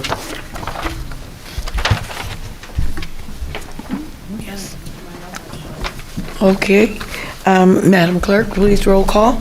Thank you. Deputy Mayor Anderson? Yes. Counselor Birmingham? Yes. Counselor D'Amato? Yes. Counselor Lockman? Yes. Counselor Toller? Yes. Counselor Williams? Yes. Mayor Baskerville? Yes. I think we're up to Resolution 9. Okay? That was pulled. Oh, yeah. Okay.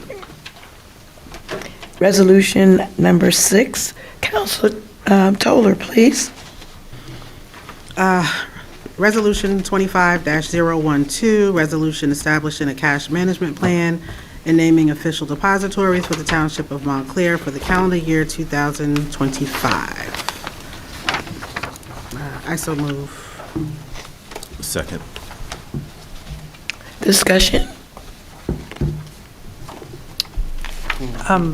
I would just say Ms. Rao isn't here, but this is something required by state statute that annually you describe how you're going to manage your cash and what banks you're going to put it in. So I think it's, I don't know, Counselor Toller, if you have specific questions, Ms. Rao isn't here, but. Yeah, no, I know she's not here, so we can't get them answered. If someone else has a question, they can go before me. Any Yeah, I other mean- questions? No? No. No other questions? Oh, I'm sorry. Counselor Anderson? The questions that I raised, it was last time, I think we got them answered, so I'm okay with that. Is your mic on?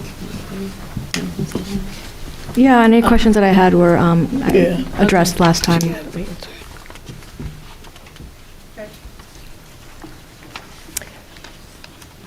Okay, so is this good? You're okay, Counselor Toller, or you want, I'm still looking? No, I can follow up with the CFO. Thank you. Okay, thank you. There's been a motion and a second.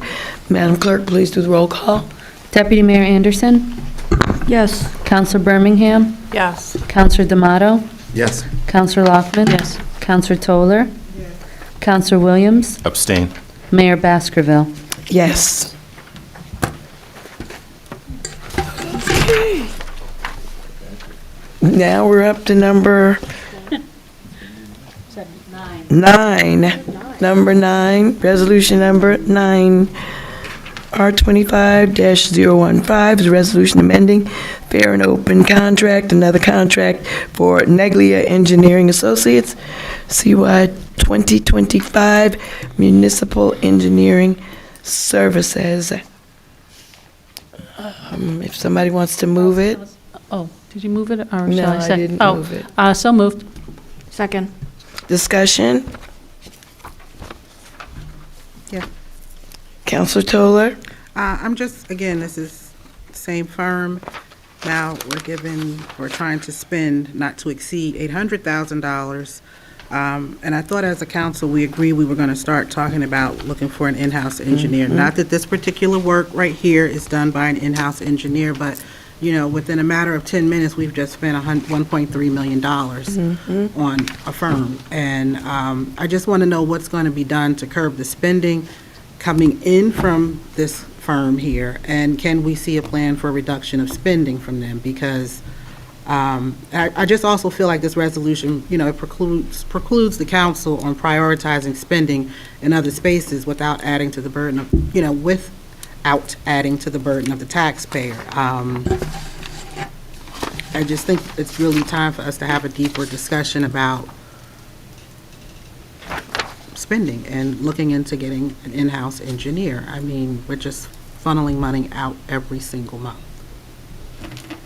Just my thoughts. I just wanted to know. Any further discussion? And I just have to say, I totally agree with your feeling regarding that, and I'm not really clear yet on how we're going to try to move away from, just take a look to see what's out there in terms of other engineering services, because each week, as we've noted, we do get more and more embedded with the, Neglia, the Neglia Engineering Associates, and I don't have any complaint or anything, but I am very much in favor of us trying to look and see what else is out there. So, Manager, that's something that we expressed. Can you just let us know what the plan is for us to look at that? Because the council's expressed, I think at 2 meetings now, that's something that we were interested in having done. So what do we need to do, or where are we with that? Ms. Dawkins, the HR director, was doing a survey of other engineers in other towns to see what the salary ranges were. I hope to have a report to you. I think she's been looking at that in depth, so I think we should have a report to you at the next meeting. Okay. All right? Probably sooner, but you can discuss it. Get it by then, okay. Yes, Deputy Mayor, yeah. No, I'm in agreement that we should have some kind of a comparison.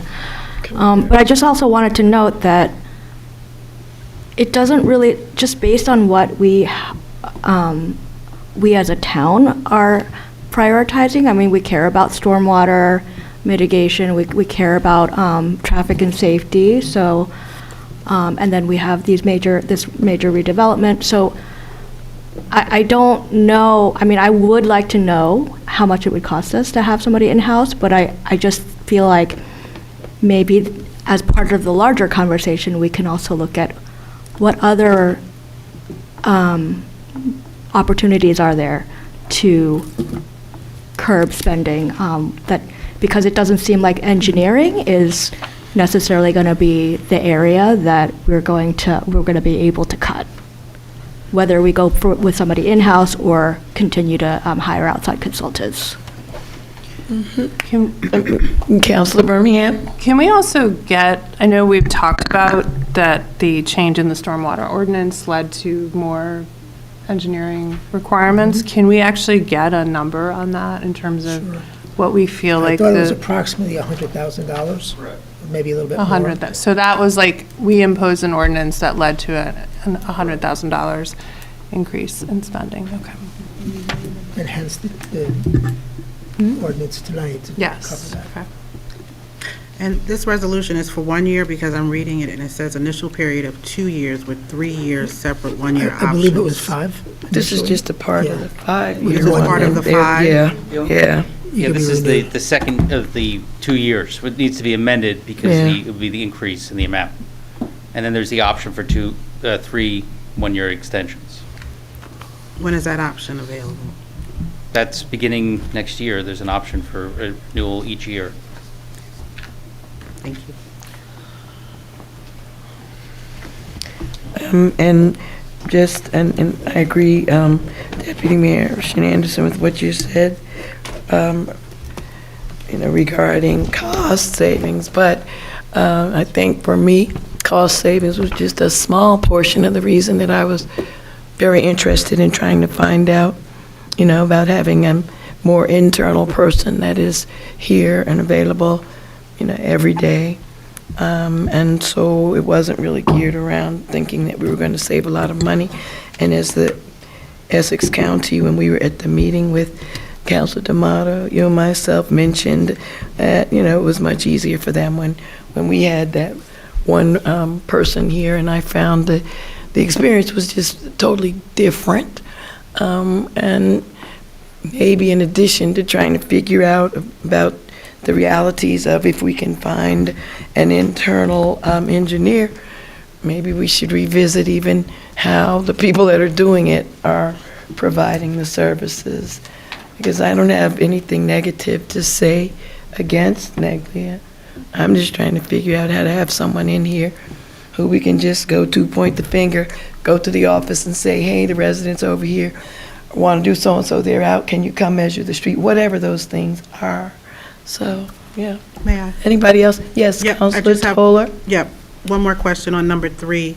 It says the township manager or his designee is hereby authorized to take the necessary steps to enter an amendment to the contract and any other steps necessary to effectuate this resolution. Do we want to change this language in any way, shape, or form, or are we as a council comfortable with that? Which number, where is you? It's on the same resolution.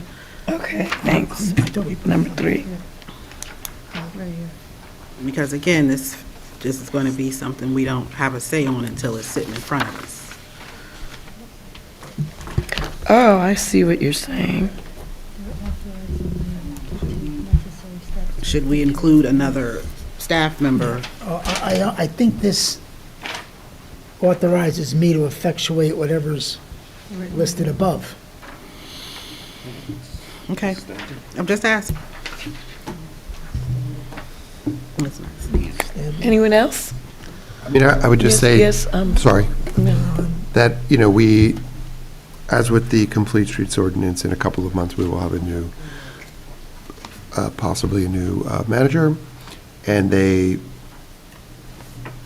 can be instructed to take fresh eyes on the way we delegate this business. So it's not something that we would, we're going to change tonight. It's something that will happen over the course of the year. Thank you. With that said, please, Madam Clerk, would you roll call? Yes, Mayor. Deputy Mayor Anderson? Yes. Councilor Birmingham? Yes. Councilor D'Amato? Yes. Councilor Lockman? Yes. Councilor Toller? Yes. Councilor Williams? Yes. Mayor Baskerville? Yes. Okay, so are we down to number 12 yet? Yes. Okay. Resolution number 12, please, Council D'Amato. R-25-18, Township of Montclair Resolution awarding a non-fair and open contract to Big Belly Solar LLC for support service and maintenance of proprietary solar-powered sidewalk waste receptacles, and so moved. A second. Any discussion? If not, Madam Clerk? Deputy Mayor Anderson? We have a discussion. Oh, I'm so sorry. Thought I'd get away. Discussion on that, please. Yeah, I mean, I see the garbage cans, but it seems like it's about 120 grand a year for these garbage cans. So what's the advantage of having these garbage cans versus regular receptacles? Is it that, I mean, you're not picking up the trash as often, so you're saving labor cost? What's... Correct. These are compacting garbage cans, and what they do is at a certain setting, we could set the amount, the level of the notification. So say 80% for a can that we know that needs to be emptied every week, or if it's an area with higher traffic, we could set it to be emptied at 60%. This reduces the amount of labor costs that are associated with turning over those cans. The traditional cans are just, you have to check them pretty much every day. So these are, their advantage is having that extra data and those notifications, in addition to the compaction. I'm just curious, were you able to like quantify, what the savings was? Or, I mean, I think it's a smart idea, so that you know which garbage cans need attention, but you look like you want to say something. I dealt with this when I was in Hoboken. They put these solar belly cans on their pier and their waterfront. In addition to the labor costs, which I'm sure Austin could give you some rough number on that, it reduces litter because they're covered, so you don't have overflowing cans with stuff all over. And it also, especially, this is a big problem for them, it eliminated a lot of their rodent problem, getting in and out of the can. So there were non-financial reasons for these things. I haven't followed up to know how well it went, but I do know that those were some of the reasons that they had put those cans on their piers along the waterfront. Just one last thing. What department is in?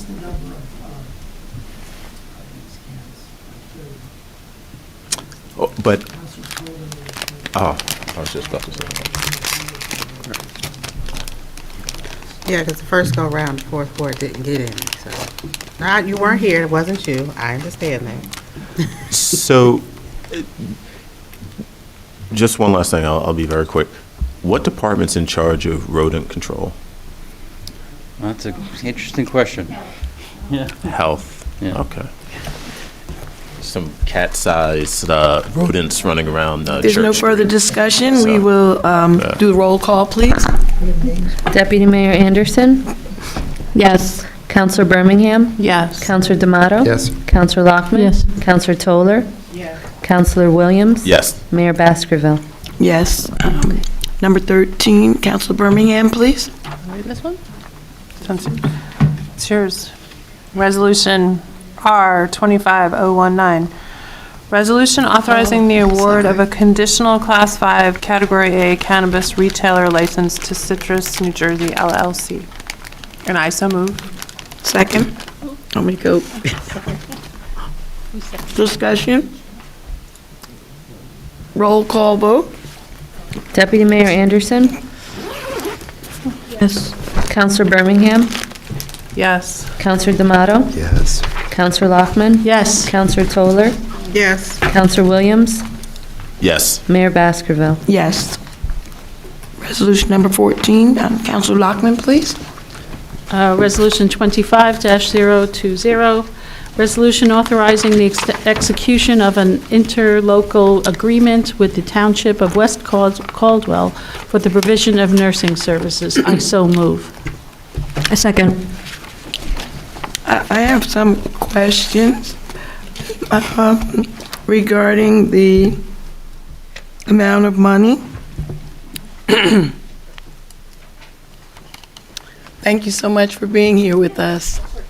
I see you early, I see you late. I'm always around. Thank you, you are, Okay. I appreciate it. How How did good we evening. decide Yeah. on that number, right? Because when I did the math, Okay. and I did the calculation at the number that you guys had for $75 an hour, and then I'm trying to figure out the malpractice insurance or whatever, then we're not making anything here. So basically the average rate, say for a nurse, is a little under 50 an hour. I added some money on for benefits, and all the overhead. So that's where we came up with the 75. That's how you came with the 75. Right, and then if they are working after hours, I did $100 for overtime. And so I did include, we're saying up to 15 hours, but if there's an emergency, whether it's, a public health emergency that's declared by the state, or just extra, need for workforce, then we can charge over and above the 15 hours at that either $75 or $100 rate. Okay. So- And roughly, what is their malpractice for a year for, the nursing services we're talking I about? have to get you the exact number. I don't want to quote it off Because the top of my head. I was plugging in like 12,000, anywhere from 8 to 12,000. Okay, it could be, but I'm not sure offhand. Okay. But I did have, that buffer of, overhead built in. But when you still did that, it was really cutting it close. I think I came up with 54 plus that, and then I see the amount that we'll be making. So, I mean, we're just really doing this as a kindness, not really like a shared service. I just don't want to miss an opportunity, because we've seen some shared services right. before where maybe we could have made it more favorable. Right. The other thing is question that I wanted to ask Okay, go ahead, Mary. is that, are we actually doing just West Caldwell? Are we doing North Caldwell and Fairfield as well? Right, so West Caldwell their health department has a contract with Fairfield and North Caldwell. Okay. So even though our contract is with West Caldwell, we'll be covering those two towns as well. Then I really think we need to look at that number again, and, I mean, I'll be happy to talk to you. The $75, you're saying? No, the total amount, the 58,000? Well, I'm basing it on 15 hours. So if we go above, But for 3 municipalities. so we talked to the nurse that just retired to get a sense of, and we've been over there a couple of times, of what their volume is like. Remember, there's much smaller towns. North Caldwell is very small. West Caldwell is quite a bit smaller. Fairfield, I don't have quite a sense, but, because I haven't been over to Fairfield yet, but we based it on, historically, like, number of communicable disease cases. I mean, we can certainly review it. I think if we go too much higher, based on what they were paying their nurse, so this is replacing their nurse that they had, I think it may be an issue. So I thought we'd start out with this. I built in the extra parameter so we could, charge them extra. If we work 20 hours a week, we'll charge it. But we can talk about it more if you're concerned about it. If Eileen and if Councilor Birmingham and Williams are fine with this, then I'll. Right. So- Okay.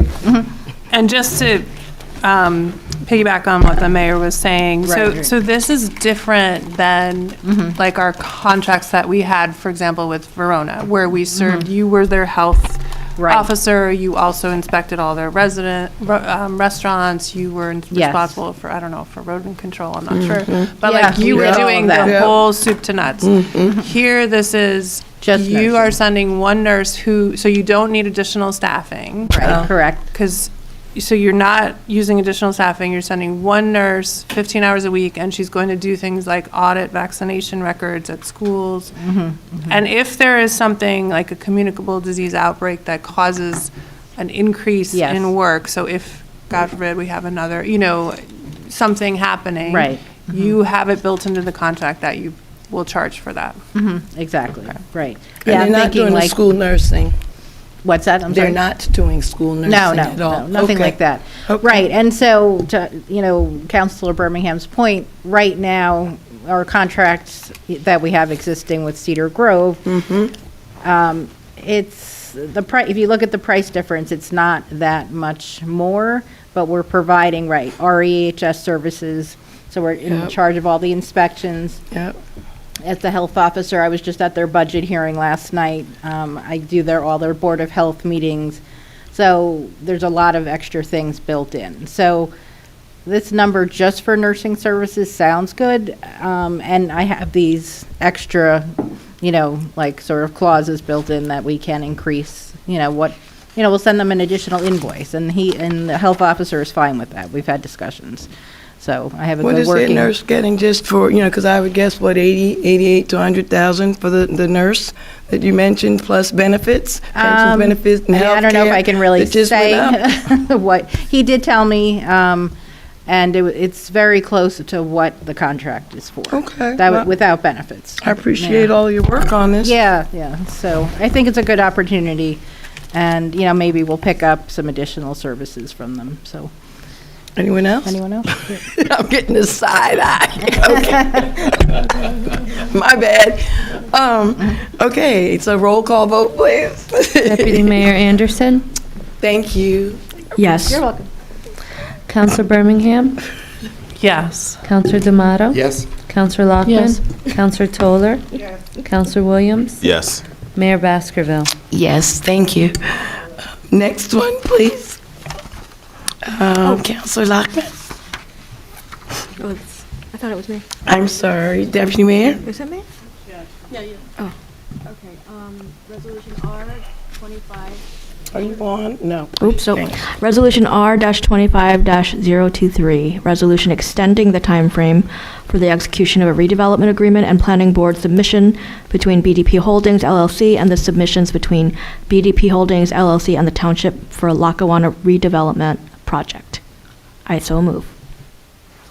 Second. Discussion? I do Counselor have- Toller and then Counselor Lockman? I already knew that. Yeah. Counselor Toller? Yeah, I just wanted to ensure that we're the first be it resolved when we discussed this back in September 24, 2024, where it says, be it further resolved that the mayor is hereby authorized, yada, yada, yada. At that time, we just decided we should Mayor and put council. full council there. Yeah, Mayor and council? yeah. Right. Okay, I don't see it here, and I'm hoping it'll make it on for the next one. okay. And I think that's all I really have for that. I just didn't see it in here, so I wanted to make sure it was included. Thank you. Counselor Lockman? I have a similar point. I think where it says on 2 and, for example, it should be redevelopment agreement is executed by all parties in a form acceptable to the township attorney and the council. I mean, don't we have to agree on the? It says that. Where? Am I missing it? Be it further, after paragraph, Where? wait a second. It says in the last be it further resolved. You're up at number 2. But- Huh? Yeah, I know, it says that there, but there's other mentions of the township attorney, and I think it should be township attorney and the council. Yeah. Okay. It's in number 2, the second line. It's in the whereas after number 2, the third line, and then it's in the first be it resolved. Right. Okay, never mind. Deputy Mayor? I mean, is there any reason that, Attorney Garcia, that we shouldn't look at this as well? Absolutely look at it. I don't want that response. Right? Okay, thank you. So that was. Any further discussion? Yes, For the Deputy manager. Mayor. Are we incurring expenses because this is being delayed? Or did our designation of BDP as the redeveloper means that, I think that's, okay, that he's paying for this. so we're not on the hook for anything because of this? There's no further discussion. Madam Clerk, would you do the roll call, please? Deputy Mayor Anderson? Yes. Counselor Birmingham? Yes. Counselor D'Amato? Yes. Counselor Lockman? Yes. Counselor Toller? Yes, as long as we include the 3 full councils where they're needed. Thank you. As amended. As amended, thank Yeah. you. Counselor Williams? Yes. Mayor Baskerville. Yes. Resolution number 6, is that you, Councilor Williams? 16. Yes, please. Yeah. Resolution R-25-024, resolution authorizing amendment to correct the cost of the contract with REKOR Recognitions Systems, Inc. for the provision of Police Department automated license plate reader. So moved. Second. Discussion? Madam Clerk, roll call, please. Deputy Mayor Anderson. Yes. Counselor Birmingham. Yes. Counselor D'Amato. Yes. Counselor Lockman. Yes. Counselor Toller. Yes. Counselor Williams. Yes. Mayor Baskerville. Yes. The bill list.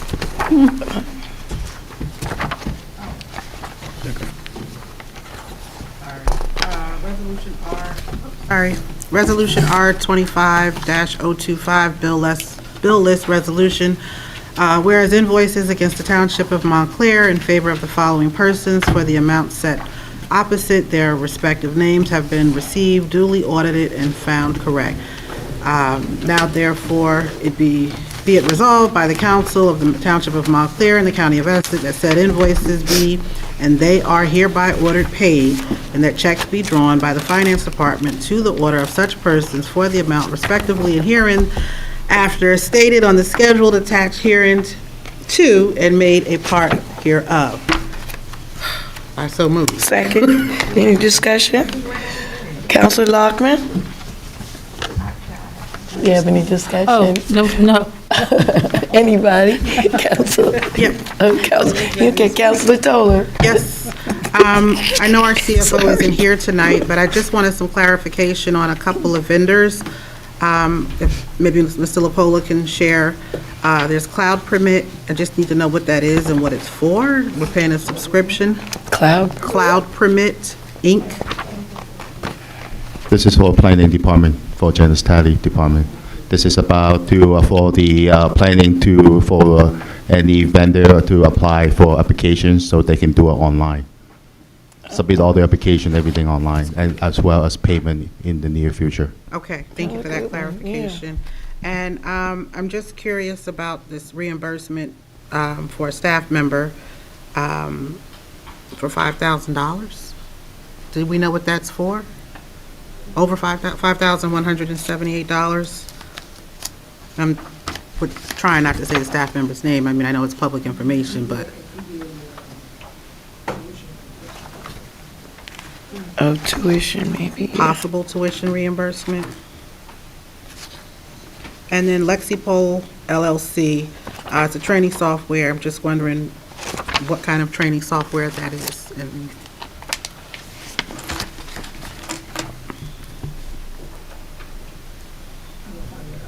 That is for fire department.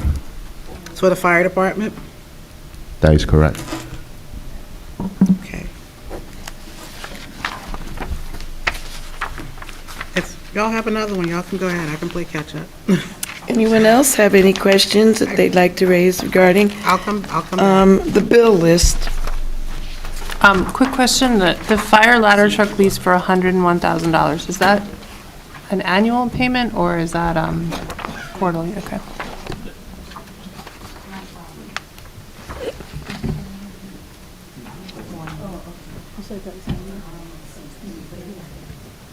What was the answer to the question? Okay. If there's nothing else, we can move on to a roll call vote and then try to get into our executive session if there's no further questions. Oh, yes. Okay. Counselor Toller, did you have anything else on the bill list? Okay, not at this time. So, Madam Clerk, would you please do a roll call? Yes, Mayor. Deputy Mayor Anderson. Yes. Counselor Birmingham. Yes. Counselor D'Amato. Yes. Counselor Lockman. Yes. Counselor Toller. Counselor Williams. Yes. Mayor Baskerville. Yes, thank you. Thank you. Counselor D'Amato, would you please do Resolution R-25-021, listed as number 18?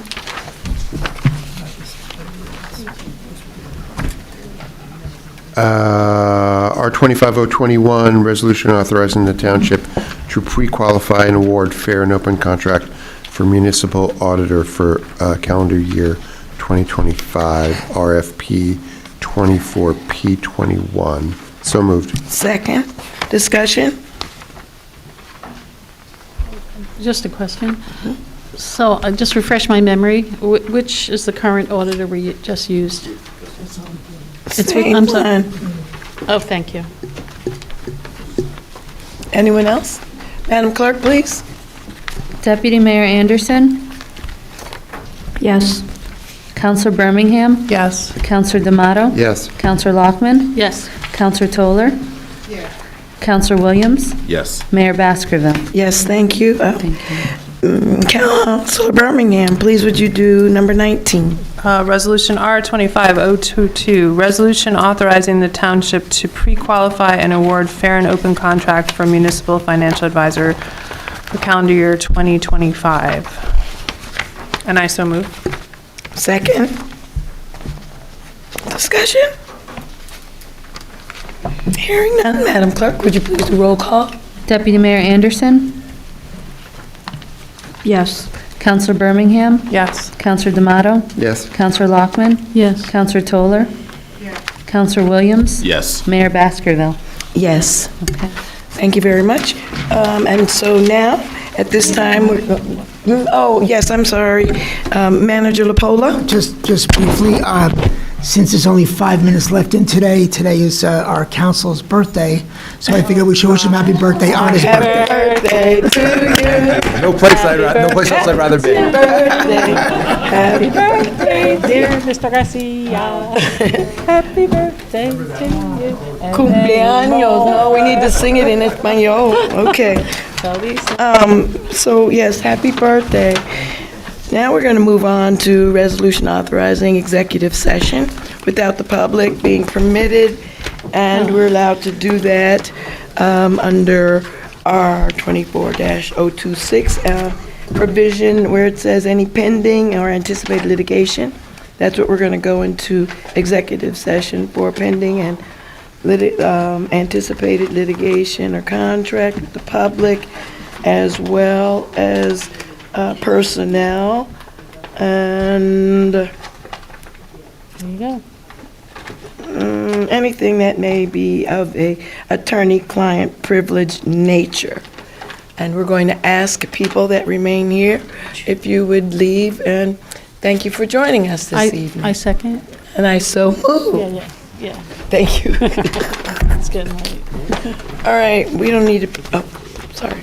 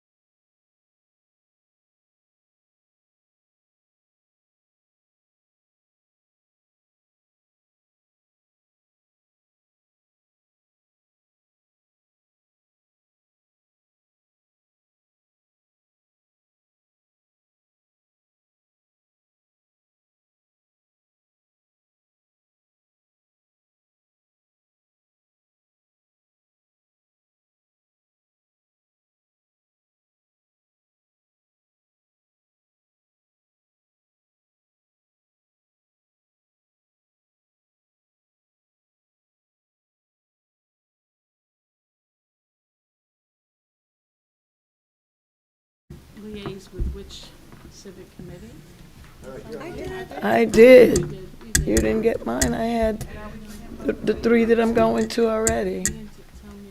I did. I checked the little boxes. Yes. Oh, good evening.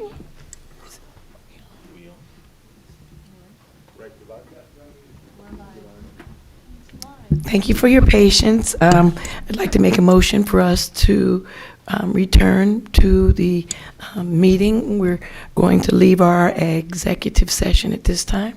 Second. All in favor? Aye. I'd like to make a motion that we adjourn. Second. All in favor? Aye. Have a good evening.